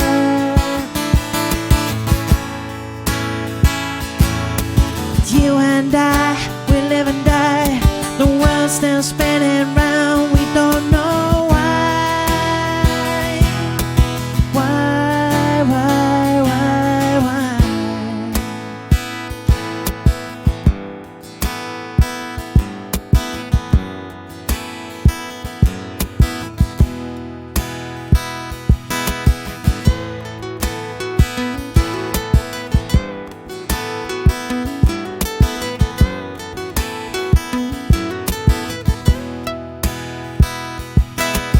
How many special people change? How many lives are living strange? Where were you while we were getting high? Slowly walking down the hall, faster than a cannonball. Where were you while we were getting high? Someday you will find me caught beneath the landslide, and a champagne supernova in the sky. Someday you will find me caught beneath the landslide, and a champagne supernova, a champagne supernova. 'Cause people believe that they're gonna get away for the summer.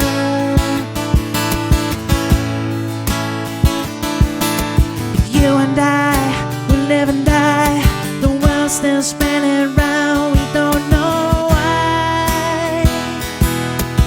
Why, why, why, why?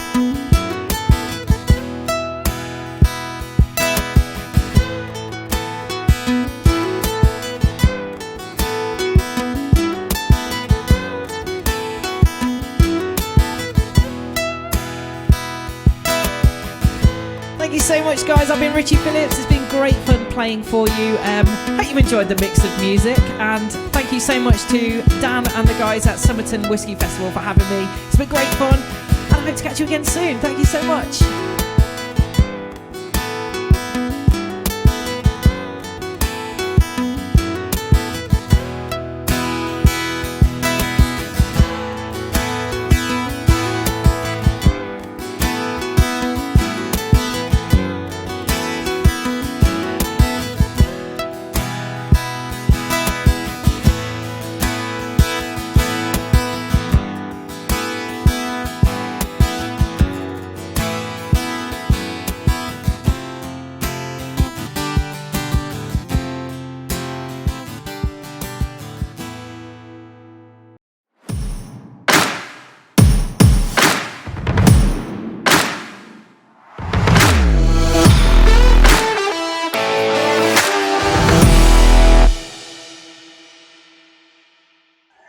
Back to quiz time. So we've got another question for you as well at the end. Yeah, I'm looking forward to that. We're going to have some surprises for you. No, I love it. I do like it. I've seen that you've been putting questions into our Discord chat. Yeah. So people who are in Discord, in our Discord group, can head over and check them out, and check them out anytime, so you can go back later another day.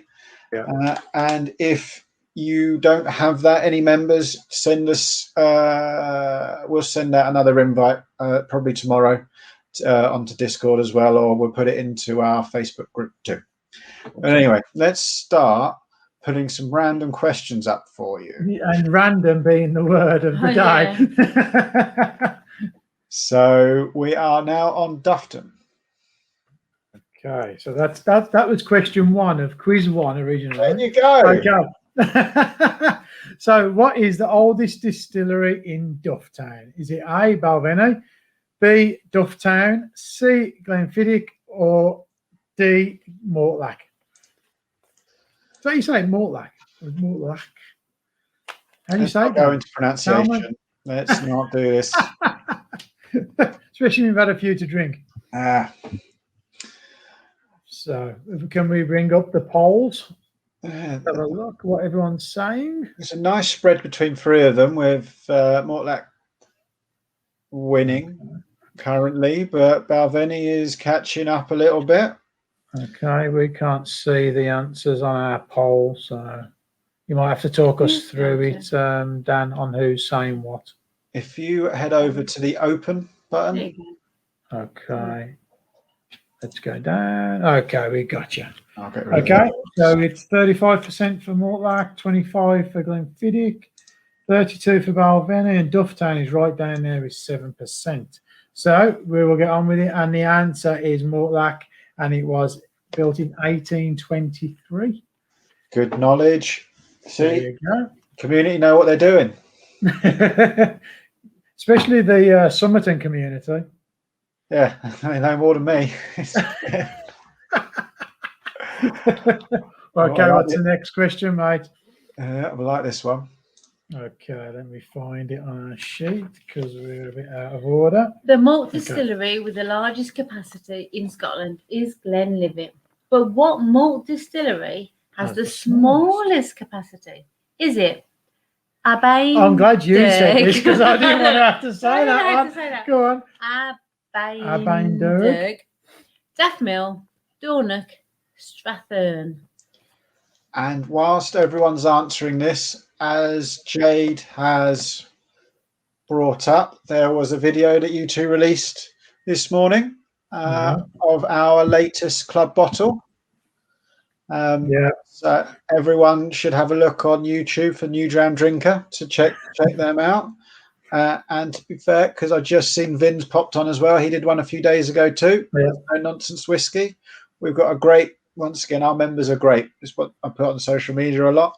You guys do great stuff sharing your hobby. Thank you very much for helping provide. I don't know. It's the I can't remember. I'm not very good. I've had a long day, so I don't know words at the moment. But you help create like the filling of the fun, of the industry. You create more. It's not just straight up, here you go, drink this. It's you're learning, you're part of something.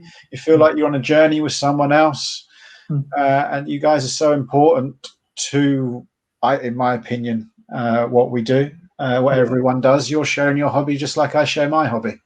But we've said this to you before, Dan. It's like your club is perfect for people like us because you send us whiskies that we wouldn't necessarily buy ourselves. So I'm not one to blow smoke up people's backsides, but your club fills a need that we needed, and it was we will be with you for a long time in the future as well. And we argue a lot. If you watch the videos, like we don't agree.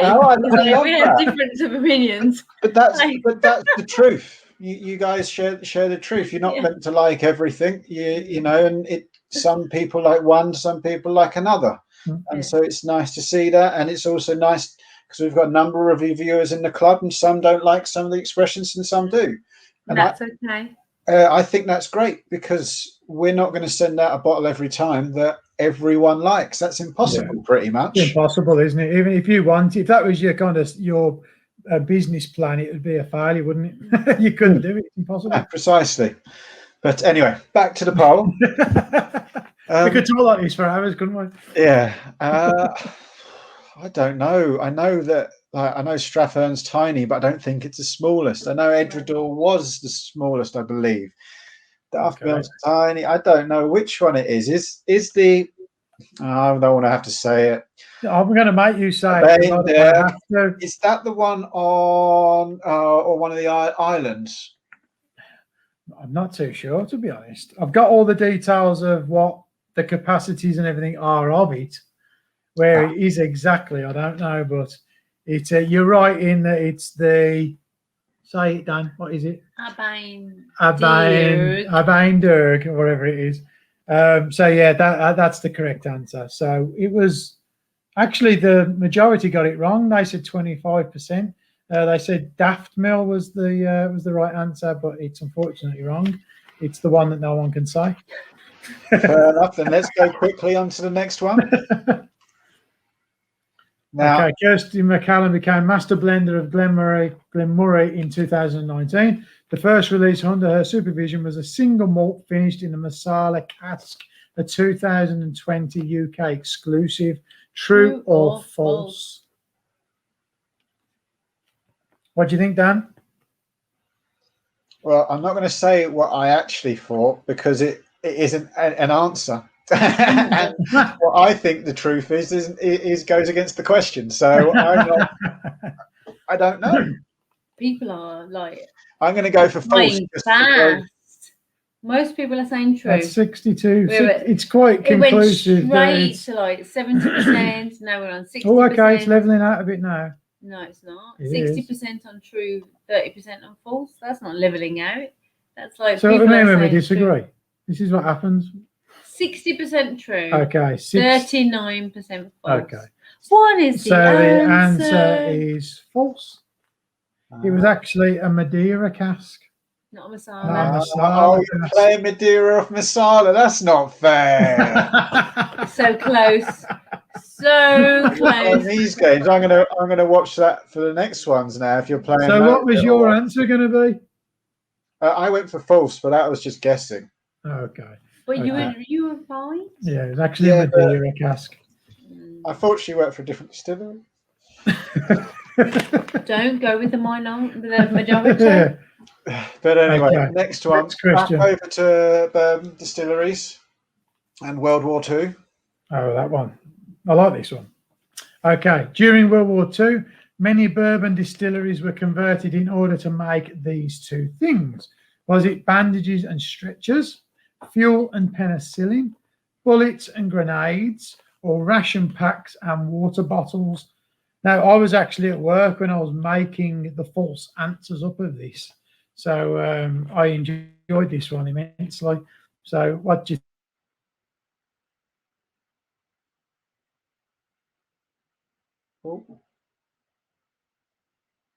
Is it just me, or have Ant and Nikki paused? Oh no. Yes, they have. Right, that's good because I don't know the answers. So what we'll have to do, here they come. Yeah, please don't leave me in the lurch like that. I can't give answers. So yeah, the question was, during World War II, many bourbon distilleries were converted in order to make these two things: bandages and stretchers, fuel and penicillin, bullets and grenades, ration packs and water bottles. Now, let's get Ant and Nikki back on. And what we'll do is we will also ask the next question whilst we're getting them out back on stage, which is, next to Ireland and USA, there exists at least one other country where they write whiskey with an E. Is that India, Mexico, Netherlands, or Sweden?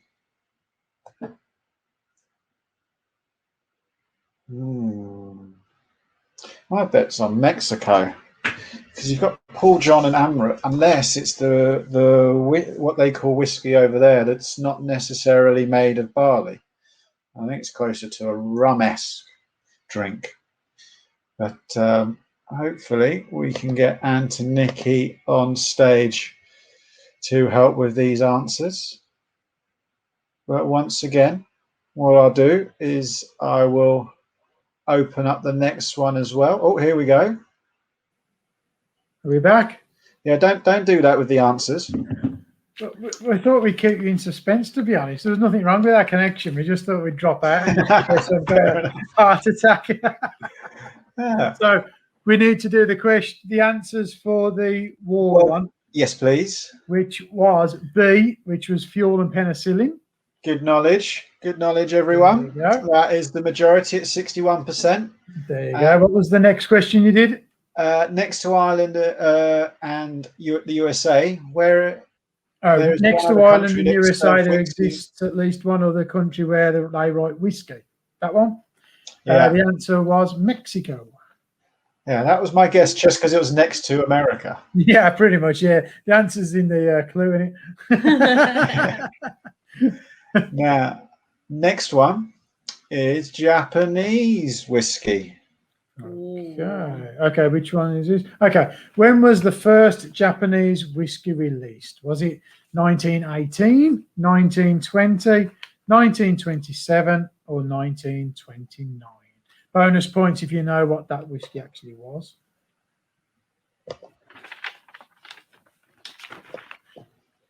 Cool. How are we getting on with that one? What we're going to do is I'm going to load up the next question on Japanese whiskey as well. Okay. And then we'll come back to both answers one at a time. Okay.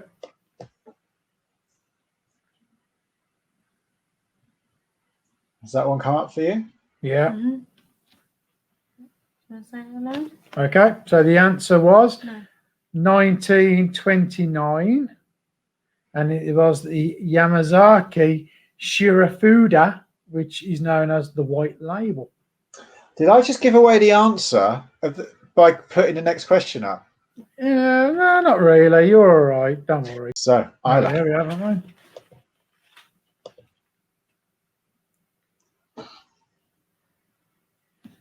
Read it out for everyone.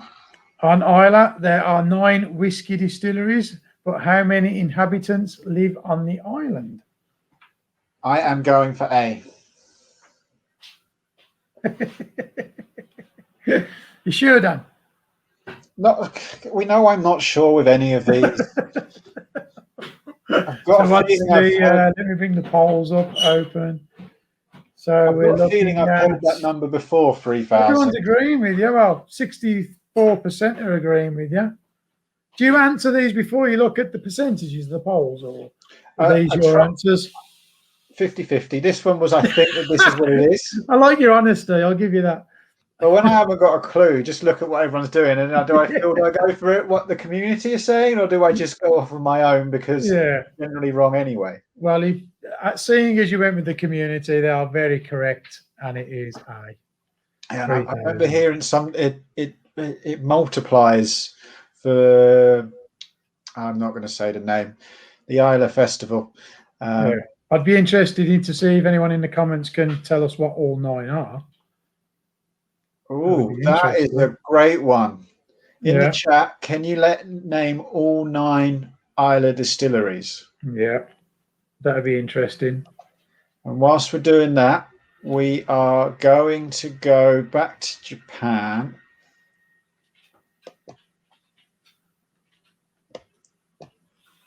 Okay. Japanese multinational brewing and distilling company group Suntory has created its own yeast strain called Sunto Bellacalus. True or false?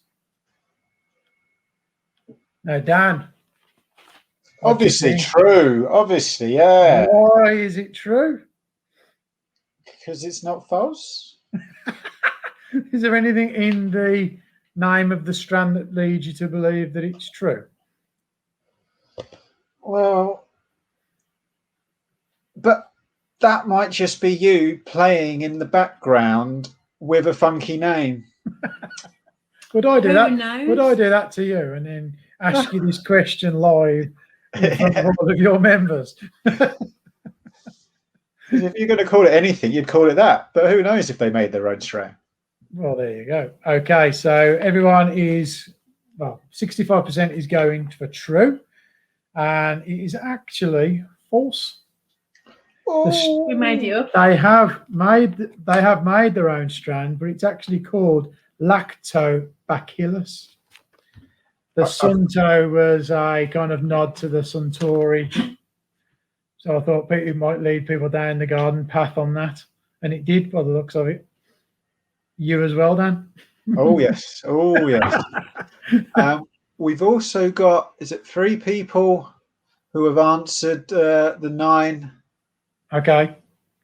Oh, I like Jonathan's. Ardbeg, Lagavulin, Bashful, Doc, Dopey, Grumpy, Love it. I can tell you the 9 if you need to know them. If you want.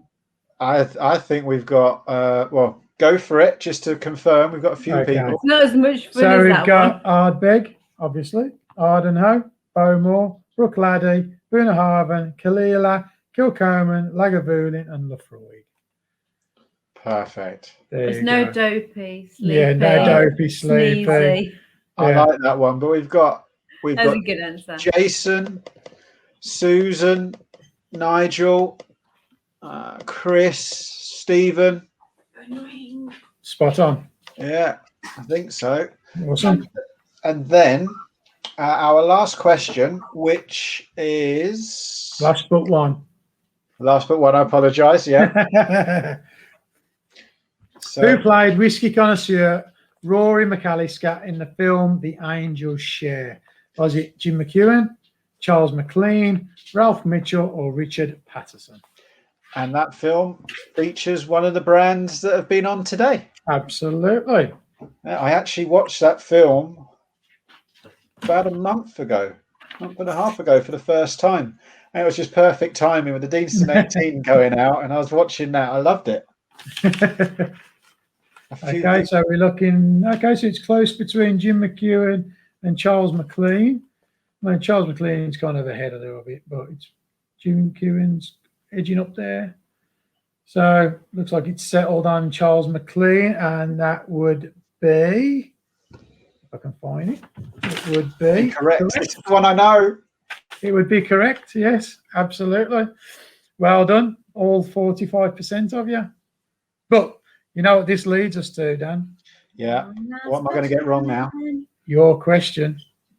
So, let me find it. Daniel. Right. So, when you first started your Summerton Instagram page in February 15th, 2018, to be precise, you posted your very first picture.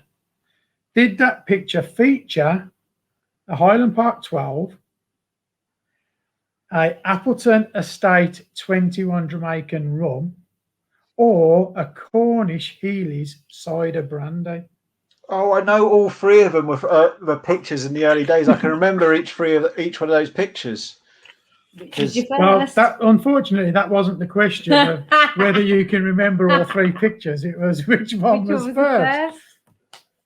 Because there was a Flor de Cana in there as well. Not an option. I know. And then there was the Paz, Rom de Paz as well. Oh. I like what you're doing, trying to stall for time while you're trying to remember what one it was. I don't think it was Highland Park, so it was between the other two. I am going to go for the apple brandy. Oh, that was so close as well. It was literally a 50-50, wasn't it? And you ended on the wrong one. I remember the Highland Park. It was on my dining room table. They were all very early pictures, but it was actually the Cornish Heelys. Oh. Yeah, that's the Cornish. That's an apple brandy. It's not a whiskey.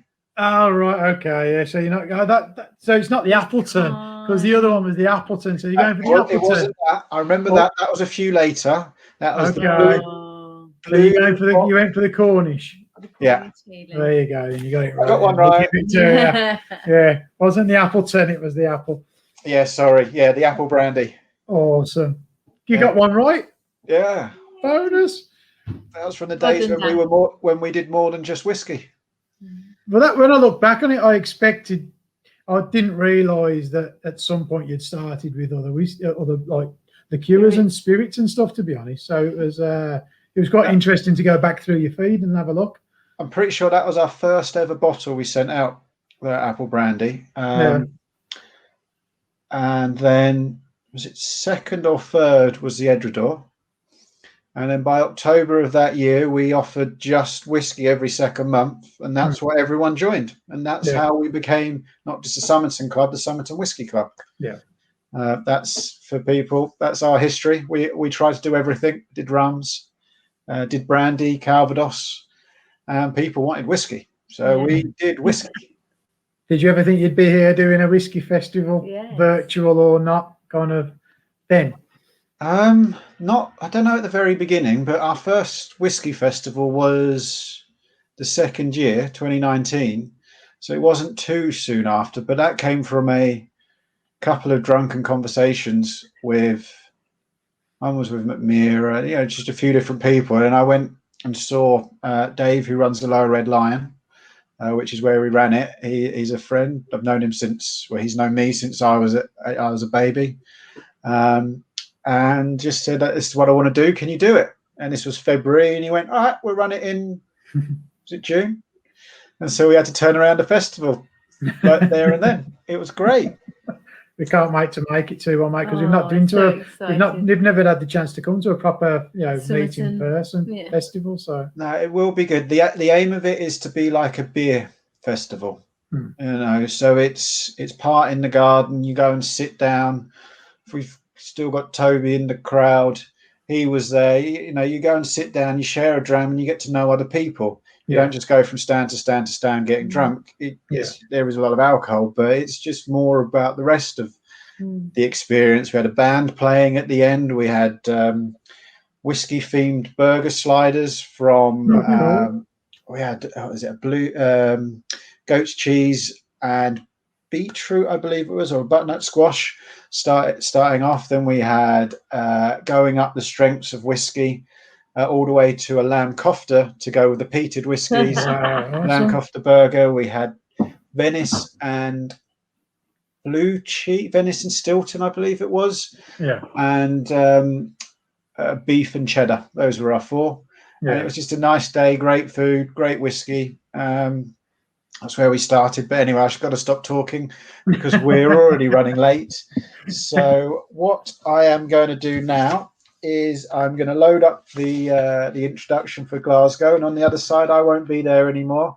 You'll have Matt McKay as the main host. But thank you so much, Ant and Nikki, for having us. Adding something new and different to the day. And also continuing the quiz in Discord chat. And we're also going to be sending out a bottle silhouette quiz, or doing a bottle silhouette quiz for attendees afterwards as well, just as another bit of fun where you can guess what the bottle is and then we'll share the answers after. Awesome. Brilliant. Thank you for having us. It's been a pleasure. Thank you. No, I'll see you in a bit. Cheers, guys. Bye-bye.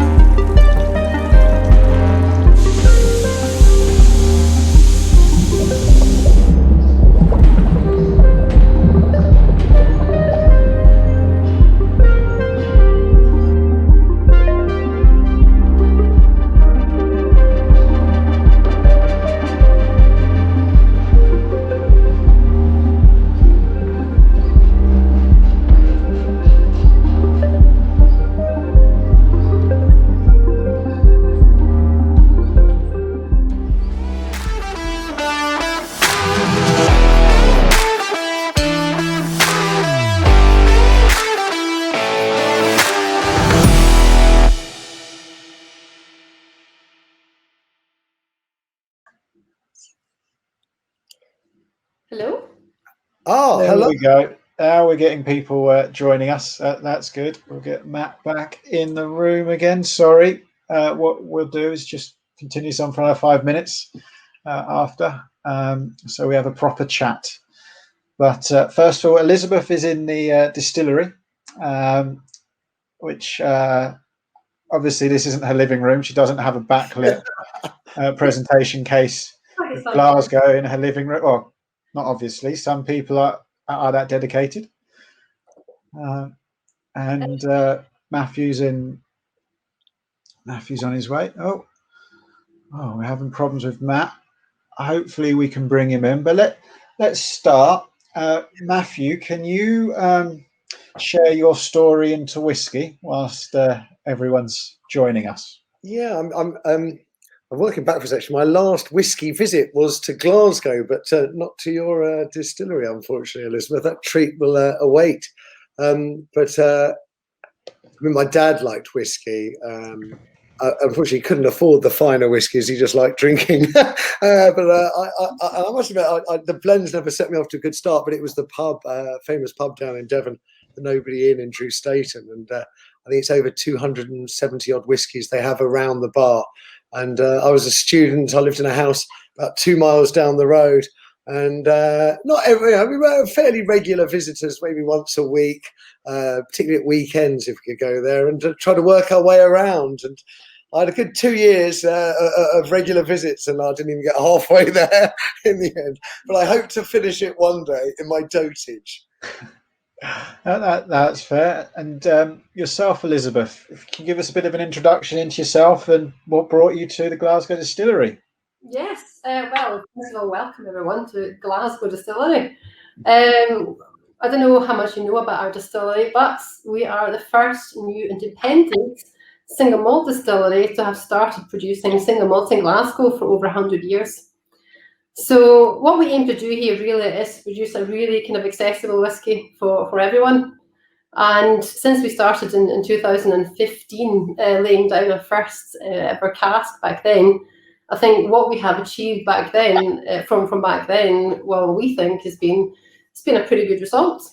Our whiskey is called Glasgow 1770, and it's a kind of a nod to the past, because there actually used to be a really thriving single malt industry in Glasgow, over about 150 distilleries operating really successfully, but because of certain economical issues and so on, that kind of tradition was lost. So we thought when we started here back in 2014, actually, that when we are releasing our whiskey, it'd be quite nice to kind of give that, passing acknowledgements. So the 1770 comes from Glasgow Distillery, which were operating in Glasgow and Deanston, started in 1717 and closed down in 1902. So we kind of brought it back to life, but with our taking, obviously. So we are pretty much a contemporary and urban distillery here in Glasgow. Oh, fantastic. There's one thing I just get is a lot of our members will be aware of you because of this bottle, which was our December club bottle that you made exclusively for us. You made a set of single cask bottlings that have gone down very well indeed. I can see that. I just want to say, oh, Joe, I think your connection is struggling because we're only getting little bits of noise. Matt's struggling as well. So how about the three of us continue on whilst the other two join us, hopefully. What are we going to start with? I have to use my glasses at a key moment to identify which bottle. The red one. We're going to start with the red. Sorry, I'm assuming we're going for the original, Elizabeth. Yes, so this is the original, the fresh and fruity. We have, as I said, we produce a really accessible whiskey, so we have a signature range of 3 core expressions. And this one is our unpeated original, fresh and fruity, as we call it.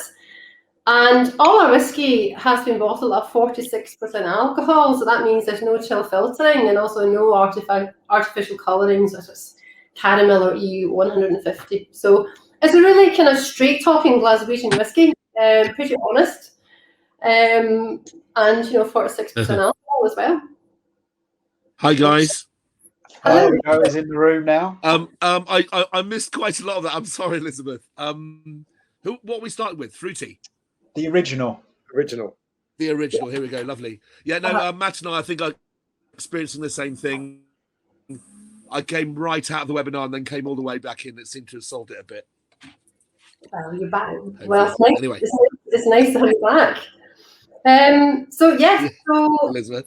Oh, I can see bottles are being opened and lovely. Yeah, we're opening the first of those, which just so people know, like we've had a few young ones. This is a 4-year-old, I believe, roughly. Is that correct? Yeah, well, we don't really kind of look at our whiskey in terms of age statements. We like to just kind of analyse and judge our whiskey for the quality, what you get in glass. But yeah, we can do a bit of detective work. And yeah, we did start laying down whiskey in 2015.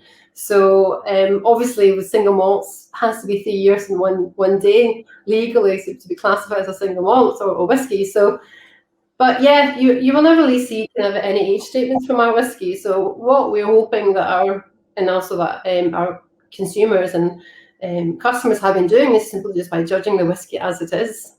Elizabeth, are you saying that when you're 13 years old, you won't have a 10-year-old release? Well, we might well. At the moment, we are still thinking about our plan ahead is to keep our signature range as it is and also kind of release some quite exciting single cask expressions, but we have no immediate plans. I didn't mean it as a bad thing. I mean it as a positive. It's a young whiskey with such full flavour. It's been one of the favourites we sent out at Christmas. It's fantastic. It shows it's not about the number; it's about what it tastes like, as you've said. I agree. I think that sorry, Matthew, I didn't mean to interrupt. I was just going to say that's very much the sort of essence of what Summerton's doing, really, isn't it? That's been my my experience of it. Is is that the age, the number is no longer a relevance to the experience or the enjoyment. So I suppose I totally agree. You carry on, Gerald. I was just thinking that I mean, I was speaking to a very experienced whiskey drinker yesterday. I did a live show with a guy called Dean Callan, who was the global brand ambassador for Monkey Shoulder when they launched it, and has worked for many whiskey brands, Balvenie, Dalmore. And I've been into some of the whiskies that I've been introduced to from Summerton, and you start to fully realise that actually you just have to learn to appreciate young whiskey the same way you learn to appreciate young wine. I think there's a lot of people out there who are age designated snobs a little bit, but at the same time, I think that when whiskey is young, it has characteristics like wine that you only see in young wine and whiskey. You know, the rich cereal notes, that intensity. You know, and lockdowns brought me back to the love of American whiskey. And of course, most American whiskey's young whiskey. I mean, I tasted a whiskey the other day called Daddy Rack, which is only a 3-year-old Tennessee straight rye. And it's flipping delicious, right? And because I think that I've rediscovered bourbon and Tennessee whiskey, I'm finding it much easier to drink these really young expressions from Macmira, from you guys, from Cotswolds, because the quality, it reeks of quality. It's just, it's a different kind of whiskey. That's all it is. Yeah, no, you also have to bear in mind the evolution, you know, whiskey industry has been going, you know, of course, we're now, I think all distilleries are investing a lot more in terms of research into the use of casks and selecting the very best casks, and also have quite a kind of stringent kind of oak policy. And if you go back to the kind of traditional days of drinking single malts, it was very much really focused in terms of age statements. And I've worked for different distilleries before, and also as a brand ambassador and for other producers. And I've heard that expression so many times. Oh, we'll not touch a single malt, you know, younger than 15. So that kind of pompousness, I think, thankfully, is drifting away, and we're going to be open to lots. You're missing out on a hell of a lot of the fun, aren't you? I mean, I think that a 10-year-old malt is just as nice. In fact, I prefer to drink malts around between 5 and 12 years rather than if somebody gave me an unlimited tap of 20-year-old malt, I probably wouldn't be drinking it every day. Yeah, no, exactly. And also, you know, when you're dealing with really kind of old whiskey, of course, that's really exciting, is it's exclusive. But you know, if you mature a whiskey cask for too long, it'll be a bit like drinking a pencil. It might not be that enjoyable, and you're losing a lot of. And also, it's a very fine balance to reach, because you're losing a lot of the distillery character, and you know, the oak becomes quite often domineering. And also, if you like peated spirits, you know, if you like a peated whiskey, the kind of the best age to have a peated spirits, if you want to really enjoy the peat, is a young whiskey. Absolutely. I think one of the great discoveries for me when I was buying own label whiskies for Waitrose, when I started becoming a spirits buyer for Waitrose, and I was very young and I was eager to learn, the biggest shock of all was I thought that peated whiskey would get softer over age. Like, you know, you drink a Lagavulin 16-year-old and it just seemed palpably smoother and more gentle than, let's say, a Lafroig 10. And then I went to the opening of Kilhoman, and they're launching a 50 quid 3-year-old whiskey, and it was flipping delicious. It was like drinking mackerel pate. It was fantastic. Yeah, no, I love Kilhoman. It's a fantastic single malt. I'm actually not Glaswegian. I'm a Norwegian, as I call myself. I'm from Norway. And when I heard that in Norway, they can't pronounce the name Kilhoman. They call it Kikkoman. So it's like it's kind of whiskey. Yeah, it's a fantastic. I totally agree. It's a fantastic single malt, and I love a distillery. But yeah, are we all drinking this one now, or yeah? Let's sorry, Matthew. As technology, just out of interest, because there's so much sort of happening at the moment, not just in Scotland or Glasgow, but across the country, across the world. Is technology? Is that changing things, enabling things for younger whiskies to sort of to have such taste characteristics? Well, I think technology, yes, and research. You know, we do have a Scottish Whisky Research Institutes here in Scotland. You know, the Whisky Industry Fund them. They conduct fantastic experiments and really, you know, delve into the research of kind of technical sides when it comes to the maturation and so on. So I think that, you know, technology also helps in terms of giving us a better understanding, and we can do a lot of research and kind of grow our understanding, but there's always going to be that, you know, that amount of mysticism, or, you know, element of surprise when it comes to whiskey, which I quite love, you know, because you can roll out like 100 casks on a warehouse floor, the same new mixed spirit, the same specs, but every single cask, they will all mature very, very differently, and we can kind of try and pinpoint, well, how come that cask really peaked at such and such a time, and this one needs another 3 years or so before it gets up to that level. So yes, we can use technology to our advantage, but I think also we just have to also accept the fact that we have to have a bit of patience, and you know, assess each cask as they are maturing, and that's part of the fun of it as well, I think. This is really easy to drink at 46%. It's quite scary, isn't it? Matthew. I see Matthew studying it as well. Really, really well balanced. Lovely balance.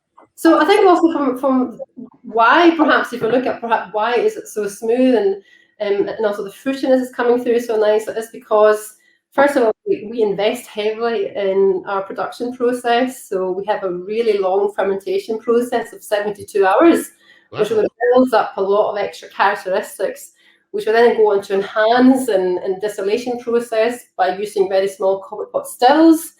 You know, removing any sulfur in our new mixed spirit is extremely viscous and so fruity. And then again, selecting the very best cask. So for this one here, we have used ex-bourbon casks and finished in virgin oak. So obviously American oak, they have, American oak really has all this kind of wonderful oak lactones, which come through, and really creamy, isn't it? Certainly lots of. It's like somebody dolloped a ball of vanilla ice cream in the top, like a wimpy cola float.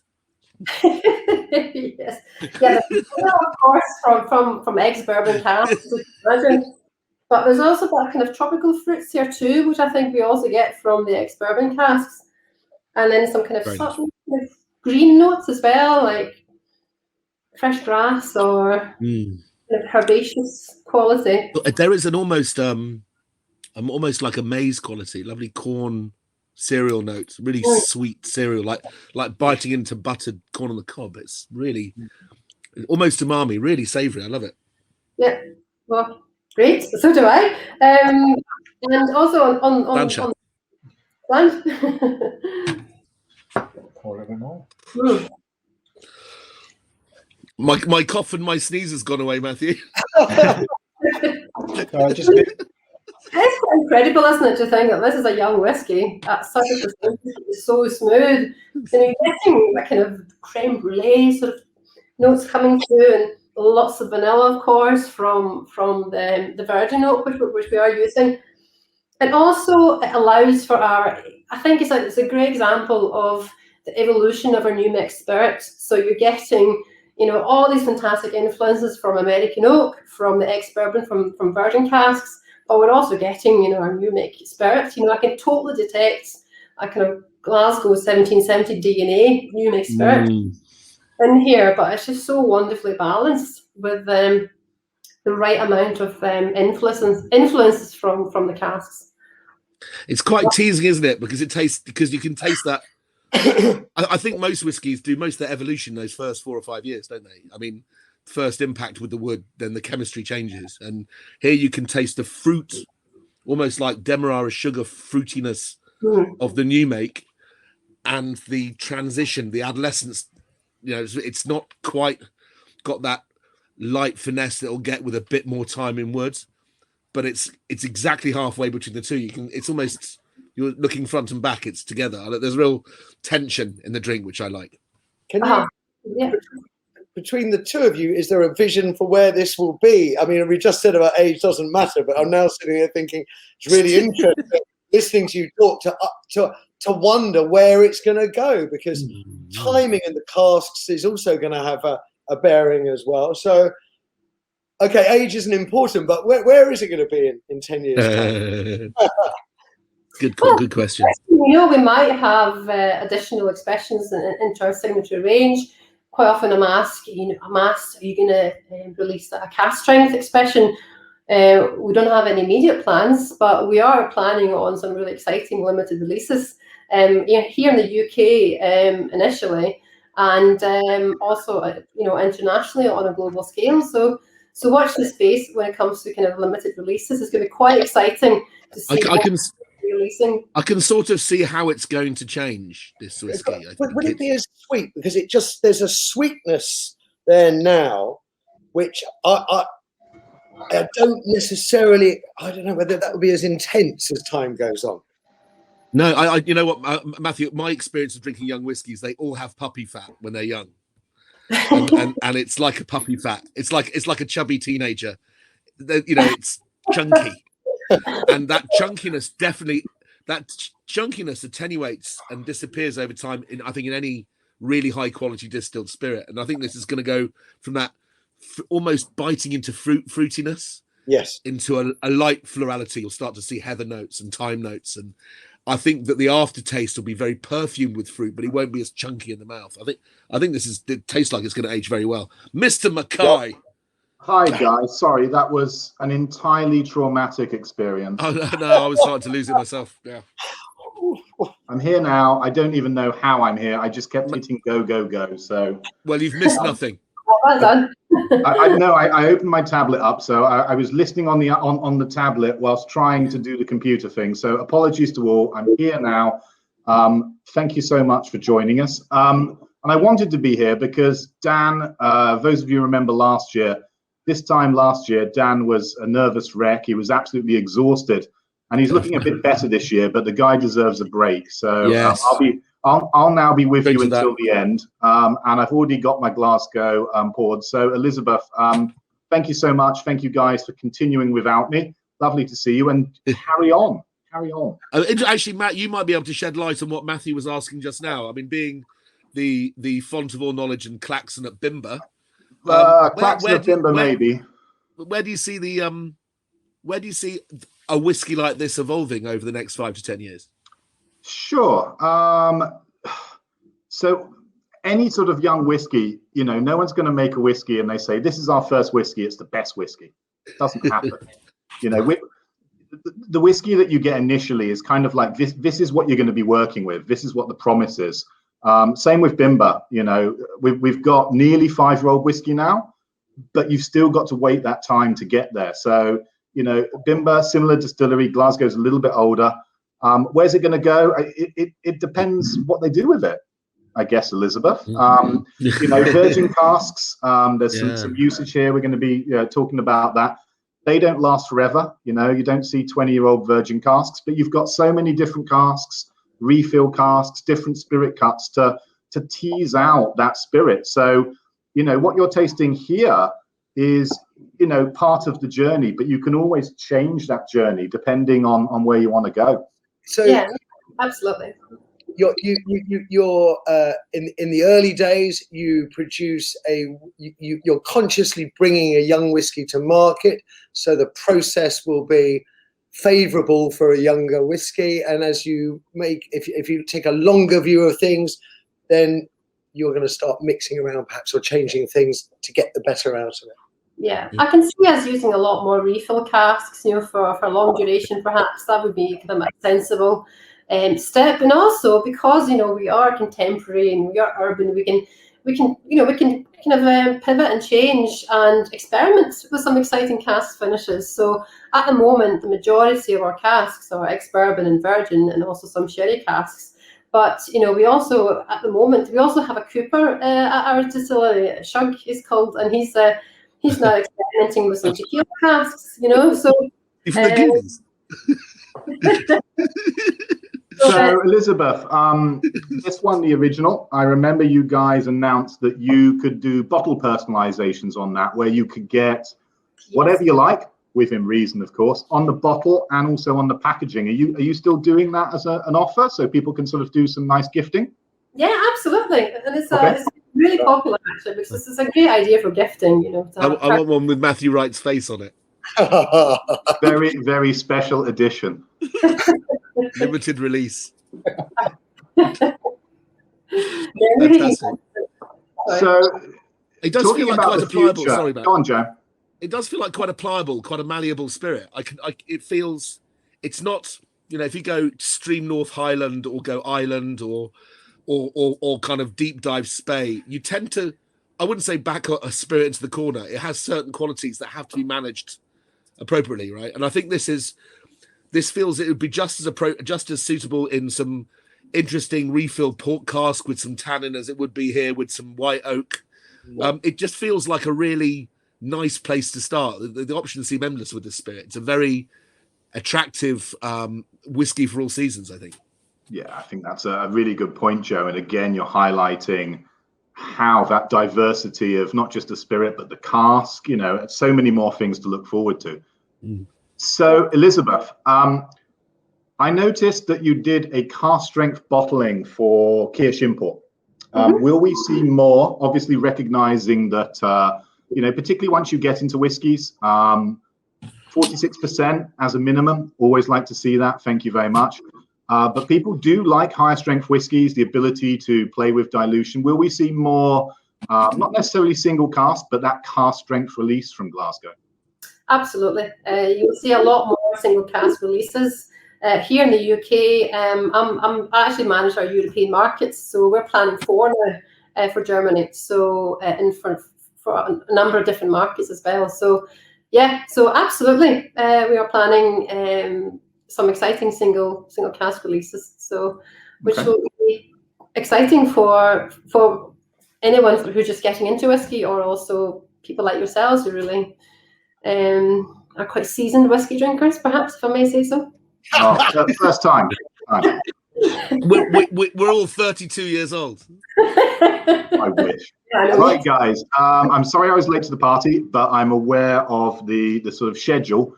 So I'm going to suggest, having sort of worked through the original, which I do know quite well, fairly quickly, that we move on and talk about some peaty things. Yeah, so please let's move on to this one. So this is our rich and smoky, and now really we're mixing things up altogether, because we're now introducing our peated spirits. Our peated spirit is peated at, our malt is peated at 50 ppm, so it's quite a heavy peat, but we have actually selected a Highland peat as opposed to like an Islay peat. Yep. So you're getting a lot of the sweetness, more like a herbaceous kind of floral. It's more that heather. Is that a choice, or is that because in terms of conservation you're not allowed to take peat off Islay to the mainland? Matt, you're such a cynic. You've beaten me.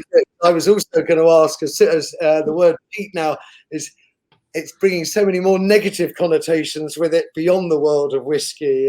Yes, fair enough. You do get kind of a maritime kind of peat as well. So, but I don't ever think that we even contemplated like an Islay peat. I think we always felt with our peated spirit, it would really marry more like a floral kind of Highland peat. Yeah. With the heathers coming through and so on. So I kind of fall for two kinds of peaty whiskey: the really pure brine, green smoke, marine quality of something like Ardbeg, or this. I remember we had an island whiskey last festival last year, which I was dippy about, but it was out of stock for ages. What was it called? Caliskeg, or it was a blend of multiple. Porterskeg. Yeah, it was called something like Salaskeg or Sahalas. It had a boat on the front. Oh, yeah, the island hopper, the one we had at last year's festival. Yeah, that was. And it had this same thing. It had this wonderful kind of woody, that kind of thyme peat. Not. It doesn't smell of soil. It had a nice herby, dry herb florality to it, and then this lovely, rich Oloroso sherry finish. And it was quite dark. And I see similarities in this whiskey. So this one, to the best of my knowledge, is, Elizabeth, your sort of your follow-up peated release.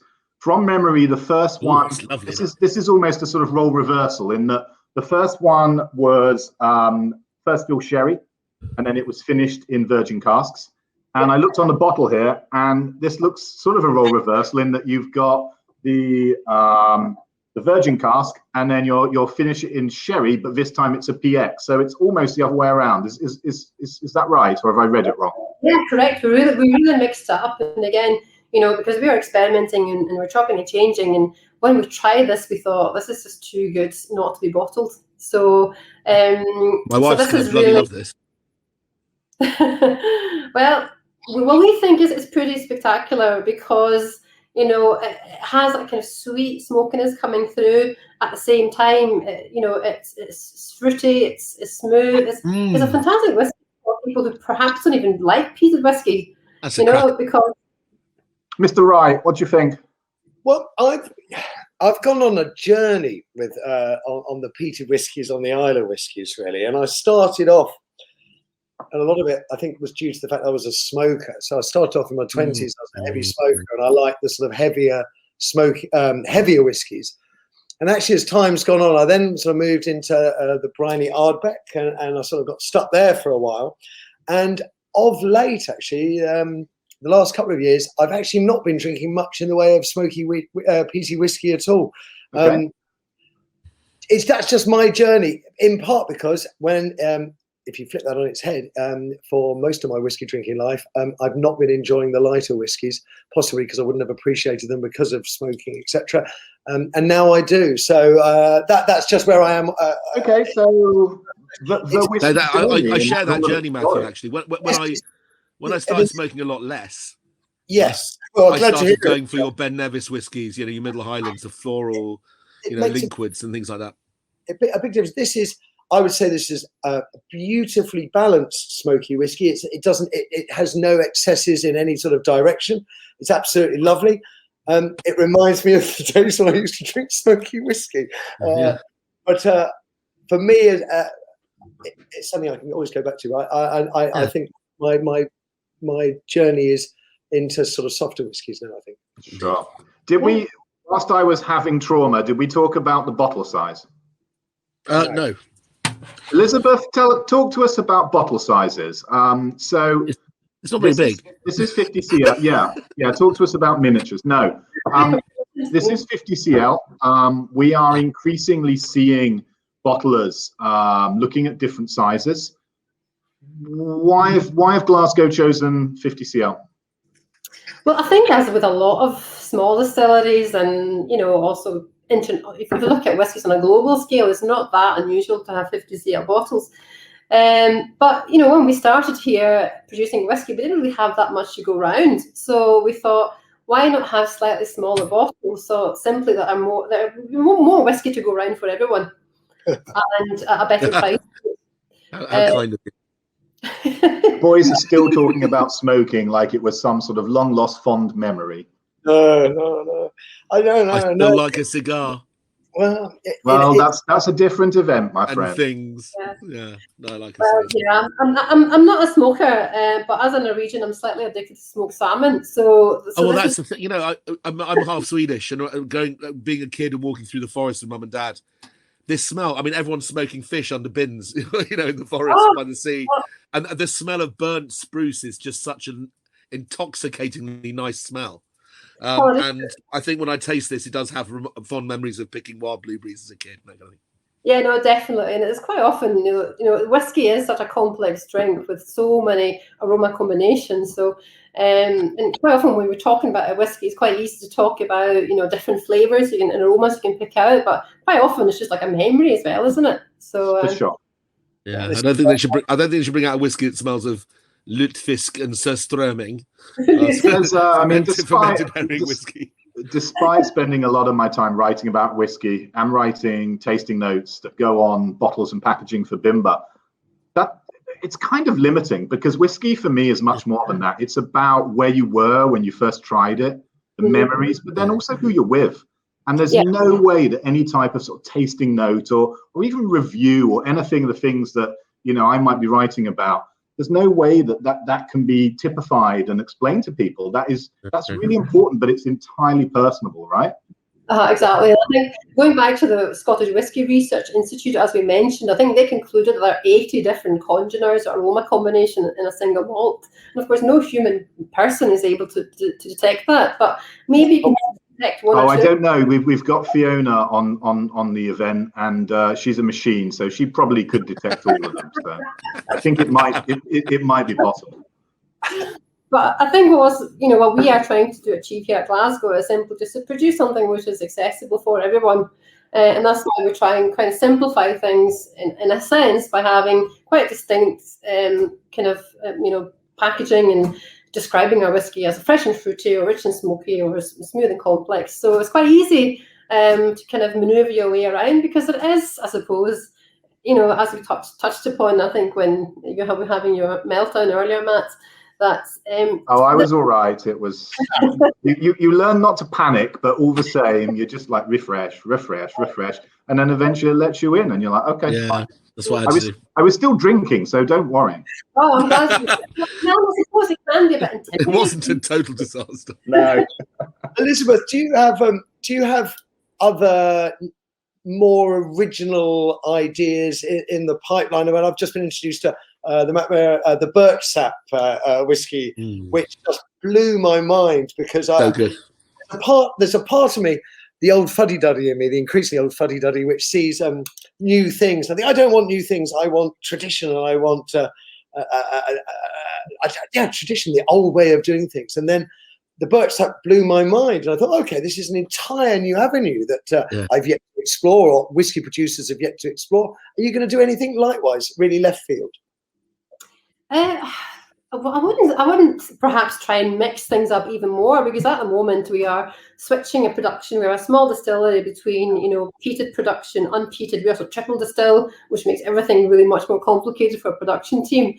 I've always kind of thought about it'd be interesting to have, this is a bit kind of geeky kind of route now, but see when we have cuts of the run. So we have, obviously, when we cut into our new make spirits, the heart of the distillation, to have like one batch of like the really kind of really fruity first part, and perhaps one cask with just like the middle of the middle heart, and one that's more fainty. And I think a big half Scander hooligan like me. I think the Norwegian side of you wants to be a bit more experimental. I would love more distilleries, particularly the younger ones, to experiment with a little bit of a tails cut, so into the bottom. Absolutely. For me, all new distilleries, including the one that I work for, is really looking for that bright, fruity, crisp, clear distiller. And that's great, because we know it produces great whiskey like this, so many things. But I just really feel there's a gap in the market for a distillery that wants to come out there and say, okay, we're just going to make it a little bit more dirty. We're going to ground it out. So many whiskies are just bright, fruity, crisp. Yeah, maybe a nice taily grain supplier or something just like that. Into the tails, not too deep, because we don't want it to be complete filth. But I'm a big fan of taily whiskey, though, is there? Yeah, I know what you mean. Sometimes it can almost be a bit too frustrating when you have a whiskey which is too perfect. Sometimes you want happens to me all the time. It's a disaster. So Elizabeth, we've got about 4 minutes left. We've obviously seen a few things from Glasgow. We've seen your sort of original, which I guess may or may not be some type of sort of trademark house style. We've seen the peated, and we've seen the triple distilled. What can people who are on Summerton Festival expect from you guys in 2021, perhaps? Well, as I mentioned, we're going to have some really exciting single cask releases, and I think perhaps some quite exciting cask finishes as well. So maybe moving a bit away from the influence of virgin oak and mixed bourbon and sherry, perhaps with some. We might introduce some different cask finishes. So just depending on how Shug goes with his tequila casks and etc. Sorry, tequila casks. Oh, there's going to be so for those who didn't know, these were legalized quite recently, and I'm not going to today dig into why I think that is, Diageo. But there's equally, and I was talking about this on a new tequila brand. I didn't know. What's it called? I'm not going to do that. Equally, as I was talking about on the sort of Summerton Whiskey Not Festival chat, I'm a massive mezcal fan of last year. It's what I've been exploring. So having the ability to bring in those new casks, whilst I do have some thoughts around why it's happened and who it might favor, it is quite exciting. It's really exciting to see distilleries play with, because you just don't know what's going to happen. Exactly. I think right across I think right across the spirit domain, when you start to really analyze the flavor profiles of the esters that you get. Let's say, for example, the plantation rum exercise. I mean, there's almost nothing they won't try, right? In this wonderful range of rums from France, they've noticed that Guyanan rum has a lactile components, much more kind of bucol, sort of slightly sort of like that kind of sickly coconut, milky, creamy component. However it exists in the rum, it happens to happen a lot in Guyanan rum, and they finished it off in Ocho Reposado tequila, which also has, a Reposado tequila has that kind of milky, and it's an extraordinary fusion of magic that blows your mind. And I know that many whiskies have very similar phenols, those slightly buttery, creamy. Sure. So lactile. Super excited, Elizabeth, to see what might happen if you guys do play around with some tequila casks. And I've seen a couple of tequila whiskies. I think there's going to be an absolute sea of them. But if you came out quite quickly, you'd be ahead of that sea, riding that wave. And we're very happy to be your beta group, your test group in the short term. Yeah. You do surprise me. It will do. Okay, final minute. Mr. Wadsack, Mr. Wright, any burning questions for Elizabeth that we haven't covered? Can I come and visit? Do you take visits? Well, you've been more than welcome to once we're out of this situation. Yeah. But when the bars open again in Sucky Hall Street, I'll be on it like a car bonnet. So I'd love to come up, and I'm expected in Glasgow as soon as I'm allowed. So I prepared for the apocalypse. Perfect. Don't forget, Matt, I know where your Hibiki shelf is. You do know where the Hibiki shelf is. Yeah, shut up. Anyway, Elizabeth, thank you very, very much for your time. It's the first time I've had I think your peated whiskey, the peated expression is terrific, really well balanced. It's it's not hard to understand either, which is nice. I think some peated whiskies can be scary. It's quite different from the first one. Yes. Yeah. Which we tried last year. It's quite different, and I like that. I like something which on the bottle it looks the same, but then actually when you look close, you're like, hold on, is this reversed? And you try it, and it's quite different. I like that. I'm glad you enjoyed it. And it's very nice to see Matthew Wright. Chin, Joe. Right, through your telegraph cable through your door down the street. We're at 22. So Elizabeth and the Glasgow team, thank you so much for your time. Thank you for coming back this week. We really appreciate it. And thank you for all your answers, and the guys manning the chat, answering all the questions. It's fantastic. Thank you. Absolute pleasure. Thank you. Cheers. Okay, so I'm going to say goodbye to Elizabeth. I'm also going to say goodbye to Joe. I get more time with my main man, Matthew Wright. He's Matthew, I'm Matt. We're now going to move on. I believe to Sliabh Liag Distillers. So we'll just wait until we clear the room. There'll be a lovely little video, and then we'll go at it again, Matthew, okay? Excellent. Really looking forward to it. Let's do that. Glad we've got you here, Matt, as well. Otherwise it'd be me on my own. Oh no, Dan is still there. Sorry, there's just a little bit more in the middle. What have you got for us, Daniel? Pardon? What have you got? What have you got for us in the middle? We have a music set from a gentleman that lives in Nashville, who I helped promote one of his UK tours, because he was sponsored by an American whiskey brand, and we got chatting. I know Richie has done a fantastic job. He really did. He really did. I couldn't ask for more. And this guy called Jared Dickinson, he's another great musician, just offered to make a couple of songs for us, and you can't say no. Righty-ho. So I'll have a pee break and come back for some tunes. And that's it. And then afterwards, we've got one more cocktail session, which will be an old-fashioned, because that's my favourite cocktail. Good choice. And then, yes, we will be heading over to Silky.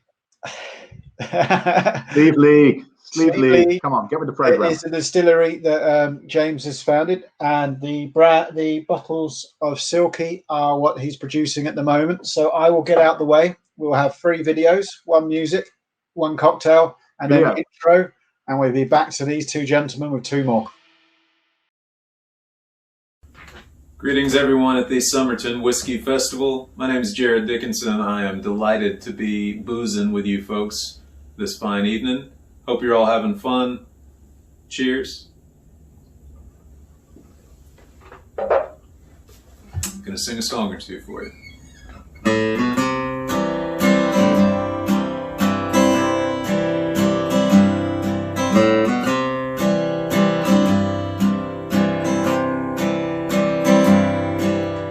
Aging desperado, the hills of Colorado, lies beneath the canopy of stars. His best years behind him, each star reminds him days that lay sealed in his heart. He's been a loner and a drifter, gambler and a grifter. He can play the fiddle, boys, like you can't believe. Tonight he's lying in the valley, campfire slowly dying. As the embers fade, he drifts off to sleep. He dreams of dance hall dames, wide open plains, skies that are bluer than blue. Oh, but my, how things have changed. Yeah, all that remains is a cowboy, a big lonesome moon.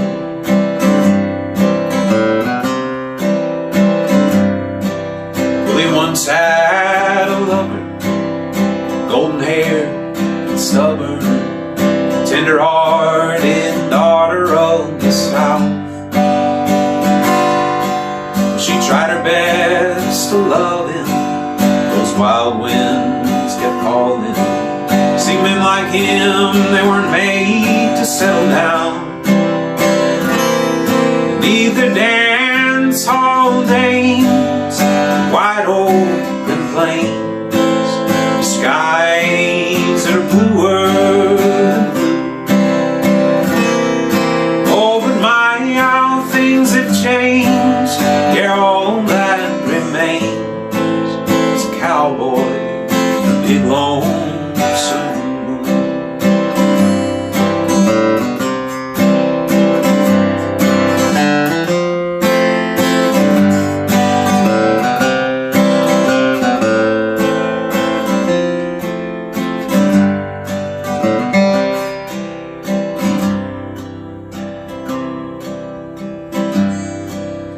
Just before the sunrise, the waning hours of twilight, the cowboy stirs and he wakes from his sleep. Though the world has passed by him, deep down inside him lay the memories of a long life spent free. He has his dance hall dames, wide open plains, skies that are bluer than blue. Oh, and though things may have changed, the truest ones remain, like the cowboy, his big lonesome moon. Like the cowboy, his big lonesome moon.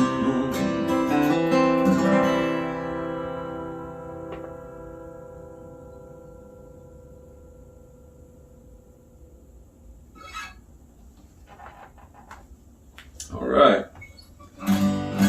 It's called A Cowboy and the Moon. I'm going to do another one for you from my Ready the Horses album called Nothing More.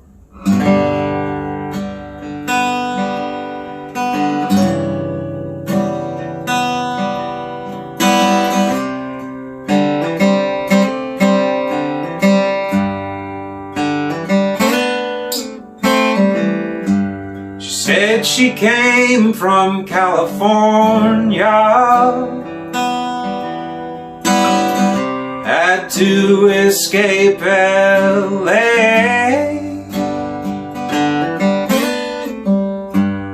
Now she's headed down to Georgia. She might just be inclined to stay.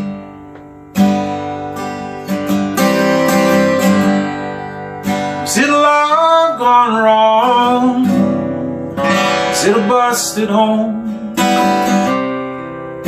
Or did she just lose her way?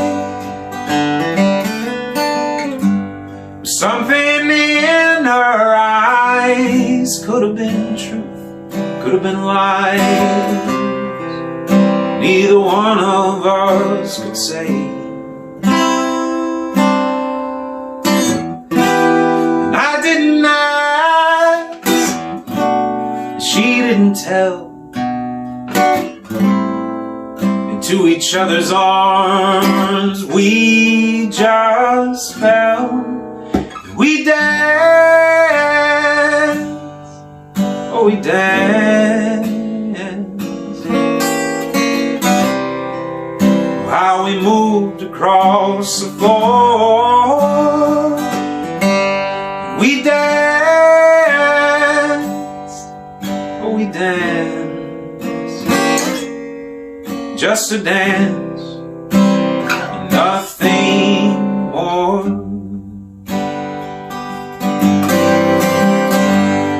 I offered her a drink. She said whiskey neat. When we sat down at the bar, she hardly said a word. Maybe that's what she preferred, though she never left my arms. The hours flew by, took frozen time. Barmaids were stacking the chairs.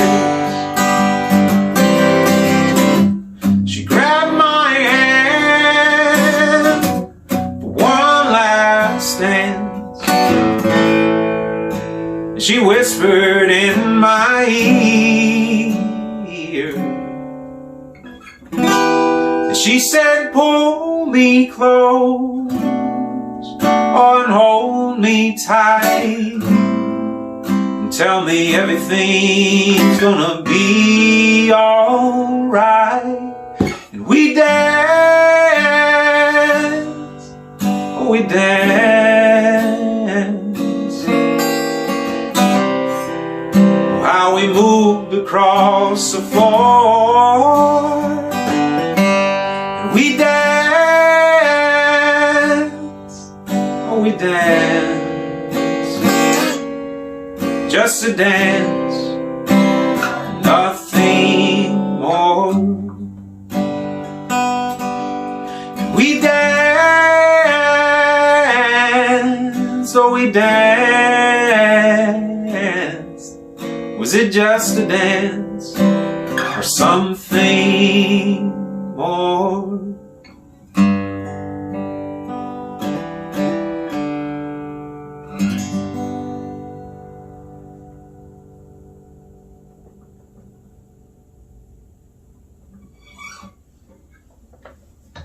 All right. Hope you guys are doing all right. Hope you're enjoying your booze. Hope you're having some nice whiskeys there. Gonna do one more for you. This one's called Gold Rush.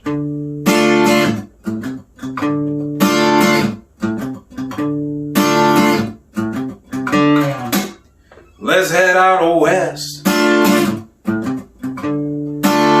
We'll seek our fortune in the hills,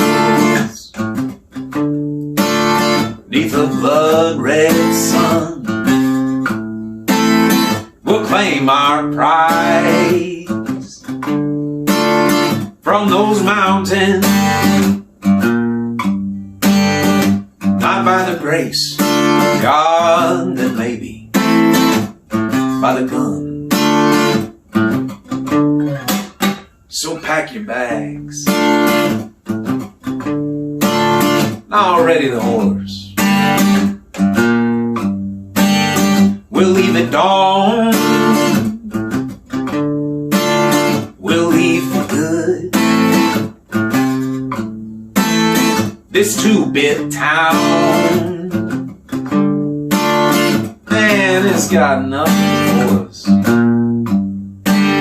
I tell you, brother, we'll be millionaires before the year is done. And there's gold, can you hear it calling out our names? We'll be rich, oh, I'll swear it on my grave. Oh,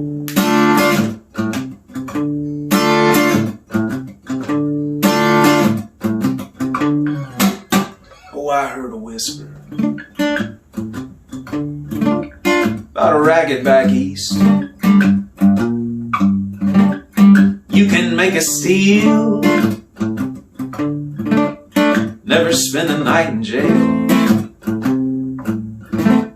'Cause even if they catch you, boy, with dirty sacks of gold,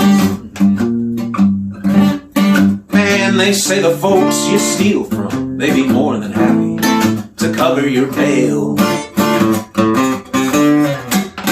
And there's gold, can you hear it calling out our names? We'll be rich, oh, I'll swear it on my grave.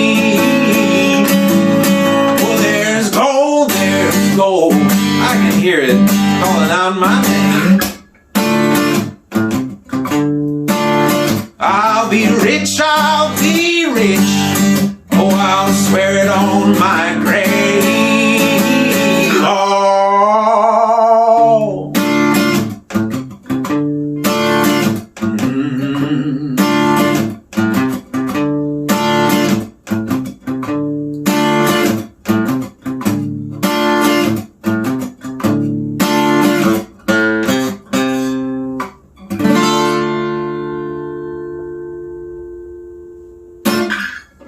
All right, thank you guys so much. Y'all have a great festival. Thanks for joining me. We'll see you next time. Cheers.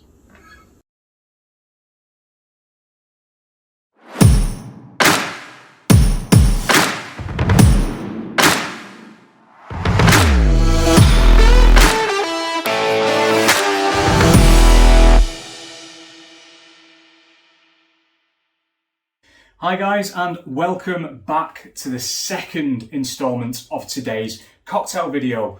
Hopefully you guys are having a fantastic time at the festival today. There's some fantastic guests and some amazing whiskey as well. And an amazing whiskey is exactly what I'm going to be using for this next drink. Now, the cocktail I'm talking about is actually quite popular already. You've probably made some yourself. It's quite simple, quite straightforward, and it's made the world over. That cocktail is the Old Fashioned. Now, the Old Fashioned takes quite a few ingredients. Not, you know, I mean, we're talking 2 ounces of bourbon normally, some bitters and some sugar, and stirring it around. I've mixed things up a bit. What I'm going to be making is a honey and rosemary Old Fashioned. Now, what you're going to need to make this delicious drink is, again, we're going to need a sieve of some description, but again, you can just use a fork at the front of the glass if you don't have a sieve. The glass, again, a pint pot or a cocktail glass, a tall glass, whatever, it doesn't matter. As long as it doesn't leak, you can probably mix something in it. A jigger to make sure that our spirit measures are correct. This thing, which looks a bit ominous, but it is a muddler. And this is basically used to smash ingredients down. If you don't have one of those, because it's a little bit weird, to be honest with you, a wooden spoon does just as well. So what you'll also need to contain your drink, because it generally helps, is a glass. Now again, we're going for a rocks glass, flat bottomed tumbler. This particular one's quite nice and cut and things, and I haven't broken it yet, which is always nice, but you can drink it from whatever you want. A spoon, in this case, I'm using a cocktail spoon because it's quite long and we're going to be able to get into this glass and stir it. But again, a teaspoon will do, a knife will do. Raid Granny's teaspoon cupboard from when she used to get teaspoons when she used to travel around the world on cruises and stuff. Just a spoon, it doesn't matter. Ice in my little thermos cup, that is ice. The whiskey that I'm going to be using is the 1770, the original. which is a mixture of ex-bourbon and ex-virgin oak, and it gives it this lovely kind of spicy, toffee, butterscotch kind of vibe, which I think really, really nice. A little bit of honey in there as well, which will go with what we're aiming for here. The rosemary. Yes, this is in fact rosemary. This is not just some random hedge that I've been trimming. Obviously, for me, it works with fresh stuff. Dried stuff and the stuff that comes in like a powder form isn't going to work for this, so you really do need the fresh stuff. Angostura bitters make another appearance. They are the traditional bitters to use for old fashions, to be honest with you, so I'm not going to change that because I think it still works quite well with what we're going to be doing here. Honey. Now, this appears to be some form of posh honey. Doesn't matter. Normal honey's fine. Anything will do, because that honey really does play into this, this lovely little dram here. Now, one thing that's a little bit different as well, sea salt. I'm going to be using a tiny pinch of sea salt. Really, you'll see in a minute, it's not going to be much. You can leave it out if you want, but for me, it really brings those flavours together and adds like a little umami kind of quality. So, let's get mixing. So guys, what we're going to do is we are going to take a sprig of rosemary. We're going to give it a twist. Possibly break it in half again so it goes in the glass quite neatly, and there we are. We've got some rosemary in there. So it doesn't look like too much, but it's enough in there to give it some flavour when we give it a muddle down and break it up, which releases those lovely herbal flavours. Let's move that out of the way. Now, here's your honey. Now, I'll try and cover that up, but we're not the BBC, so it doesn't really matter, does it? So any honey, again, of your choice, it really doesn't matter, guys. This is just one of the ones that I had in the cupboard. Now, I am using roughly a teaspoon of this stuff. And let's get it in there. This may take a while. It's going to take a while. Here we go. It's going. It's going. So, whilst that's doing its thing, old fashions always have a sweet component. That is what gives it its balance and its lovely kind of rich flavour alongside the bitters. Now that for me is probably about right, because you don't want to make it overly sweet. And the important thing with cocktails is to remember, you can put in but you can't take out. So if you put too much of something in, there's no removing it. You won't be able to compensate for it. But if you don't put enough in, you can always add a little bit in like sort of like small measures. Now, next up, we've got the Angostura bitters. These guys are going in there now because we're going to be muddling this. Honey is quite sweet, it's quite sticky. Now I've gone for 2 dashes there. That for me is probably enough. But it's entirely up to you and to your taste preferences. Maybe a little bit more. There we go. And you can see that lovely bright orange colour and all the ingredients in there. Now, what I'm going to do, and this is optional, and I didn't list this in the list of ingredients for a reason, because it doesn't necessarily always need to be used, because it depends on the kind of honey you're using, really. This is particularly thick honey. And I find that a little bit of water, possibly a teaspoon of water, helps break that up and sort of unstick it from the rosemary. Because as soon as I start muddling this, what is going to happen is it's going to stick to the rosemary and it's going to make a right mess. So before we do anything else, what we are now going to do is we're going to take our muddler, represented by this chunky fella here. Again, if you don't have one, doesn't matter. You can use the wooden spoon that I threw away earlier. And here we go. So muddler, drink, and just really get in there. Squish it around. Ideally on a flat, even and strong surface, so you don't break anything. And already, just even from up here, I can smell these wonderful rosemary flavours.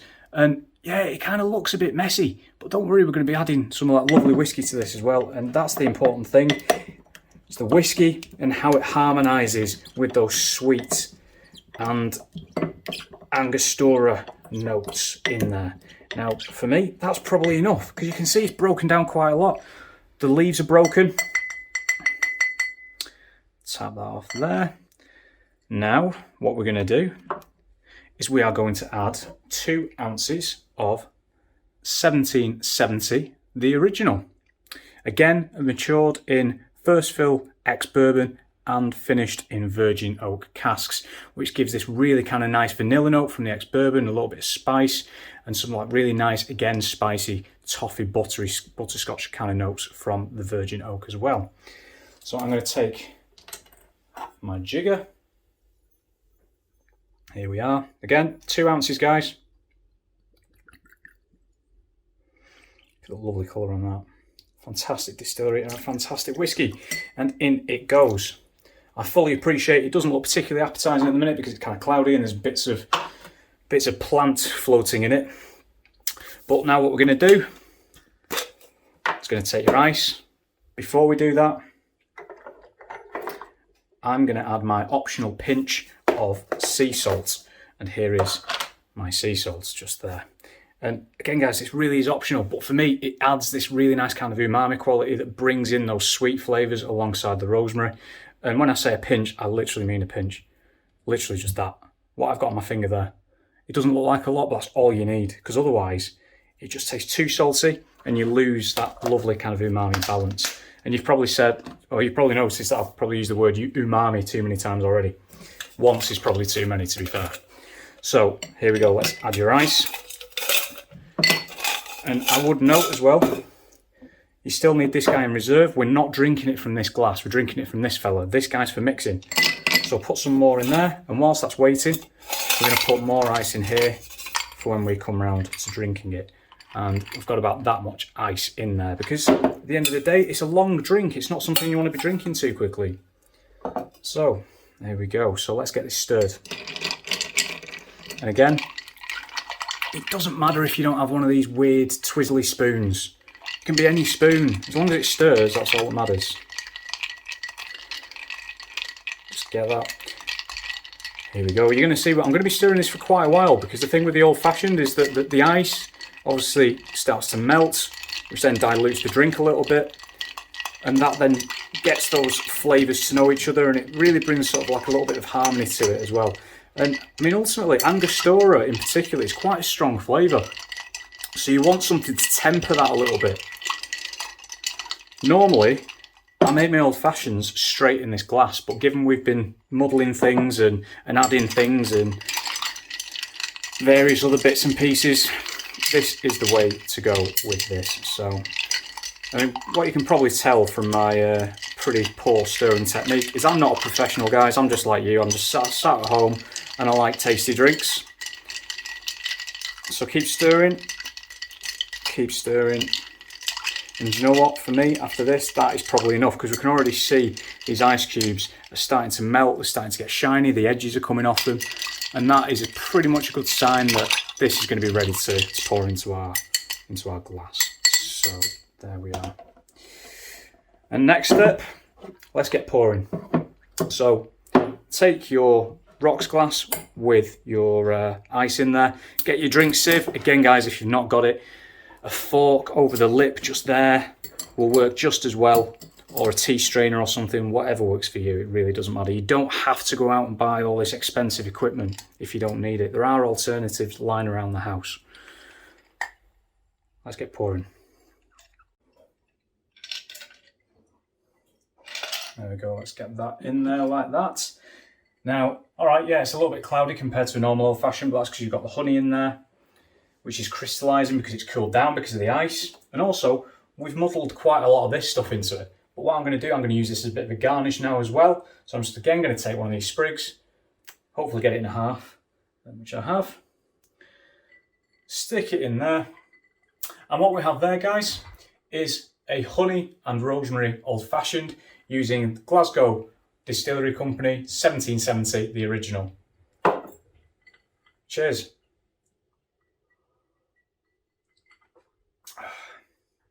Oh, aye. Are you?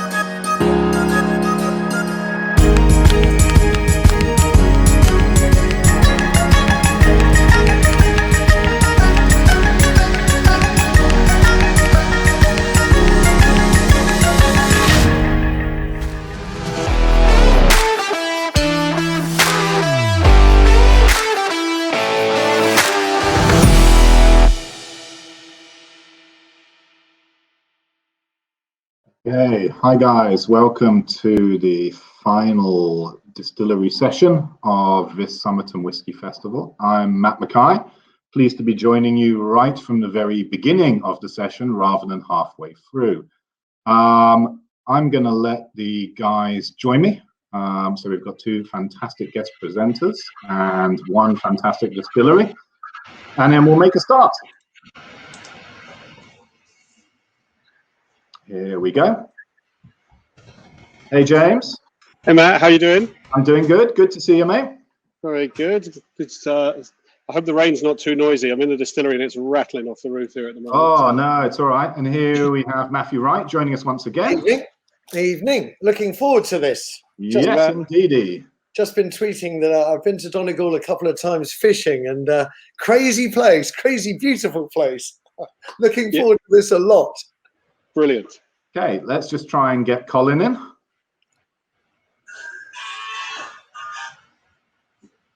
No, the rain doesn't sound too bad, James. I think you're pretty good. It's nice to see you at the distillery. Yeah, it's good. I've been down most of the day, actually, catching up with paperwork. So it's damn, that's a Saturday. I seem to have got my old job back somehow. Right, whilst we wait for Colin to join us, I'm going to suggest that we keep the pace up because I'm that type of guy. So we've got two expressions from the legendary Selkie. And I suspect, James, that we're going to be drinking the standard version, the green one, and then we're going to follow up with the black one, the PT version. Is that correct? I think so, yeah. We'll start with the original and then on to dark, yeah. Okay, guys, so let's crack on with that. Can I ask, James, while you're doing this, so in the blurb about the distillery is the talk of your grandfather's whiskey and that the culture of illegal distilling that was going on. Yep. Did you try your grandfather's whiskey? Have you tried it? No, so sadly in that video on the intro, you could see me sitting with my granddad on the back of a tractor trailer. So I was close to him as much as you can be when you're only, 12 years old. So by that time, there was no real tell of illegal distilling until it wasn't actually until I was at university and I was going off to Africa to study to grow tea and coffee that I came back on holiday to see her, and my gran just bizarrely sat down and told me all about his escapades as a distiller, gave me his recipe, and promptly died 6 weeks later. So to my knowledge, and I've got 72 cousins, none of them had the recipe, and she never really heard tell of it in the house, after he died. So it's kind of a remarkable thing because she had no reason to sort of think I would end up in it unless she had some rare insight. It's an amazing story. Hello, Colin, by the way. Hello. Hi, Matt. How are you? Great to see you. Chaps, Matt. We are all here. A lot of my favourite people. Lovely to see you. Although I do think Dan is trying to stitch me up at the end of the day by putting a right with Hampton White and trying to confuse me between you guys. But I'm going to try and be on the ball. Okay, I think everyone has provided some sort of introduction already. So we're just going to push on, and I'm going to let James tell all the audience about who he is and who Sliabh Liag Distillers are, and then move on to what we're drinking, and then we can have a chat. Superb, thanks, Matt. Well, I'm James Doherty, and I'm from Donegal, although I might have a Woking accent. So apologies for that. But my mum and dad left here in the 60s, and I grew up in Woking, travelled the world, and worked for William Grant & Sons for the best part of 15 years. So and had a thoroughly about as good a whiskey education and spirits education as you could possibly get working for that organisation. Brilliant entrepreneurial, innovative business. And Moira and I were actually living in Hong Kong, and we were sitting talking about what we really wanted to do. At the time, I was working for Sab Miller and selling Peroni, and I mean that's hardly a hardship really, but we kind of believed that we could create possibilities here in Donegal, in southwest Donegal, not just for ourselves, but for others by reclaiming this illicit distilling heritage of Donegal that was effectively, lost. I mean, in 1815, there were more illicit stills seized in Donegal than the whole of the rest of Ireland put together. So, and there was an authentic style of whiskey that killed off the legitimate distillers here, which was smoky and rich, and we felt like that was an opportunity that we could claim, but we could actually build a a business that had an ecosystem of business around it that would grow and support the whole area, and maybe give people like my mum and dad the choice to stay in the area rather than have to leave to look for work. Kind of everything we do now is hopefully, we think they're beautifully designed. I mean, Matt, you just said you've been to Donegal. It's a wild and beautiful place. It's not a pretty place, although there are pretty parts to it. So we try and capture that kind of raw, wild Atlantic spirit. We try and make sure that everything drinks soft. So I love soft, hard spirits, if that makes sense. So, and even at cask strength, our drinks drink really soft and come with a challenge. So Irish whiskey is kind of a city-based flavor in my view today, and we want to bring it back to a rural taste that's kind of largely lost. And we want to celebrate Donegal. If anyone playing bingo right now, we should be sitting trying to count the number of times I can get the word Donegal into a conversation. So, we're all incredibly proud of where we live and what we do. And we try and make spirits that have this kind of unique sense of place and time. We make a savoury gin that celebrates the wild Atlantic, so it's intense, made with 5 seaweeds. If the rain stops, I might actually be out picking some of them tomorrow with the full moon. Including a barrel-aged version of it that celebrates the Armada. And then we have Silky, Matt, to sort of get onto that, which is the first step in our whiskey journey. We're building a 500,000 litre whiskey distillery in the town of Ardara, which is about 15 kilometres from where I'm standing now. In GAA terms, in Gaelic football terms, it's the other side of the world, frankly. But it's not very far away, really. And we've been making here in the gin distillery, we've been making small amounts of double distilled peated single malt. That's from about June last year. So, the idea is that we'll only make peated single malt. Unlike a lot of artisan distillers who tend to do a bit of everything, we think our secret, our route to success is to try and make Donegal the Islay of Ireland, essentially. So what you're saying there, James, without putting words in your mouth, is that you guys have, you've got the distillery, you're building it, you're up and running. But what we're tasting here today is sourced whiskey. It's whiskey that you've brought in to reflect potentially where you're going, but to appease the market. But we've still got a little bit of time to wait before Sliabh Liag actually, produces its own spirit, and that comes of age. So producing spirit at scale, definitely. So yeah, you're absolutely right. So if you go onto the Silky website, you can actually see on there, it's completely transparent. These whiskies are sourced. They're made in a style to reflect what we think Donegal would have made in the 1900s and has probably got lost. We'll continue to source the whiskies for Silky because we obviously won't make enough different styles to do this. We'll make peated single malt and peated pot still only. These are from Great Northern. They're making some incredible whiskies. And the original, which we've got, maybe the first one to try, is close to where Irish whiskey is today, I think. And the idea really is it's got a hint of peat. So 2% of the blend is smoky. And it's to give you a kind of, rather than a very specific sort of Irish, very specific like carbolic note or peppery note or whatever, to give you a more generic sort of smoke overlay. That's the kind of way it is. So the young whiskies, 30% of it is malt, double distilled in bourbon cask, 15%, 13% is triple distilled in a sherry cask, 2% is heavily peated triple distilled sherry cask, and then the rest, 70%, is made up of a rechar grain using maize. So it's a kind of buttery sweet kind of popcorny kind of taste. Brilliant. Thanks for that transparency, James. Really appreciate any distiller who's prepared to come on and tell everybody exactly what things are, but also what things aren't. I think that's really great and commendable. Is any of this extrapolated from the recipe handed on to you? Is that where have you got clues in that recipe as to where you're going? Actually, not so much in this, but when we come to do the pot stills, I know for a fact that so we've got a pochine. We haven't actually made the pochine yet, but we know that he used a lot of oats and he peated them. So we're going to use a little bit. Our pot still will be a heavily oat-driven recipe, which will be quite interesting. But in this, I think it's more about the suggestion of moment. So the smell of this initially is that when you come into Donegal, you get the smell of a peat smoke fire, and you get a kind of and the sort of atmosphere that you get in the place is kind of warm, sweet, inviting. And the weather is soft. It's never really hard. When it's hot, it's not particularly hard, if that makes sense. And it's not particularly, when it's cold, it's kind of soft cold as well. So we came at them with a kind of inspiration of a moment, that trying to capture that moment. You know, for us, this is more summery, the original, sort of fresh apples, biscuity, cereally. And it has this kind of gentle, more on the palate than on the nose.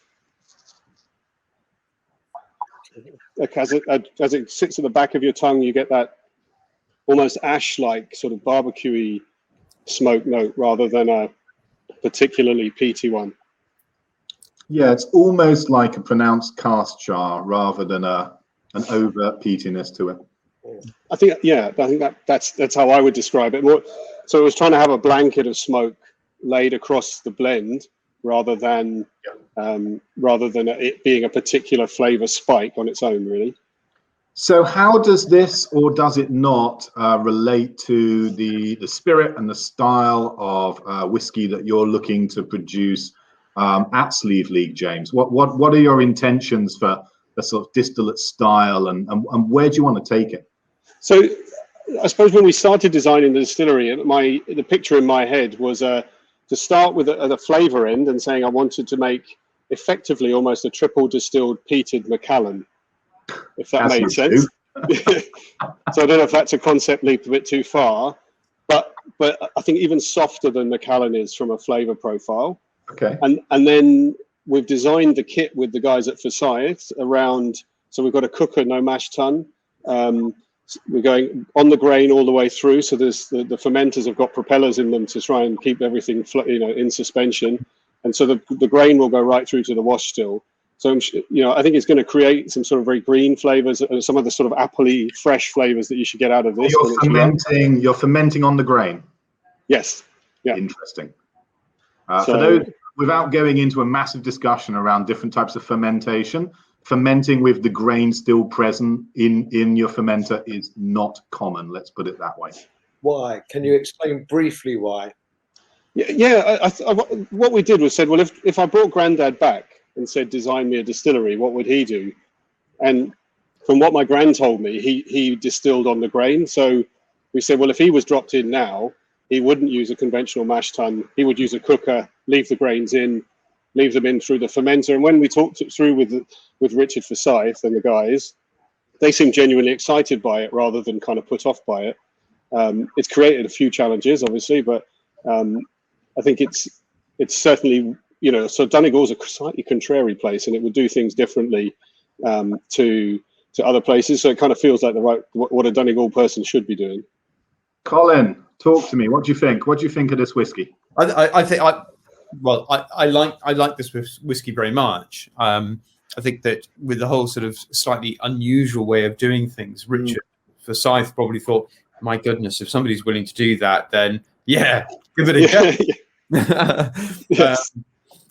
And I'm sure it's going to turn out very well. I mean, this whiskey is lovely. That whole sort of slightly smoky, peaty note that's within it is delightful. The balance, for me is amazing. It's great balance.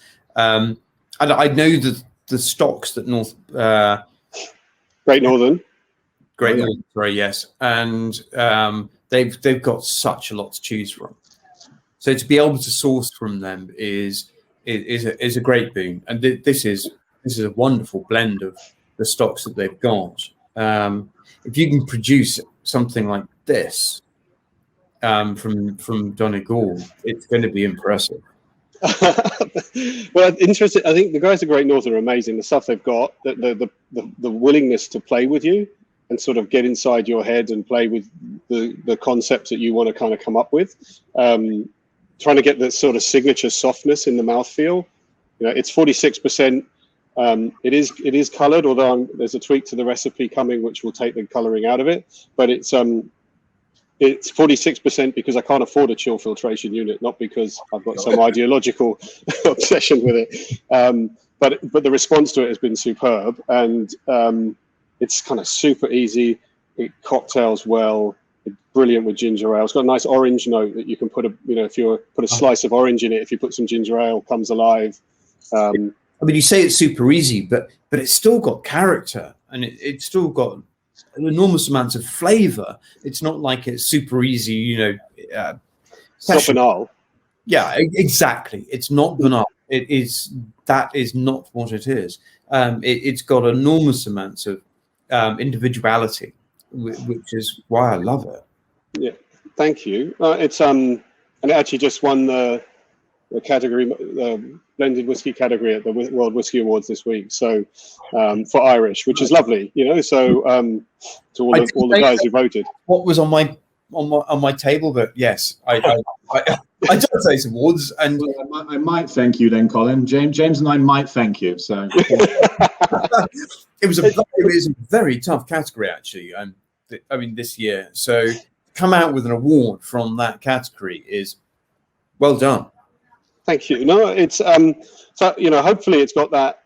I suppose we felt like Maura and I felt like we almost had to earn permission when we first came back, sort of 4.5 years, 5 years ago now, from Hong Kong, and said, we're going to do peated Irish. A lot of people sort of went, yeah, right, yeah, good luck with that one, and things like that. And so I suppose the important thing with original was kind of giving yourself, showing that you could make something that was, at least competent. And also kind of introduce the idea of smoke as a flavor compound rather than the be all and end all, and it kind of gave us permission, I think, to sort of go further. We've got plans to do more, and we've done more, and we've got plans to do more as well. So I think what's lovely about this is that it gives us this whole idea of what you can do with spirit, and if you can do this with other people's spirits, what you can do with your own. Yeah, is going to be exciting.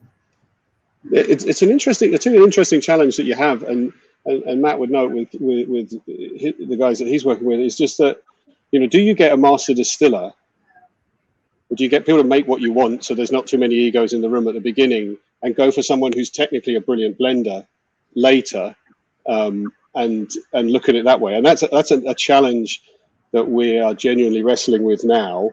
Is I've got such a kind of clear view of what I want to make. If I go out and get a master distiller with sort of, a serious view of his own that's different, then you get stick to your gut. Because if you stick to your gut, you'll always look back and think, well, what if I didn't do it the way I wanted to do it? That would be my only advice. But yeah, we're in a very similar situation in that our master distiller, my boss, has a complete vision for what he wants to do, and it works really well. But when I'm helping him select casks, I'm coming at it from a very different point of view. But I would always recommend that it's you have to go with your vision, so you never look back and think, well, what if? Yes. Actually, Matt, talking about sort of, yes, your boss and so on, he had a vision, and he created those incredible fermenters. Yeah. Built by his own hand, if you like, and they produce an amazing liquid. How many other people would build fermenters like that? They're about half the size of any normal fermenter, if that. And built, it takes individuality, and that individuality seems to be coming across in what you're trying to create up in Donegal. Yeah, I think it's about trying to create something that's Donegal first and Ireland second, as opposed to Ireland first. And the market is so challenging because it's dominated by Jameson, Tully, and Bushmills, and you kind of look at it and you go, well, and actually proper 12 as well these days. But you kind of look at it and you say, well, how are you distinctive within that? It's important, I think, to do that. And with Forsyth, we've designed offset necks in, so the wash still has an offset neck on it. Not because you particularly need one today, but I had this idea in my head. I literally drew it over dinner with Richard Senior, and he kind of went, "Oh, he says the computers will hate that, but I'll love it." And so, so talking about the challenging environment, James, I've got a couple of questions. One which is a bit challenging, and one which is not controversial, but maybe. Yeah. Irish whiskey is challenging, And in my opinion, it's going to become extremely challenging because the category has gone from 3 distilleries for many years to an impending explosion of distilleries. They're all going to come with their liquid of maturity at a very similar time. How do you think that's going to change the market when, you know, you've got Great Northern? That's fantastic. They're sort of providing that fourth strand. But you know, how many distilleries? There's going to be what, 20, 25, all at a similar time. What's that going to do? Well, I think what you're going to see is lots of people clamoring for space and clamoring for a sort of distributor space. And, you know, hopefully by doing Silky and doing it well, we will already have a distribution footprint in place. You know, we're in 26 countries at the moment. And by showing what we can do with this, then hopefully the trade will kind of reflect that in supporting us. The absolute scale of what's going in is pretty small. You know, really, there's nobody got 20 million to go and put in a 2, 3, 4, 5 million litre distillery, really. And so the danger is that you're going to end up with a lot of people fighting for a very small part of the market. I kind of picture it a bit like the single malt market in 1963 when Glenfiddich kind of broke out and said, let's do single malt. You know, they had 100% market share for a couple of years, and now they have 18% market share of a massive category. And I think it's a matter of, can we all sustain our businesses long enough to survive to that point? Do you? Yeah, maybe. Do you think that? I mean, someone's just put in the chat there are 40 distilleries currently distilling.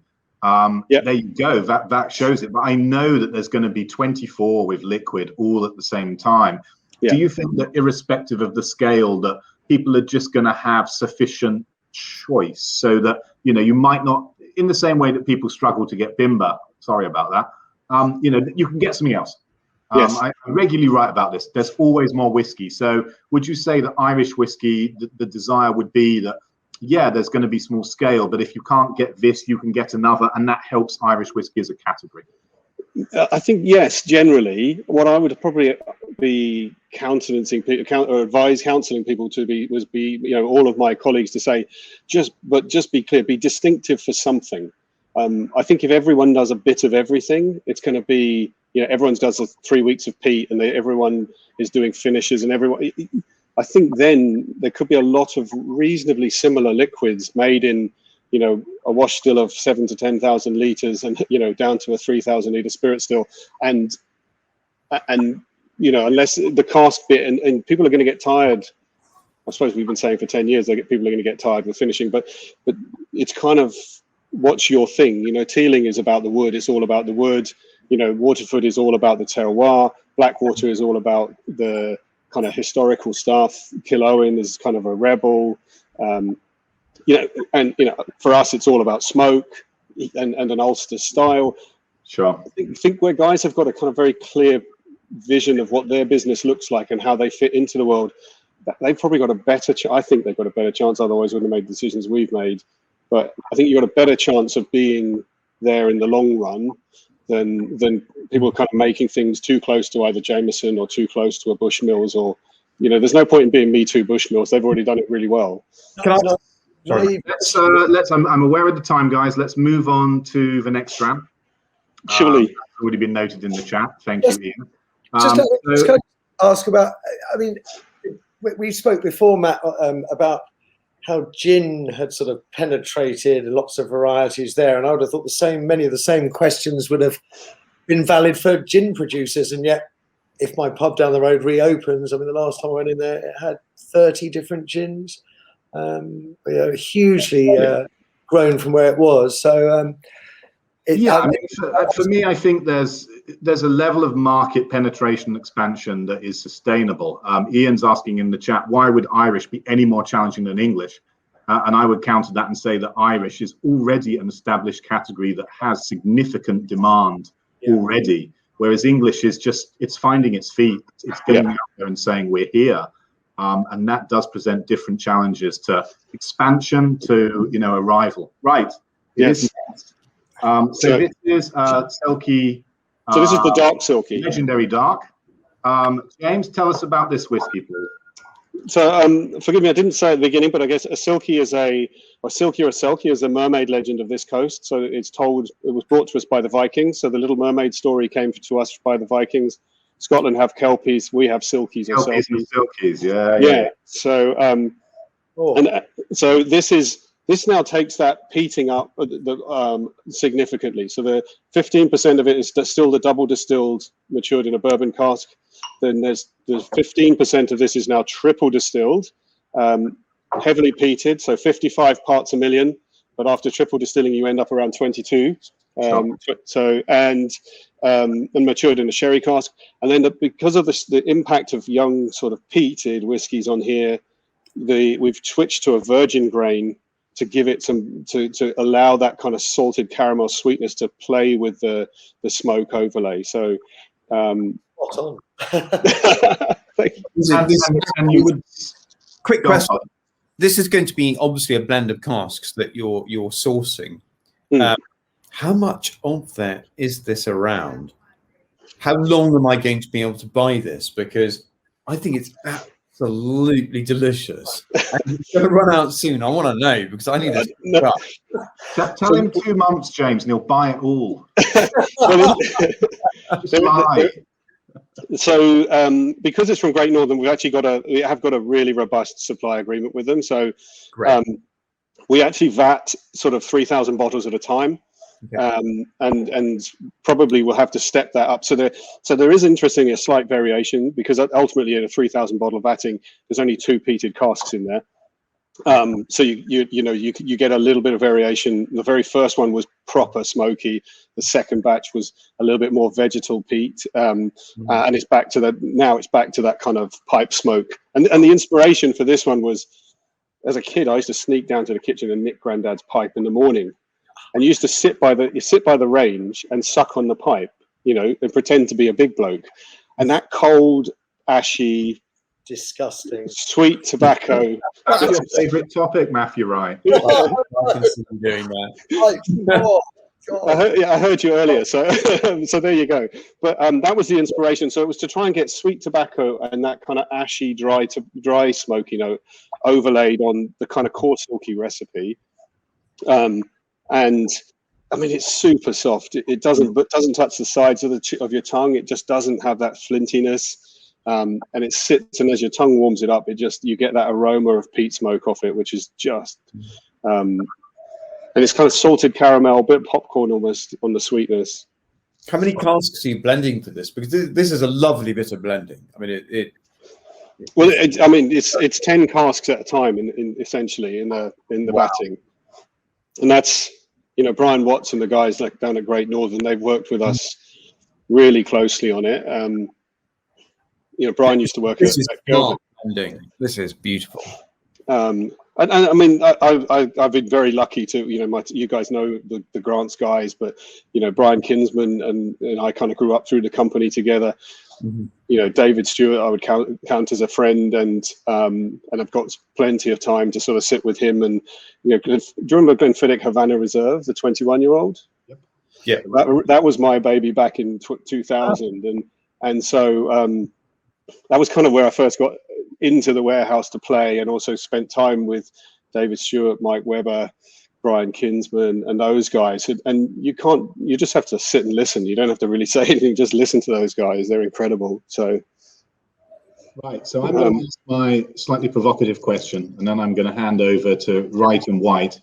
Yeah. And White, right. James, in my opinion, Irish whiskey is expanding so quickly that the category is struggling to really find its feet in terms of its transparency, in my opinion.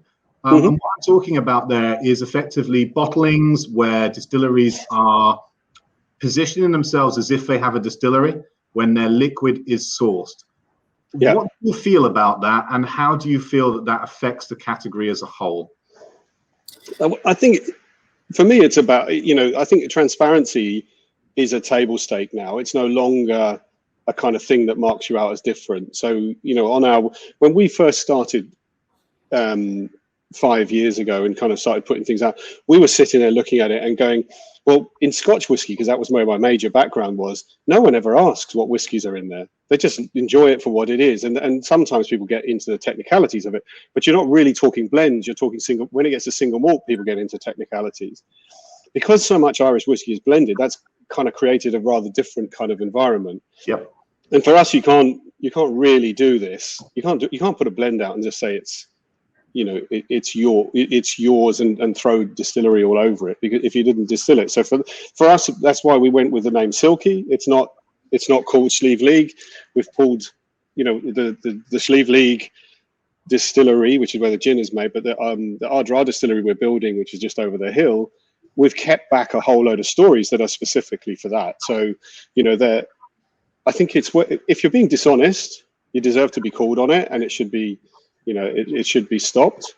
But I think where people are taking whiskies in and bringing them in and kind of effectively bonding their own whiskies, you know, I think it's just a matter of, it's a really tough one, because the category is established. Yeah.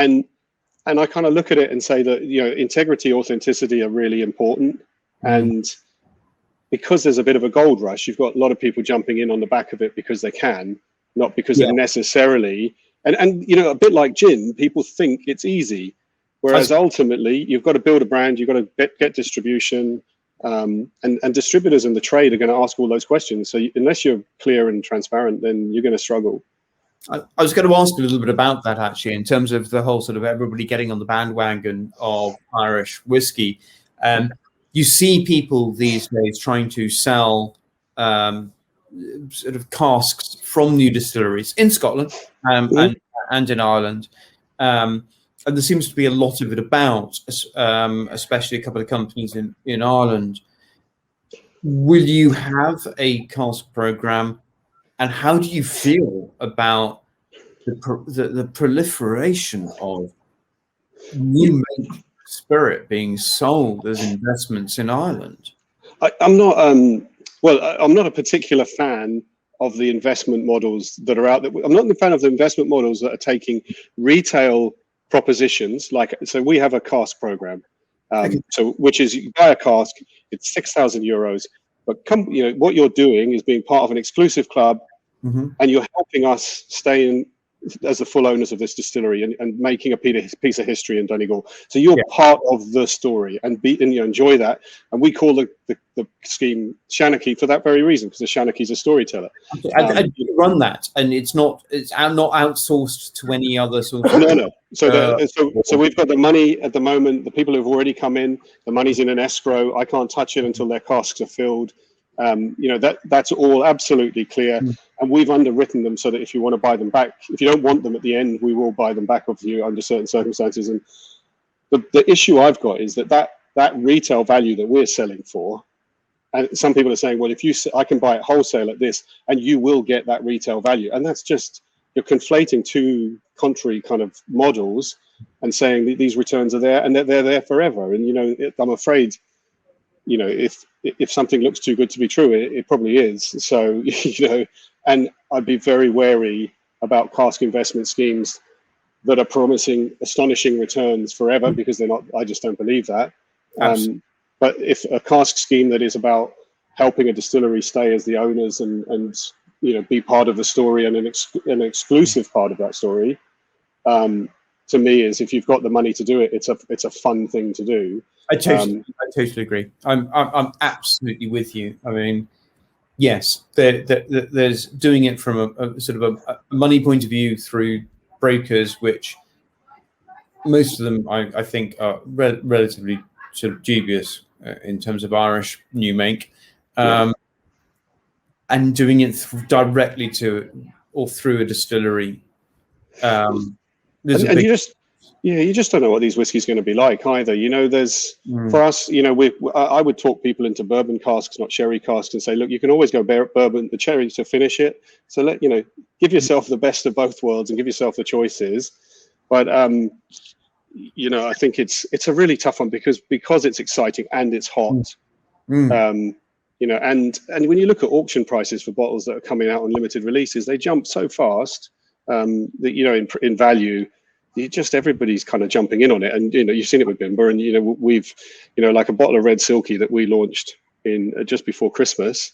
The cask strength, there was 210 bottles. We sold them at 85 quid. And most of them were drunk, to be fair, but they were on the auction sites at 260 quid. I mean, within 4 months, it's like, wow. Maybe I shouldn't be selling shares in the company, just bottles. I've just been looking through the chat, and there's one really good technical question in there, which would be remiss of me not to ask. You already spoke about the offset necks. Yes. Can you tell us what you hope they are going to achieve? Yeah, so I think it's more about just trying to create as much reflux as possible. So we've gone for very short necks on all of our stills, trying to drive across as much flavour as possible, because the triple distilling, obviously, you refine with every distillation, so trying to leave as much flavour in as possible. But historically, the offset neck was, I think, probably because the stills got so big in the big commercial plants that they moved the neck off from the centre just to save on copper on the line arm. But because of that, we felt like, well, if we can create more reflux and recognise that style of still shape that's also got lost, really, that would be an interesting experiment to see what that will do. I mean, at the very least, when photos of your stills start to circulate on the internet, people will know it's yours. Very much so. And I think if I think about, Tullamore Dew has an offset neck, and their still has a very idiosyncratic kind of dome, and then the still a bit odd, yeah. So whereas ours are much flatter, more aesthetically, but also because I think I didn't want that kind of turbulence there. We didn't want it to spend too much time in the still. But yeah, it's more, can we create enough reflux without kind of overdoing it, really, and ending up stripping all the flavour out? Sure. I saw a question on Matthew Wright. What do you think of this whiskey? It's absolutely delightful. I have to say, as I'd previously just been saying, I'd gone off. You have PT whiskies. And here we are. It's an absolute treat.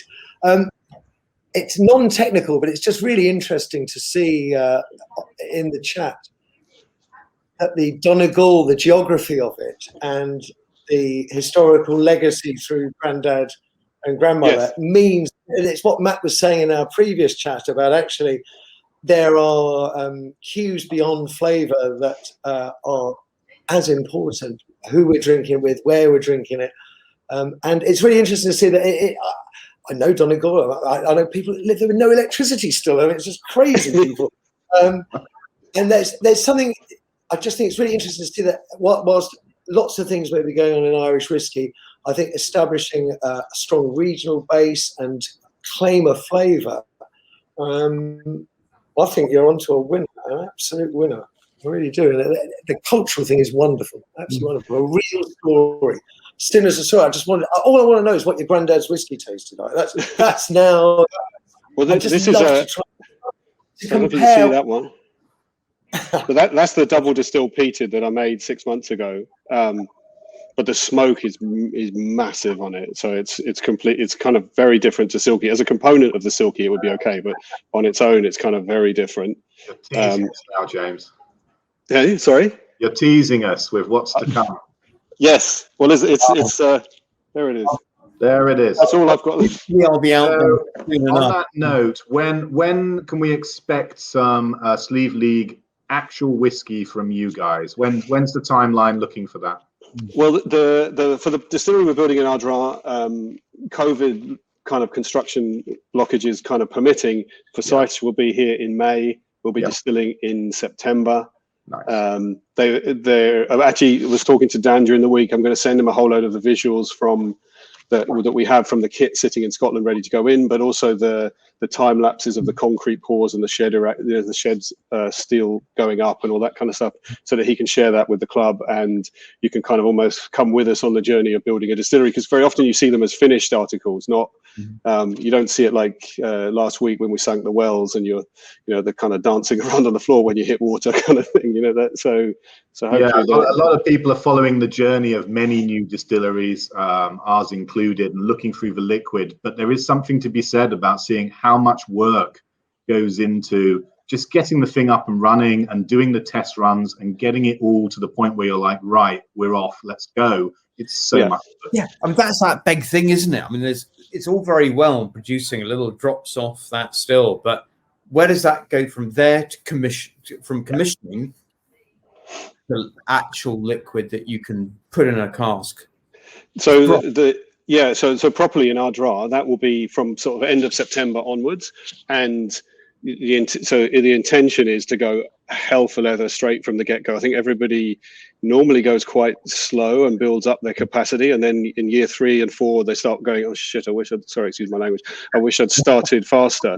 And then we've kind of already designed the cask policy, what we think the flavor profile will be, and the release policy, that a bit like Ardbegg's relaunch, where alternate years we'll release a 3-year-old single malt, and then a 4-year-old pot still, and then a 5-year-old single malt, and get people to come with us on the journey of how this kind of signature flavor develops over time. That's the intention. Obviously there'll be some single casks, but the idea is to try and hold back as much as you can until we think the pot still will be at its peak, sort of 5 to 8 years old. That's where we want it to be. So it's kind of young, vibrant, that still has that richness.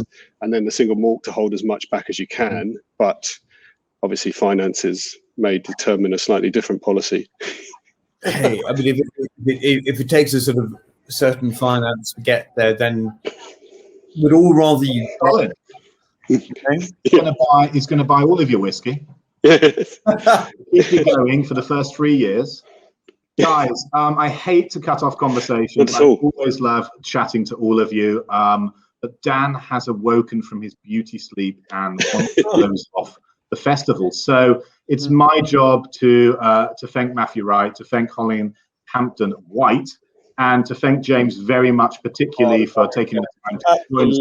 What a great story. What a great thank story. you. No, I appreciate it. Thanks, guys. I really enjoyed the evening. Thank you so much. At that point, I'm going to bid you adieu and hand back over to Dan for the end of the festival. Thank you again. Enjoy. Thanks, guys. Stay safe. Cheers.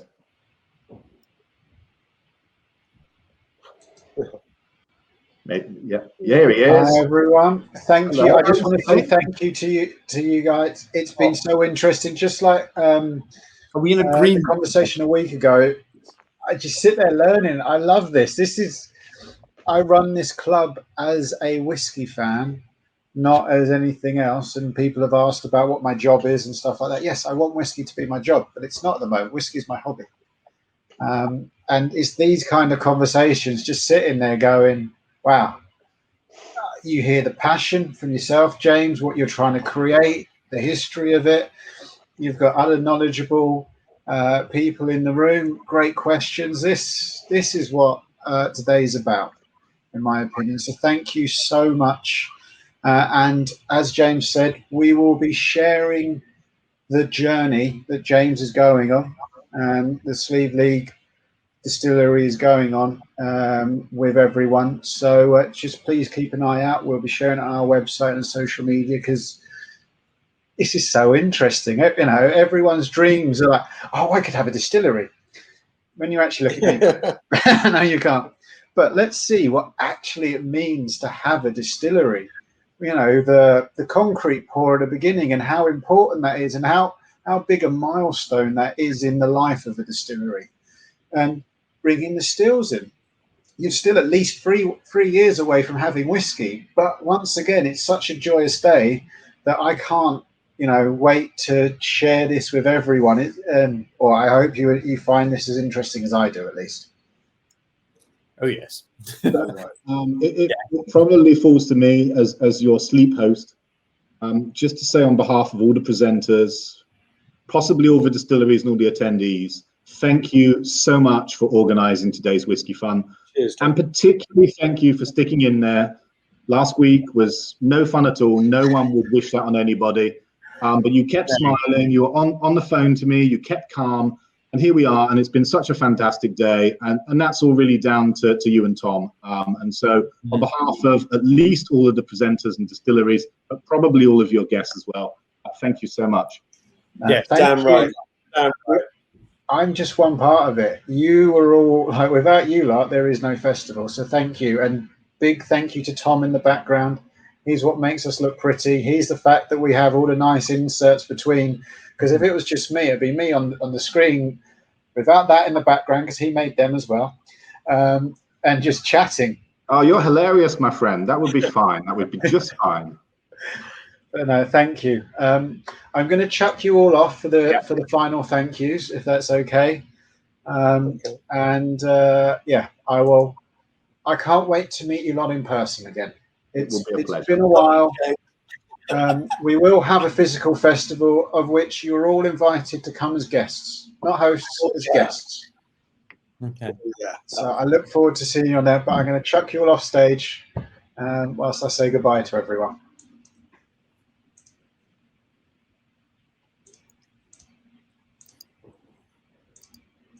So thank you everyone for joining us on our day of whiskey fun, our delayed day of whiskey fun, reloaded day of whiskey fun. I know I said, yeah, I'm going to put a festival on again. I think it was last October, but it's without all of these fantastic people that I can't put that on. So at the start of the day, Spirit of Yorkshire and Joe, and we went into Deanston with Brian, Cotswolds with Dan, Elizabeth at Glasgow, and James at Sliabh Liag. Without those people, none of this is possible. They don't just provide their knowledge; they provide their liquid for us to taste. You know, the idea of this event is so that you get to learn, but you also get to taste and find what your hopeful new favourites are. Without their input, both liquid and knowledge, that's not possible. So please keep on watching what they're doing, because I believe that they are fantastic brands. I believe they do fantastic things, and they will grow into doing more. I know Deanston is old, but as you've, old compared to the others, but as you've heard, they're still developing. Their liquid is still changing. We've got Sliabh Liag that's building a distillery, so there's lots to come. Thank you to all the guest hosts, Amy and CJ helping me out at the beginning, Joe, Colin and Matthew. These people choose to spend their time with us, and I really, really appreciate it. And Matt for taking over the guest hosting, the host side of it, because yes, it does. The day does. I do struggle as we get on. Thank you to Richie, who's been watching the whole day as well, and Jared for the music. I loved the music. When I first heard Richie, I didn't know what we were going to do, and then I see him with the loop pedal, and they're skills. They are proper skills. The way that you can do it with both the guitars, the different styles of guitars in your voice, and then the singing on top. Fantastic. Jared in Nashville for being kind enough to send over a few songs for us as well. Andy creating those cocktails.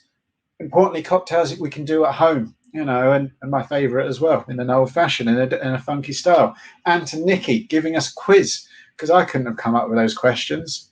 Larkfire, not just giving us a different way to enjoy, the whiskey, because it opens it up, but also, they've given us a competition prize as well today. So thank you to them. White Hare and Double Dutch giving us a gin and tonic, which, as I said a while ago, that's a part of my journey. I went to a distillery and had a gin and tonic. I don't like gin or tonic. I liked it when I went to a whiskey distillery. And so thank you for them for allowing me to share that part of the journey. Sun Valley Snacks, indie-based snacks, Snaffling Pig, LoveCorn, because I know this is a whiskey festival, but who doesn't like opening the box and just finding a whole load of snacks? They're fantastic. And thank you, you lot. Without you, we don't have a whiskey community. Without you, this isn't a club. This is just me getting drunk on my own, which I'm very good at. But you help create a community. You all put your effort in, your time in, you comment, you share. It doesn't have to be very, very much, but you do, and you make us a community. I always wanted us to be a club, not just a subscription. And with you, that's possible. And so thank you. Thank you, everyone, for making this such a great day. I have one bit of club news to share with you, that for April, I'm going to be doing a refer a friend scheme. Bring your friends in, help grow this community. because what we're going to do is anyone that you bring in, we're going to share a dram with them and share a dram with you. I found that I have a few shelves full of samples, and I'm going to share them all with you. So that's one for next month, but don't be scared to get them in this month. We've got a great bottle lined up. It's something I've been wanting to share for a while. So anyway, club news out of the way.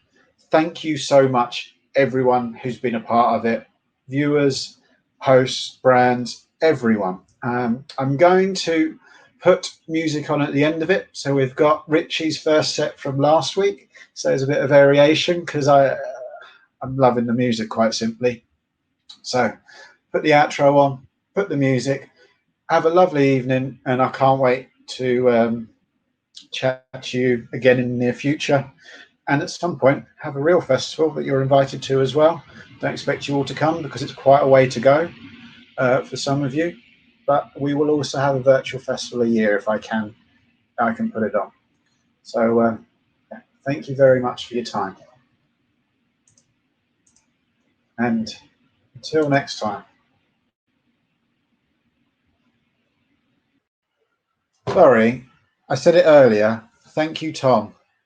Without him, none of this is possible. He supports me in the background to a level like today when I just said, like, help with this, this, and this. He just gets it done. Tom makes what we do possible, and Tom makes what we do look good as well. Should have said that earlier. My bad.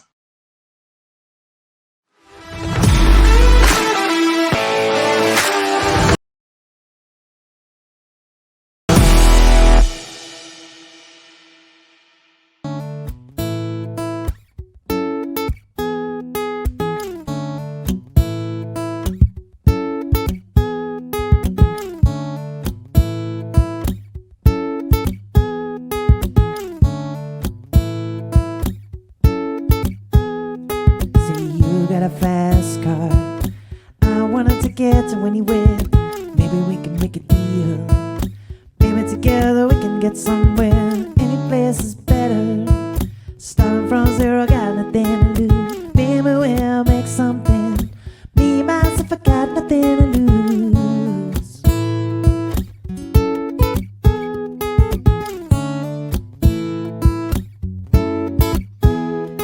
See, you got a fast car. I got a plan to get us out of here. Been working at the convenience store. Managed to save just a little bit of money, and we won't have to drive too far. Cross the border and into the city. You and I can both get jobs. Finally see what it means to be living.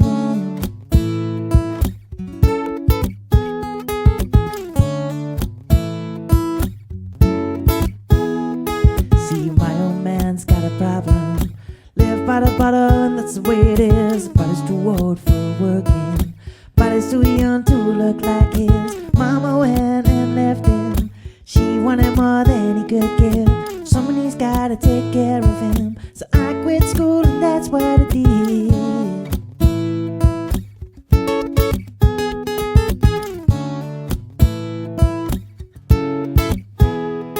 Say you got a fast car. Is it fast enough so we can fly away? Gotta make a decision. Leave tonight or live or die this way.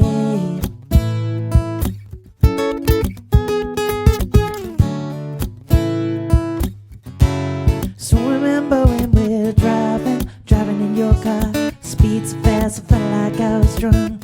City lights lay out before us, and your arms felt nice right around my shoulder. I had a feeling that I belong. I had a feeling I could be someone, yeah.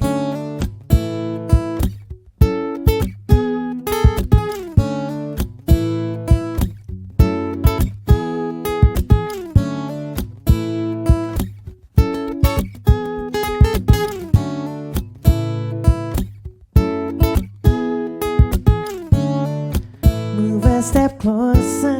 I know that you want to. I can tell by your eyes that you want to. Just a question of time. We knew we'd be together, and that you'd be mine. I want you here forever. Can you hear what I'm saying? know how I feel. Can't believe you're here, but I know that you're real.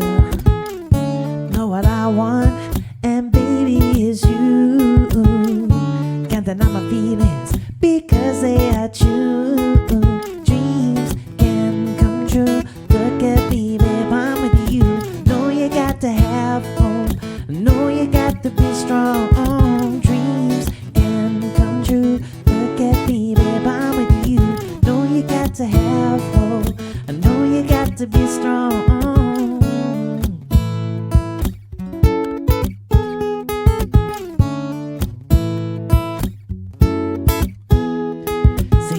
Got a fast car. We go cruising, entertain ourselves. Still ain't got a job. I work in like monkey, that's a checkout girl. And I know things will get better. We'll find work and I get promoted. We'll move out of the shelter, buy a bigger house and live in the suburbs.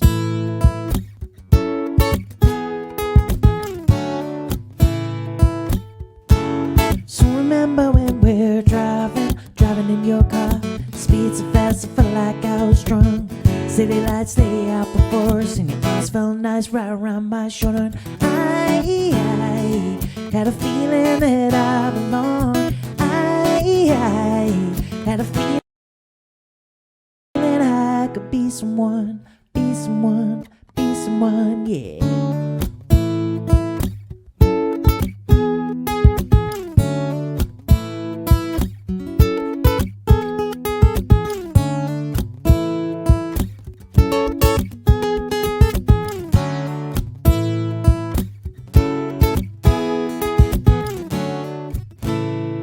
Thank you very much. That's a bit of Tracy Chapman and Fast Car. Okay, this next track is going to be Dreams by Fleetwood Mac.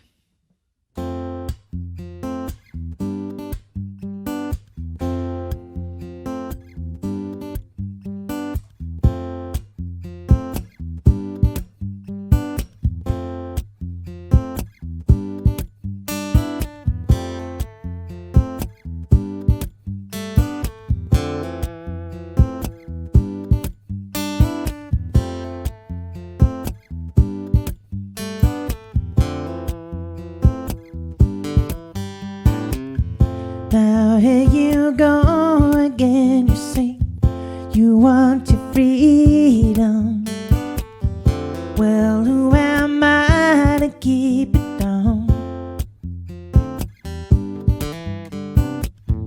It's only right and you should play the way you feel it. Listen carefully to the sound. Loneliness like a heartbeat drives you mad. The stillness of remembering what you had and what you loved and what you had and what you lost. Yeah, well, thunder only happens when it's raining. Players only love you not playing. Yeah, women, they will come and they will go. When the rain washes you clean, you know.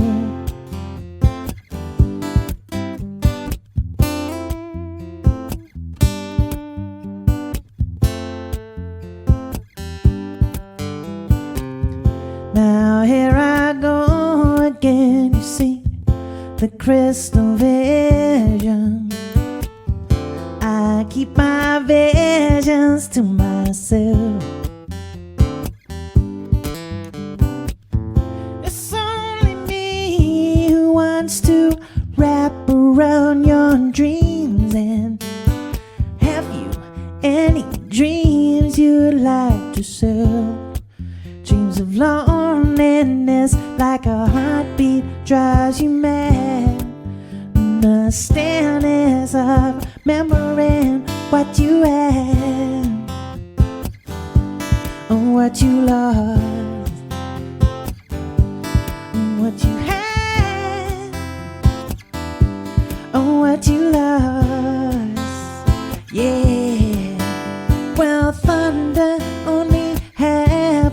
happens when it's raining.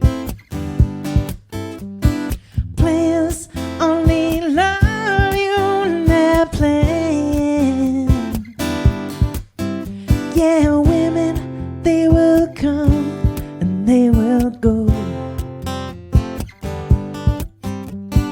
When the rain washes you clean, you know. Well, thunder only happens when it's raining.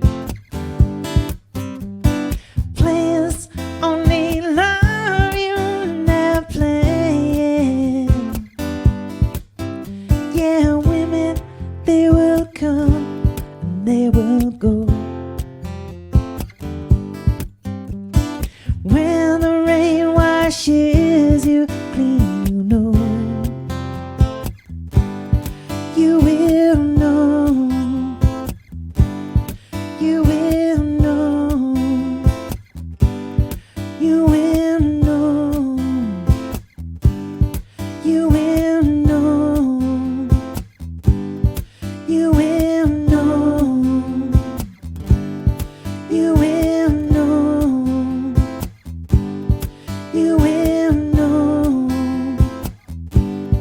You will know. Thank you. That last track was a classic from Fleetwood Mac. Next up, I've got some George Ezra for you, and it's a track called Budapest.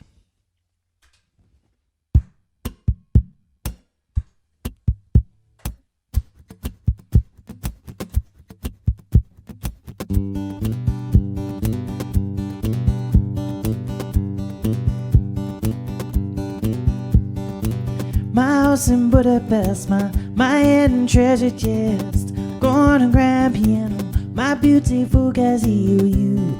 Ooh, I leave it all. My acres of a land that I've achieved. It may be hard for you to stop and believe, oh, for you. Ooh, I leave it all. Oh, for you, ooh, I'd leave it all. Give me one good reason why I should never make a change. Baby, if you hold me, then all of this will go away. My many artifacts, the list goes on. If you just say the words, then I'll up and run for you. Ooh, I'd leave it all. Oh, for you. Ooh, I'd leave it all. Give me one good reason why I should never make a change. Baby, if you hold me, then all of this will go away. Give me one good reason why I should never make a change. Baby, if you hold me, then all of this will go away. My friends and family, they don't understand. They fear they'll lose so much if you take my hand over you. Ooh, I'd lose it all. Oh, for you, I'd lose it all. Give me one good reason why I should never make a change. Baby, if you hold me, then all of this will go away. Give me one good reason why I should never make a change. Baby, if you hold me, then all of this will go away. My house in Budapest, my hidden treasure chest, golden grand piano, my beautiful gazelle. Ooh, I lose it all. Oh, for you, ooh, you, I leave it on. Okay, this next song is taking you back to the 80s, and it's Tears for Fears. Everybody Wants to Rule the World.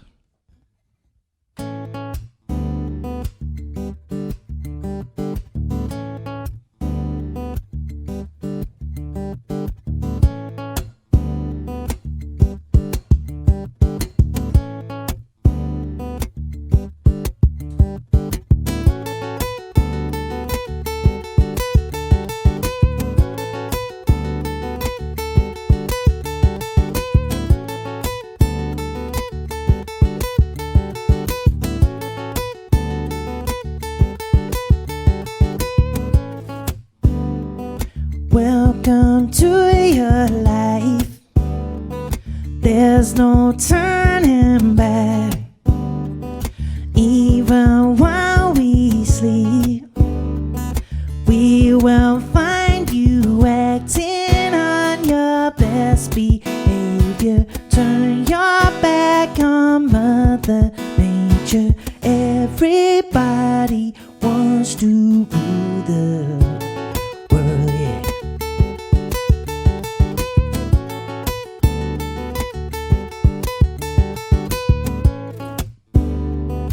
It's my own design. It's my own remorse. Help me to decide. Help me make the most of freedom and our pleasure. Nothing ever lasts forever. Everybody wants to rule the. There's a room where the light won't find you. Holding hands while the walls come tumbling down. If they do, I'll be right behind you. So glad we almost made it. So sad we had to fake it. Everybody wants to rule the world, yeah.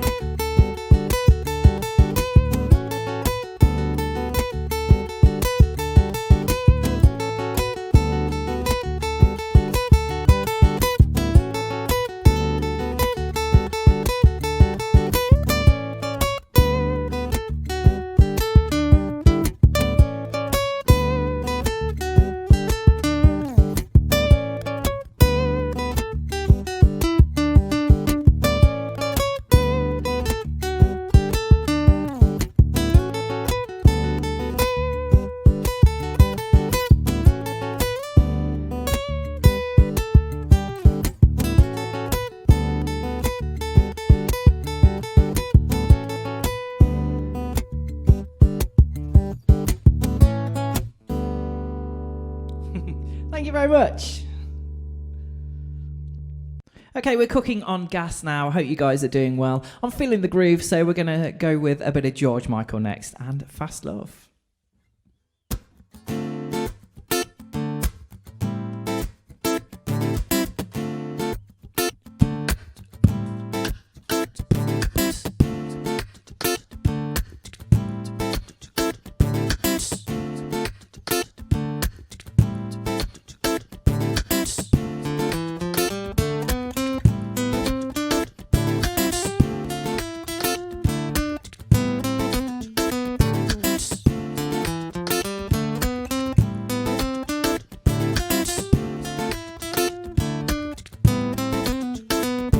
Looking for some education.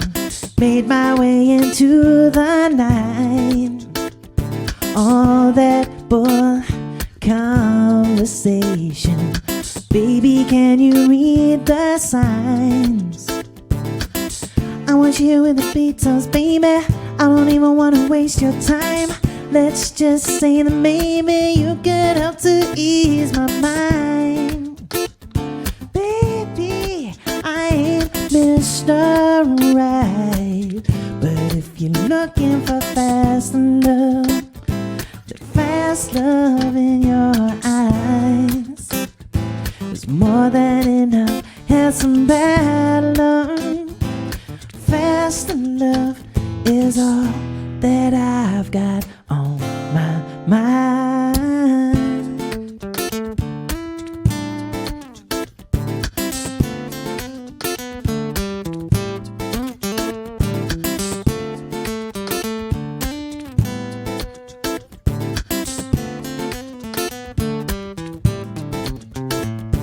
Looking for some affirmation, made my way into the sun.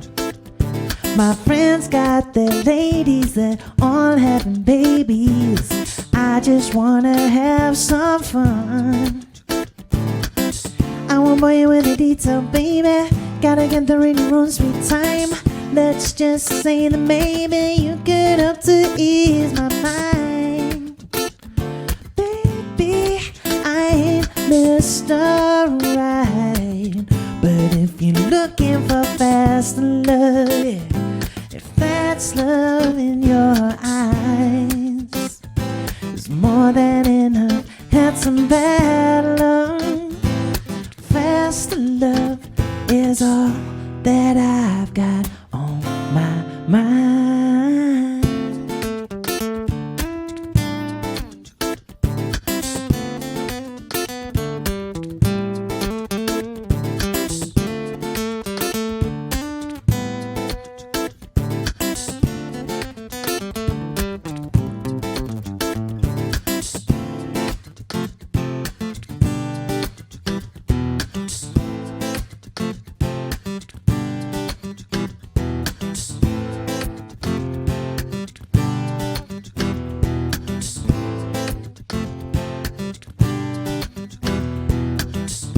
In the absence of security, I make my way into the night.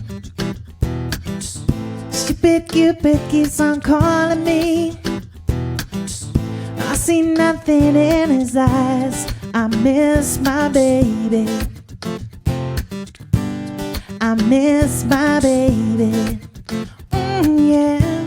So why don't we make a little room in my BMW, babe? Searching for some peace of mind.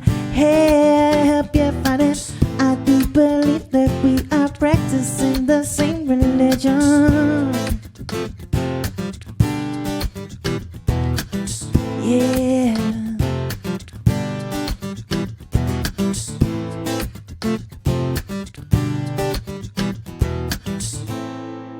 Thank you very much. That's a bit of George Michael and Fast Love. So I was thinking about what I could do, that, you know, song-wise related to the Whiskey Festival, and I thought about bottles, and I thought about one of my favourite artists or bands even, and that's The Police and their track "Message in a Bottle." Hope you enjoy.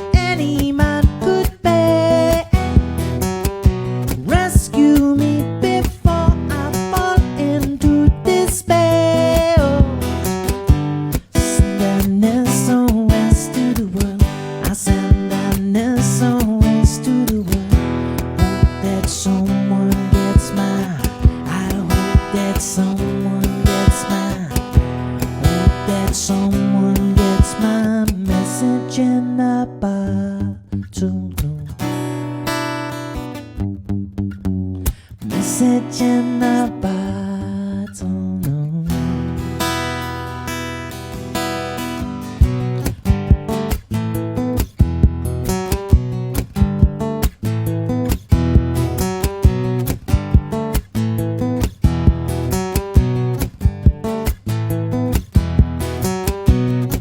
A year has passed since I wrote my note.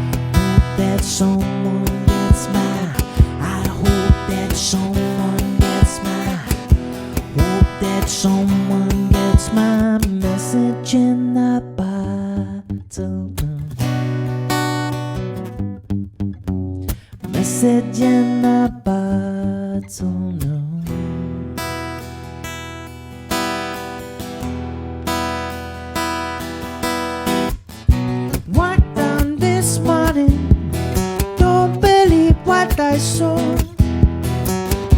100 billion bottles washed upon the shore.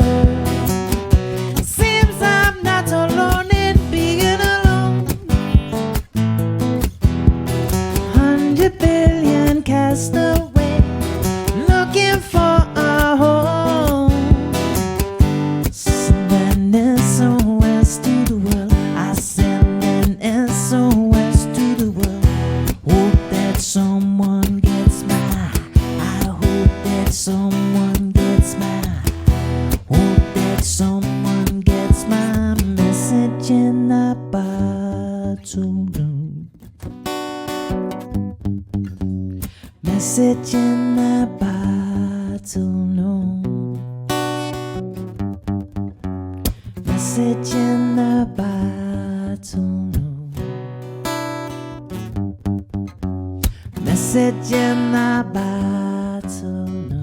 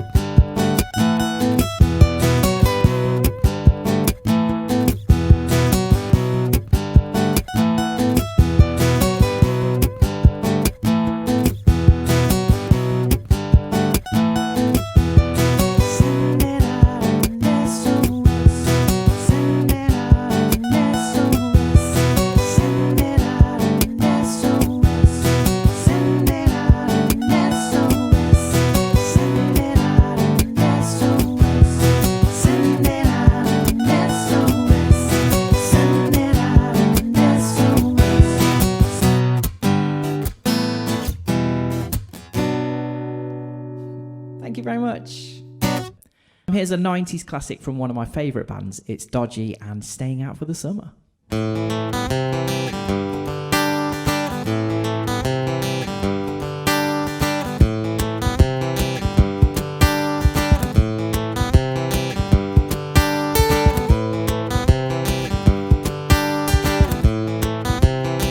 Staying out for the summer, playing games in the rain.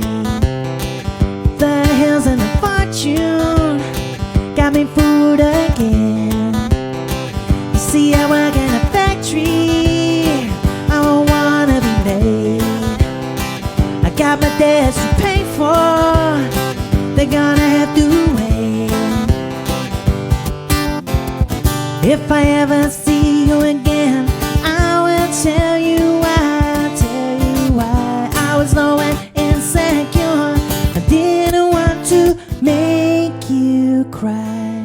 Well, my good turned bad, and it's just my luck that you're not on my side. So what happens now? Where did you go with these feelings I had? Staying up for the summer.